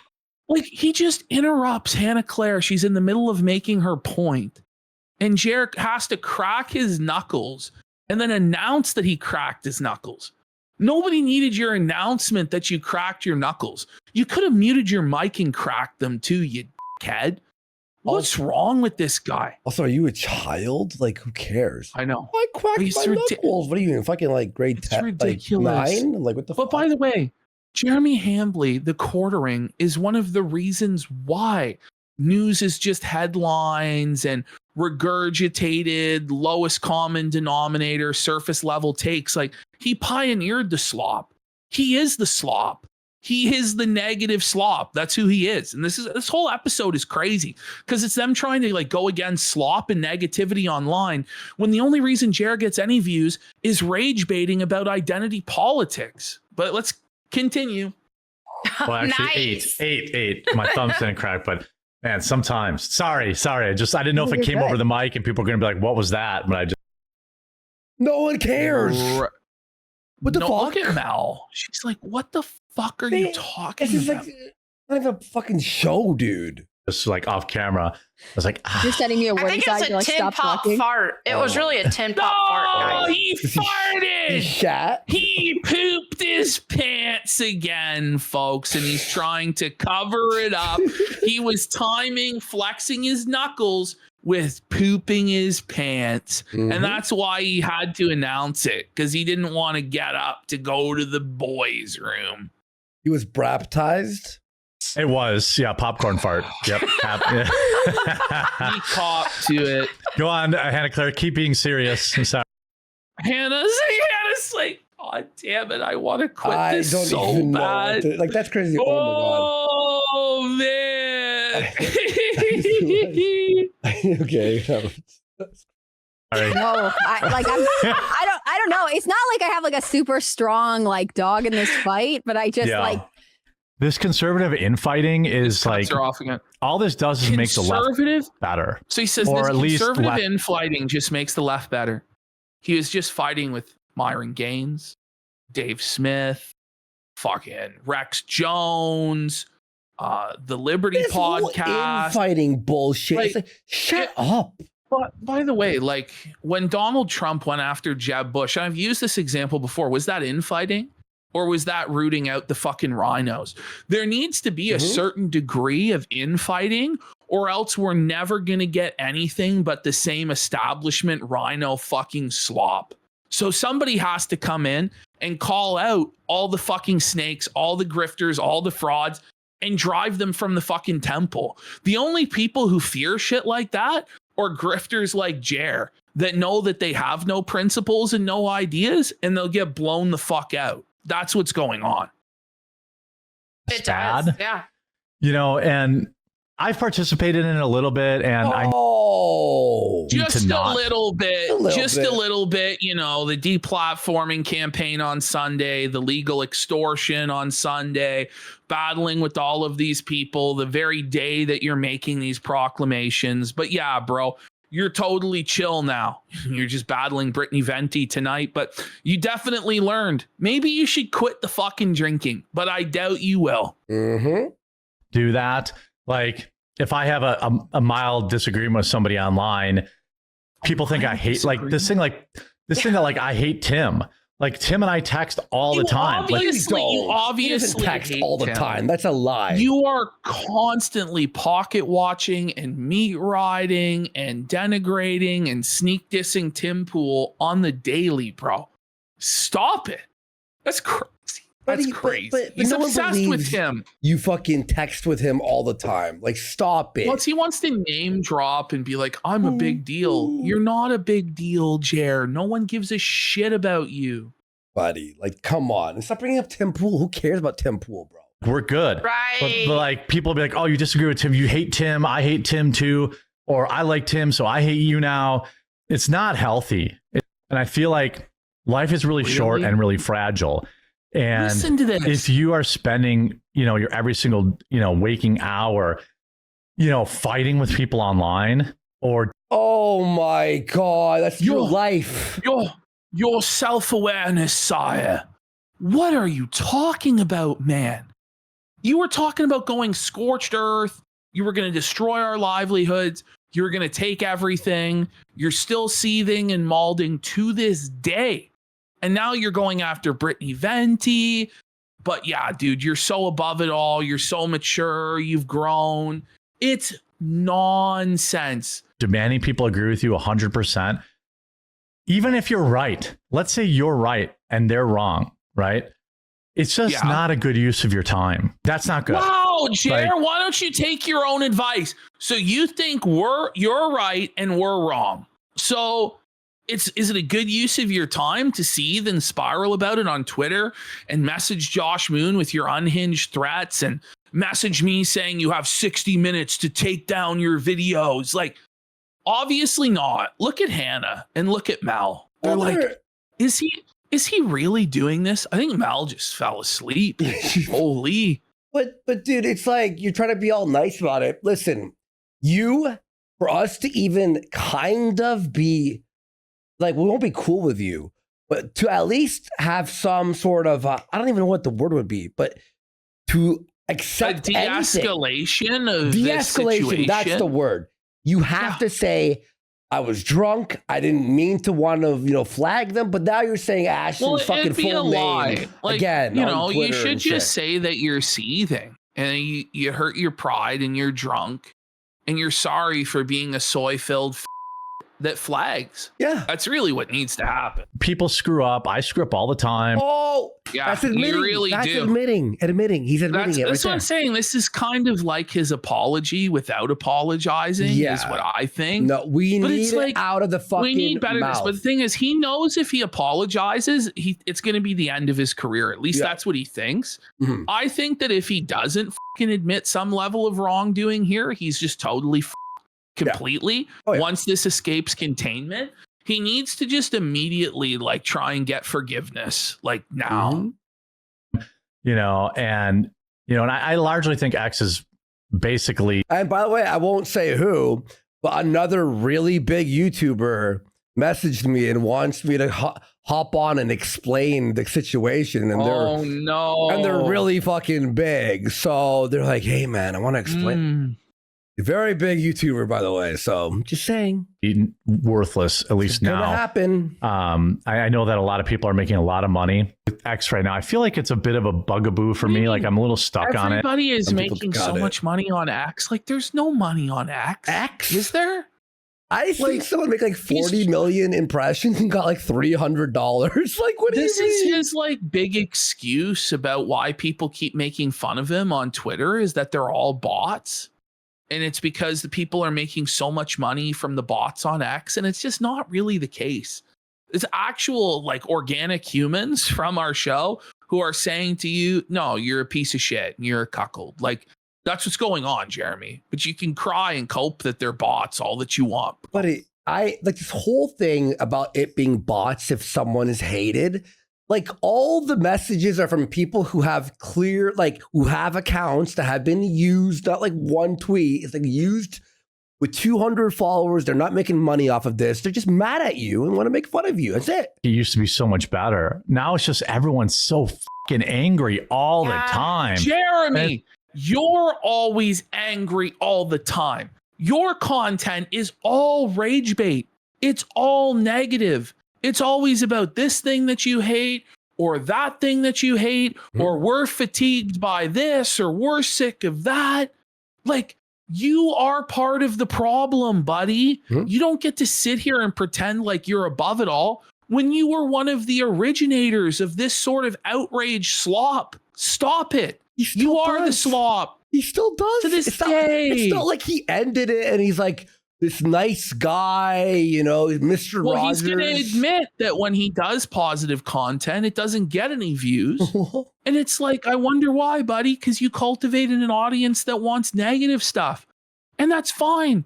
We don't give a shit. But stop trying to pretend you're like Mr. Rogers and you're Mr. Positivity. Like, it's like, holy shit. Like, I'm slowly weaning myself off it. I have an addiction problem to it. I fully admit that. You have like, many addiction problems, don't you, bud? Pills, alcohol, drugs, all that shit.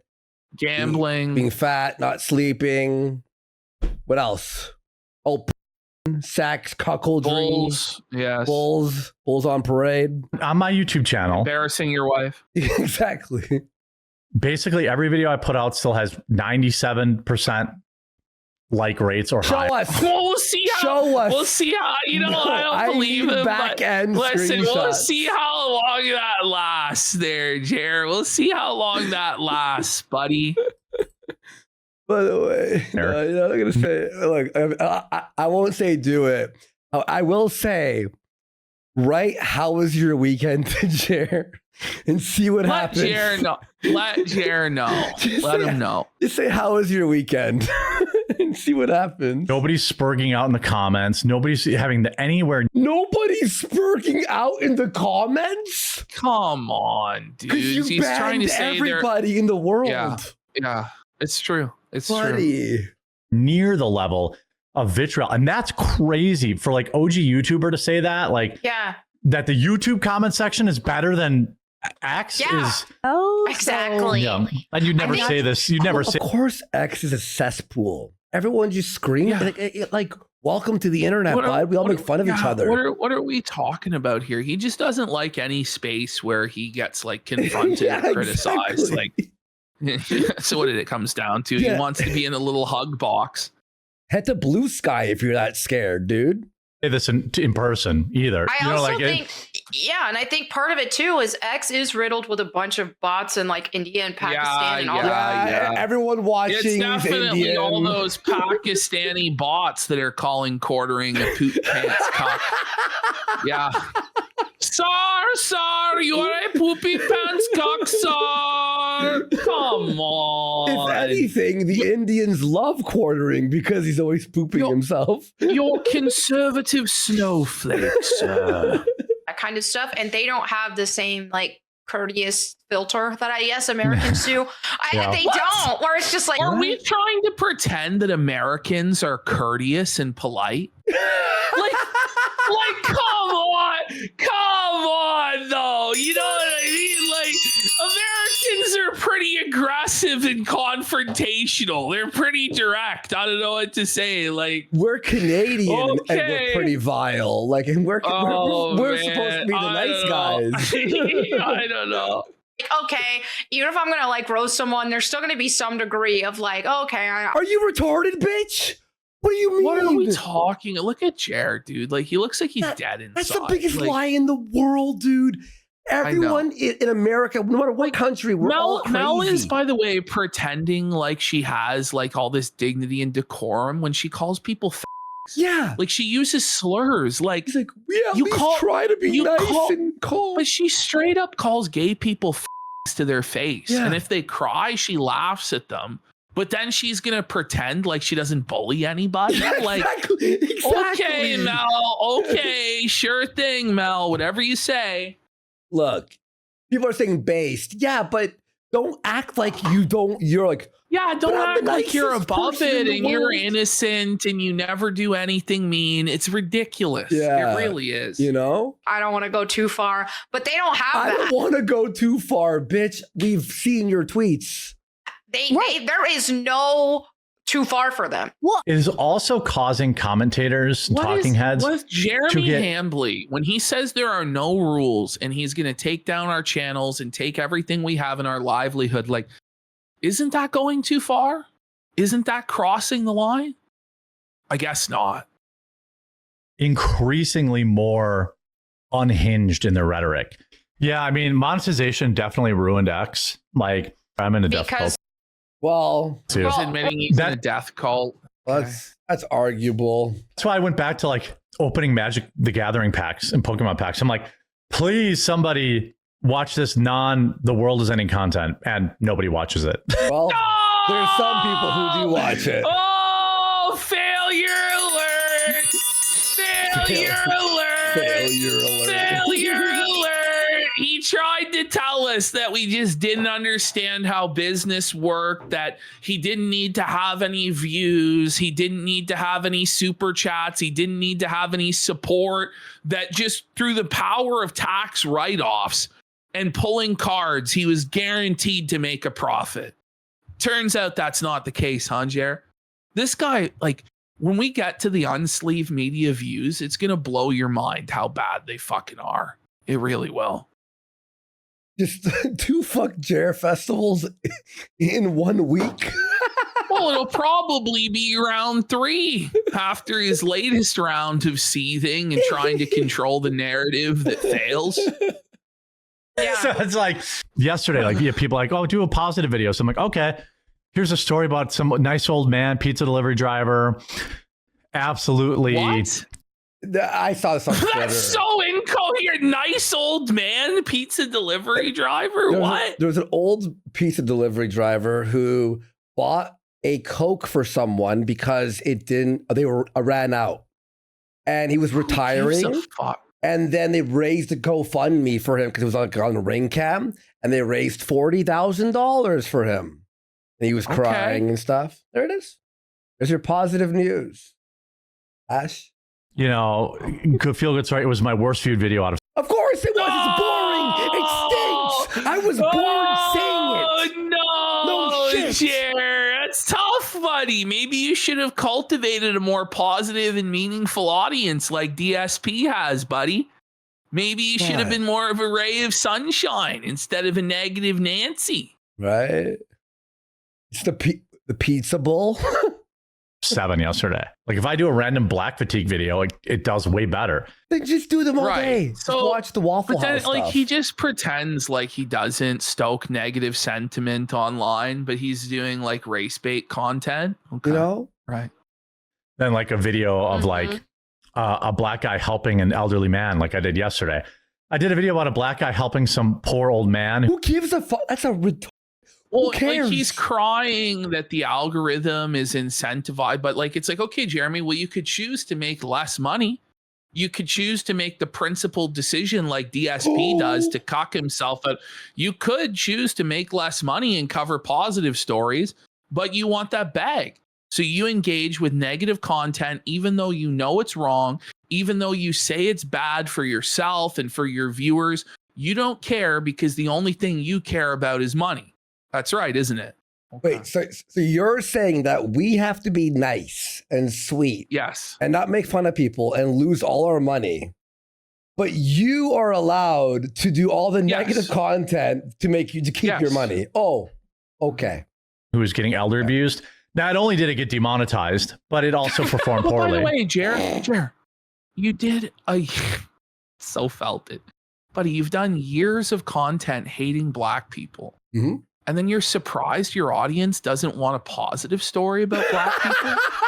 Like, are you actually fucking retarded? Like, what? Black fatigue video, if that's what YouTube wants, you know, like, or the algorithm wants. Dashing Panda says, been a fan for 3 years. Though I can't make it to most lives, I still listen after work. I'm glad you kept Mel and got rid of Luke. It was not a choice. Here we go again. Here we go again, everybody. It's between the two. See, I like trolls like that where they're not like purposely trying to be banned.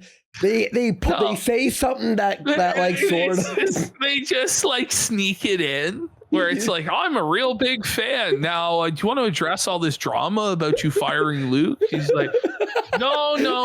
It was never a choice. Luke was always going to be fired, no matter what. And that's actually what they all say, that Luke was always going to be the first to be fired and that Mel will always be the last to be fired. And that's just the way it is.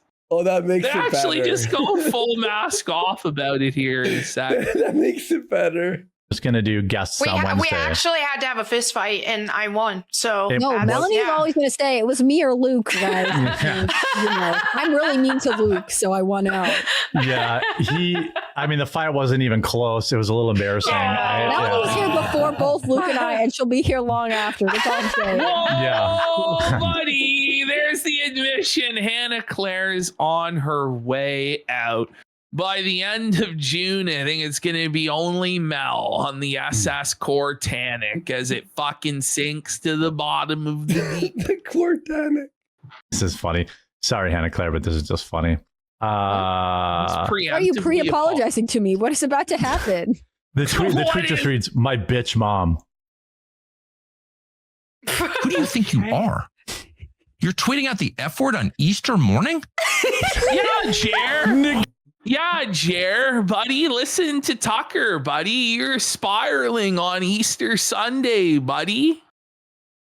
That's what I mean. Tucker was rattled, eh? What do you guys got going on for the rest of the day? Let's dial back the hard politics and stuff, and just what do you got? What do you got? Let's stop doing the show and let's talk about our weekends. This is seriously how the last 30 minutes of the show went. Flash, what are you doing after the show? Any plans? So all he did was he moved the small talk segment and oversharing about your personal life segment from the start of the show to now the end of the show. So this is his new plan to fix it and avoid getting A-logged. And I bet you he'll not ask, how was your weekend? He's going to start asking, by the way, what do you have planned for the weekend? Yeah, here we go. We got a gifted sub from, so how was your weekend? Oh my God. I saw someone ask, what are you guys going up to? And he was banned on Twitter. What are you guys going on? Jared watches every show. He watches every show. How was Easter? Let's do an Easter recap. How was Easter? Yeah, Jared, how about you tell us, how was your Easter, Jared? Instead of how was your weekend, it's how was your Easter, which was on the weekend. Oh, man. The same question. Sure. I made my husband the Easter basket, and it's funny because he didn't know that was a thing. Because he's originally from the Philippines. He's Asian. Yeah. He's Filipino. He doesn't know Easter. His eyes are slanty. Wait, you're like, welcome to marriage and our culture. I had a scavenger hunt. Mrs. The Quartering put together a scavenger hunt for me. And what about seething at the casino in a drunken rage? Should we bring that up or no? And I enjoyed it a lot. And yeah, we had a good Easter. Went shed hunting, antler hunting, and just we kind of stayed home just because the work has been so busy. It's hard for me to to get away. Yeah, look what I did here. You're gonna love this. Okay. Yes, they are the same. They are the same picture. Oh God, that was very funny. And sometimes that means I sacrifice a holiday just because, like, I don't know. Like sometimes I just need a day off, and it's weird. How was yours, Anna Claire? He hasn't had a day off in 7 years, dude. Yes, he hasn't had a day off in 7 years. It's as worse than YouTuber. DSP. It really is. Mine was good. Let's see. I made Easter baskets for my husband and for my baby, who had a ball and refused to wear the bunny ears I got for her. I have one single picture of them on before they were like yanked. And I think because we started the show a little bit late yesterday, I gave a shout out to everyone who sat near me in church. Your because political podcast shows, like what are we doing? It's so boring. No one cares. She is not feeling well, but we were like, we gotta go to church. It's Sunday. No, it is like a PTA meeting. Like it's the most boring people talking about the most boring things imaginable in the most boring way they can. It's awful. Kind of feral. She's normally good, and I was like apologizing to everyone around me. But one of the things I like about going to church is everyone is always like, "It's fine," or like turn around. I'm gonna be real. I fucking missed the last 1 minute of the show. I was posting the meme on Twitter, and I just couldn't even look behind me, and I'd see like all the ladies sitting behind me, like waving and like whatever else. Oh God! I think my Easter baskets went over well, and for the second year in a row, I think we only made 2 of them for my husband. He was like, I didn't realize the Easter bunny was coming today. I riveting. Now, girls, now to take it to the next level, don't forget them on St. Nick's. Don't forget the boys on the St. Nick. Thing? You don't do St. Nick's? The stocking? No. Well, it's like wait, does anyone know what he's talking? Does anyone know what he's talking about? I had to look it up. On what? Because I had no idea. There's apparently a holiday that's celebrated in Wisconsin called St. Nick's Day, where on December 6th, you put shoes at the door, and then St. Nick comes and gives you gold coins and fruit. The thing is, you shoes could are stocking, right? You put like treats, they leave their shoes out on St. Nick's Day, which is like, what, December 15th? Oh my God. I never even heard of that. What? I know. I know that the Saint Nick. stockings that you stuff a I stocking. wonder like, why the the day Rumble before contract's Christmas, not we would getting get- renewed, guys. I wonder why the Rumble contract's not being renewed. What? Such good content here, Jer. The stocking. No, Saint Empty the Nick. stock- Saint Nick is like Yeah, you're 2 talking weeks the day before. Yeah. Melanie, did you see how big of a bag of fucking chewy nerds I got? Jer, you don't need a big bag of Nerds gummy clusters, buddy. Put down the Nerds gummy clusters, Jer. Stop it. Be the Amazing. biggest. That was the biggest bag Amazing. I've ever seen in my life. Buddy, Then there was how big another must one it have been? that was different. How big must it have been? This guy's inhaled some big bags in his fucking day. Holy. Flavors. We'll be back again tomorrow at 2 Eastern. We'll have John Doyle with us. Oh my god. Oh boy, this guys, that show. was a massive fucking disaster, by the way. You guys will see on Friday. Yeah. I just started editing it. I made it 10 minutes in, and I'm 10 minutes in, and they still haven't successfully asked John Doyle a single question. Like, Hannah Claire, because of Jer's technical incompetence, resorted to trying to communicate with John Doyle via sign language. And when that failed, she used a whiteboard to try and write to Doyle. And then she was like typing to Doyle and like trying to read out his responses. It was God so damn. embarrassing. Was she writing on a whiteboard? Wasn't she writing on the I whiteboard? hope you're happy with your choice, Mr. Doyle. We tried to fucking warn you, Mr. Doyle, but Mhm. he insisted that he needed to go on Jeremy Hambley's show. I don't know why. Yeah, so it should be good. By the way, if you're in the Rumble chat and you want me to bring like my gaming channel over, I need like 15 followers to like get the. Oh, no! He's begging to get to 15 followers Wait. for his gaming channel, Andy. Wait, so he can only have 15. Okay, for what though? To like make a Yeah, channel? but it's his. So this is the problem. So Jer is trying to move his gaming content from YouTube to Rumble. Okay. But the problem is, despite him promoting it a number of times, no one went and followed the gaming channel. So he needs 15 followers to go live, and he just can't get it. So he's begging. He's begging people for the 15 followers to do his gaming channel. But guys, He he's was a at super 8, wasn't relevant he? king. Has he made it yet? Well, that was Did he on make it? Unsleeved Media. I don't know if Unsleeved Media got to 15 followers either. That was at 8. I think the gaming channel was only at 4 followers when he my god. sounded the trumpet call. Here is the channel if you want to follow that, and I'll start uploading all my content there too. If you don't care about the gaming stuff, that's obviously fine too. Is it? You don't have 15 people. Like, you should beg them, please, guys. Over. It's legitimately over. But I'd love to bring more non-political content to Rumble. So someone has a good idea. Let's float him to 15 subs so we get more content. Guys, give him a follow over on his gaming channel, guys.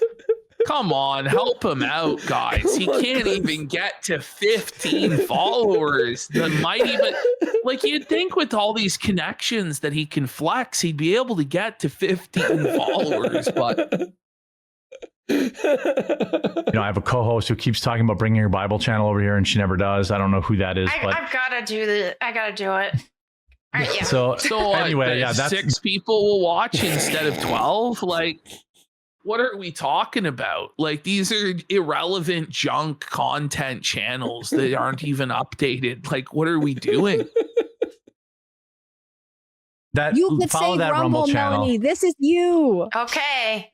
Yeah, follow that channel, and all my gaming stuff will be there. So like when I do gaming streams, I won't be on the main channel anymore.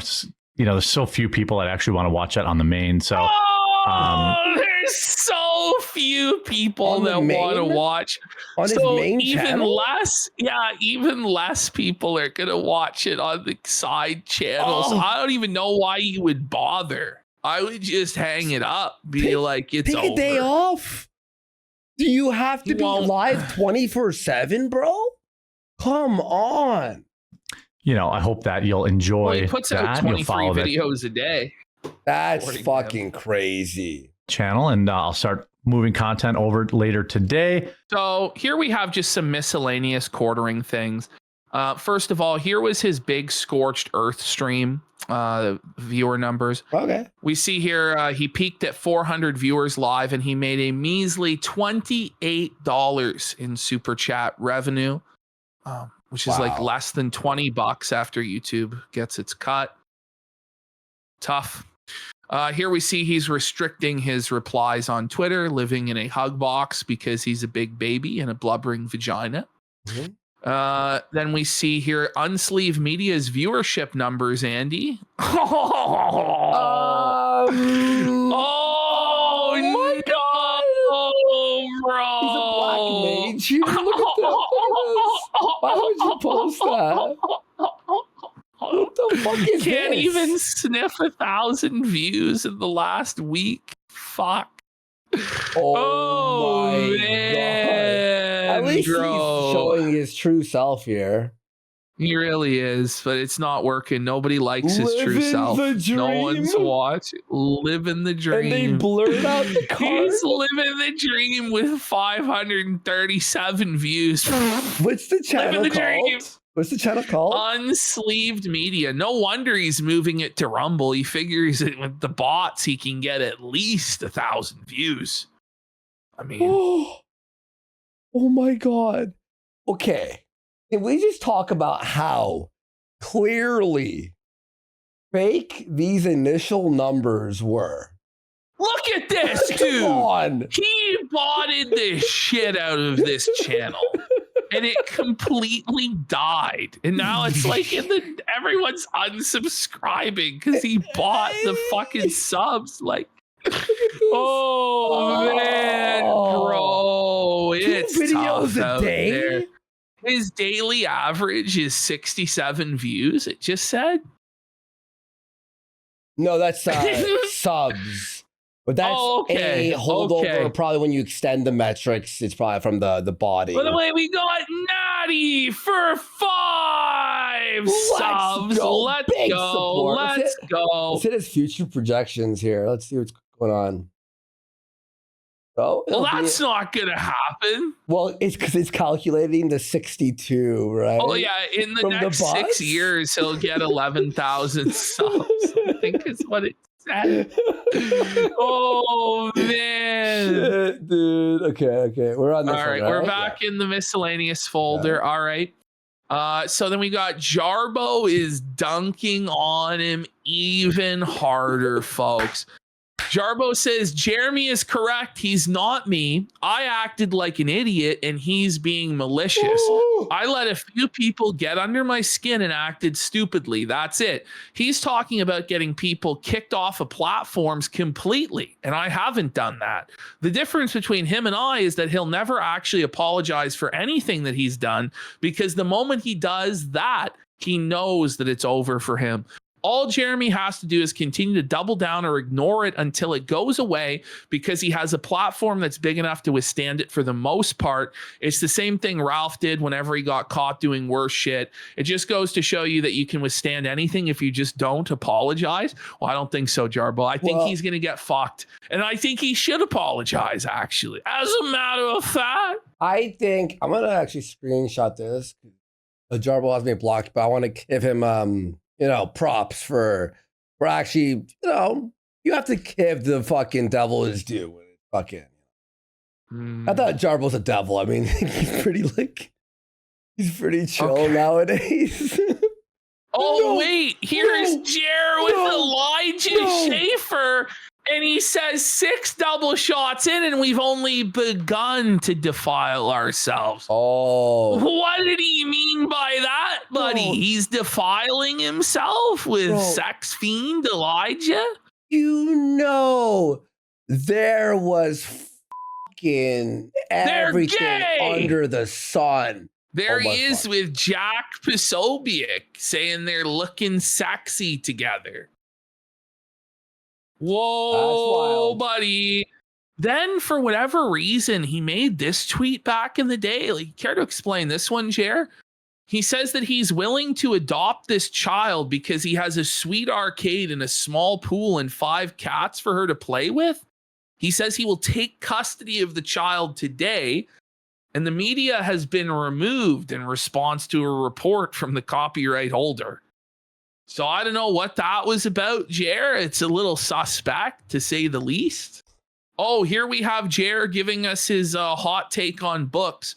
So here he is talking to Luther, who wrote a book about lolcows. And Luther has been this week, kind of grilling Jer, saying I think he's in like stage 6 of the 8 stages of becoming a lolcow. So like he's a serious case at this point. He's like a terminal lolcow at this point. There's really no coming back at a certain point here. Hey, Luther, this is Jeremy from The Quartering. I heard that you recently self-published a book. That's actually really awesome. Publishing a book is something that I've always wanted to do, but the book, yeah. I have failed miserably at, mostly because I can't write or think well or organize my thoughts. But I know you worked really hard on it. He can't read. He can't think well. He can't organize his thoughts. People are asking why he's so out of breath. It's because he's fat. And he's on drugs and he's drunk. And I'd love to know more about it if you guys email me at thequartering@gmail.com. Maybe I can give it a shout out or something like that. But really, really happy for you. Your friend Leland got this for you. So shout out to you, Luther. Congrats on publishing your book. I hope you have a really good Christmas time. Maybe and, if New Year's you read Eve, it, New you Year's could safe have holiday, avoided all and this, an Jer. awesome 2026. Okay. Wasn't the book No, the book was This is a lolcow book, and he was one of the subjects. Let's save this. Let's go to the next one. Yeah, he was one of the subjects of the lolcow book. Yeah. So this is interesting. This is so Jeremy Hambley, remember, he said he was spending $5,000 a day on ads for coffee brand coffee. This is I genuinely believe this is apparently one of the ads that he was paying $5,000 a day to push. This is a real thing that Jared did. What? This is a coffee brand coffee ad that he commissioned this fellow to do. Stop it. What's going on, everyone? Jeremy here from Quartering. Hey, boy, we got one here for you now. Another tweet from Elon Musk. So let's get right. Jeremy? Grandpa Jeb? Where you at, boy? I'm making the videos. Jeremy, boy? We just got in 100 more orders. And we're going to need you up on the roaster. Boy, I tell you, people are going crazy for this stuff. We just This got is another like 1,005 Melvin, brother of the Joker. Like this is some brutal cringe, bro. Is this real? I think this is real. I'm not even kidding. I'm pretty sure this is actually an ad that this guy fucking did. Are you fucking kidding me? Oh, man. Well, I know. We got thousands and thousands of 5-star reviews. Well, I hate Oh my god! There's thousands and thousands of 5-star reviews. Stop the cap. Oh my There's god! No way he paid anyone this. This was a $5,000 ad, bro. Oh. But we's gonna need you up top to help again. And I tell you, boy, I sometimes wonder why you're doing all of this. Making the videos all day, working the roasters and grinders all night. It seems crazy. Is he not moving his mouth? The idea that he's actually working on the roaster and grinder all fucking day, like there is no factory. There's no factory, bro. Working so hard, boy. Well, let me tell you why, Grandpa Jeb. Is this real?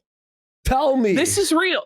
No, this is real, dude. This was losing my uncovered mind. by Kiwi Farms user Reardon Steele. And he's saying that this is an authentic, genuine Quartering ad. Like, thing is, if this is like an A-log parody, I don't think it would be like this. at all. I'm losing my mind. I feel like I'm hallucinating. No, it's not. We're not doing the cuckold shuffle. Oh my god, dude, this is the craziest video. No, we're doing the cuckold shuffle. No. Oh my god. Oh my god, I can't. I don't know what to believe right now, actually. Look at this guy right here in chat. Luke in chat says, I'm blazed out of my skull right now and I'm losing my mind over this. Oh my Sorry, God. Luke.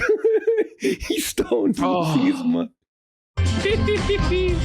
One of those, remember the fucking, those late cartoons on Teletoon? What was it called? The Adult Swim? Yeah. Adult Swim? Adult Swim or Detour, it was called Detour, here. yeah. Tell you what, All right. Jeb. Yeah, that's what. It's Tim and Eric, you know?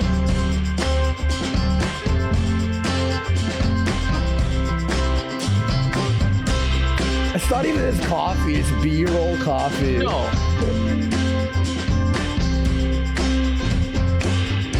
Ever since I was a young boy. What the hell is happening?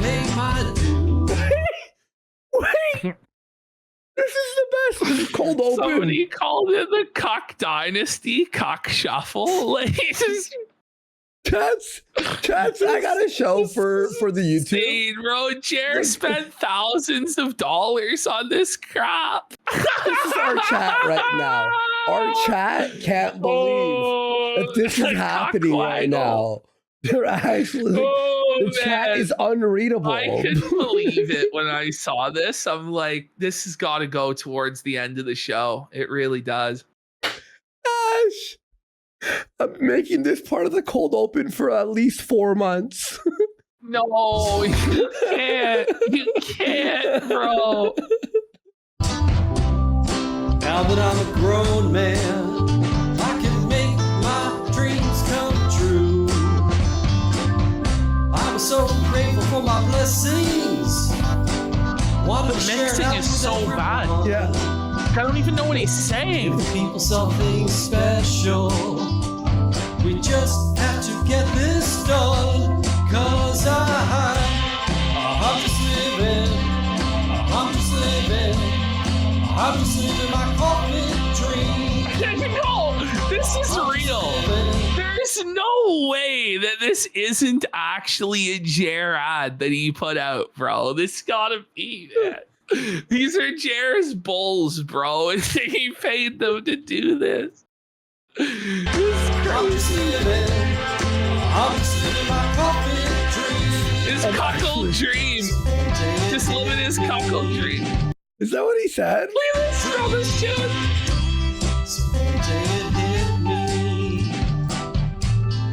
Fresh rolls to order. They're mumbling just like Jer. Packages of sunshine. Send love to you from me. We can do this. We have to do it. Put more joy into this world. Everyone here who hates the It AI just slop keeps intro going. needs It to just apologize. keeps going. Listen, this is like he made this on Fiverr, bro. He paid some guy on Fiverr, and he's pretending like it was $5,000. The thing is, with the way that Jer wastes money, I wouldn't be surprised if he spent 5 G's on this, dude. Like, I really wouldn't. For every boy and every girl, because I'm just living. I'm just living. I'm just living a corporate dream. It sounds like cuckold dream, you know? Like, It does. oh, we got Bohea Pants for 10 subs. Listen, guys, 20 subs to skip. 20 subs to skip, or we're going to listen to the whole fucking thing. Yeah, 20 subs to skip. Yeah. 20 subs to skip, guys. So much left. There is. So we can always restart it. You know what? 100 subs to put it on 0.5. Yeah.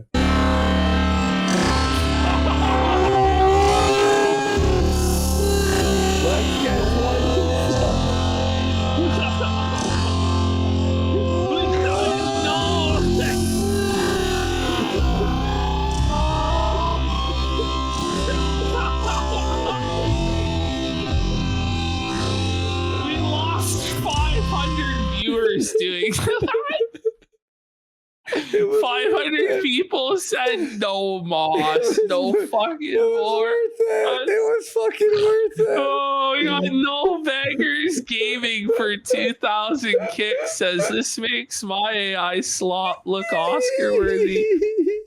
Oh my god.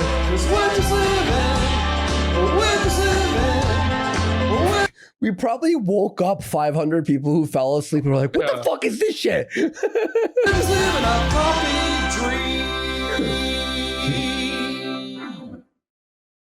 I don't think that's a troll video. Well, that sounds good, boy.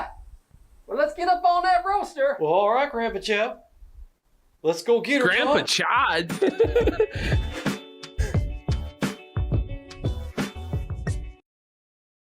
I think that's an actual authentic coffee. It was That real. was real. It was real.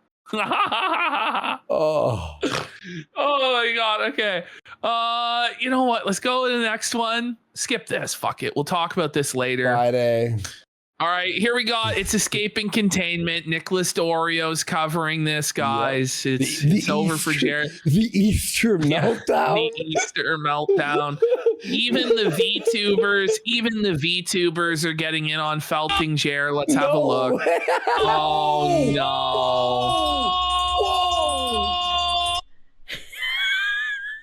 no. Stop. This is fucking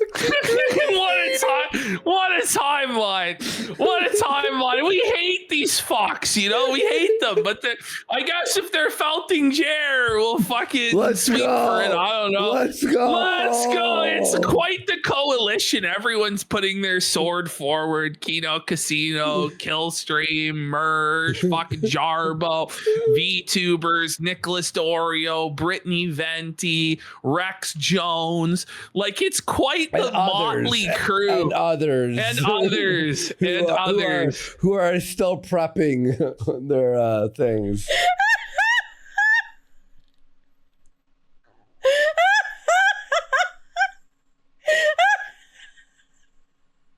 It is That's funny. an authentic, hard gut laugh. You know what I mean? I had a similar reaction. The glasses are like hovering over my fucking eyes that are just bulging out of my head.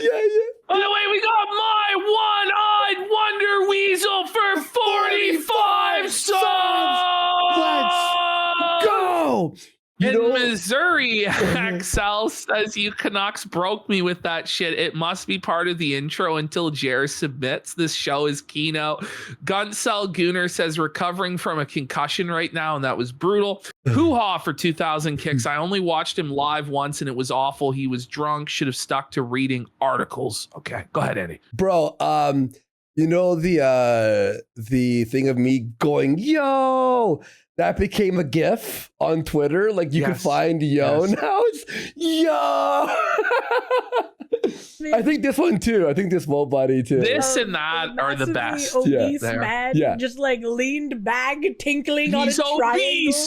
It's fucking hilarious. Oh god, I love that. Holy. Suffer bitch. Okay, so we've saved the worst for last. Jeremy Hambley has an ASMR channel like Review Tech. And here he is showing off some of his ASMR skills. Remember, guys, 50 subs to make it stop and go to Phil. Okay. Our friends, Devin Tracy, Sticks. By the way, you know this? You know Flake's going to wake up in a few hours because it's the morning in Ireland. And he's going to look at this show and go, another 6 hours? You fucking bastards. Sargon of Akkad. Bearing. I'm about to deliver you some high quality Twitch content. One-eyed Wonder Weasel for 45 subs. We hit it, He's right? 5 away. No, he's 5 away. 5 away. Thank we you. need another 5 to make it stop. Now, remember, if we get 100 bomb, we will listen to it on 0.5 speed. That's so fucking good. That's not going to happen, surely. Let's quickly Let's quickly play this. Thank you, my one-eyed Wonder Weasel has gifted 5 subs, so we don't actually have to listen unless we get 100 bomb, in which case we then will watch it. Oh, and here is the final felt for old Jer. Gabe Hoffman has now officially changed his profile. There is banner picture on Twitter to be the Jubal buddy. Old Gabe Hoffman's the Jubal cucking Jer. Ring it up, Jew dub. And we got Merida Bum Thumber for 5 subs. I'm going to take a break here, go to the washroom. We're going to come back. We're going to reset guys. We'll be back with Dark Side Phil. And we'll run that for a bit, his birthday and all that stuff, Asmongold and all that. So...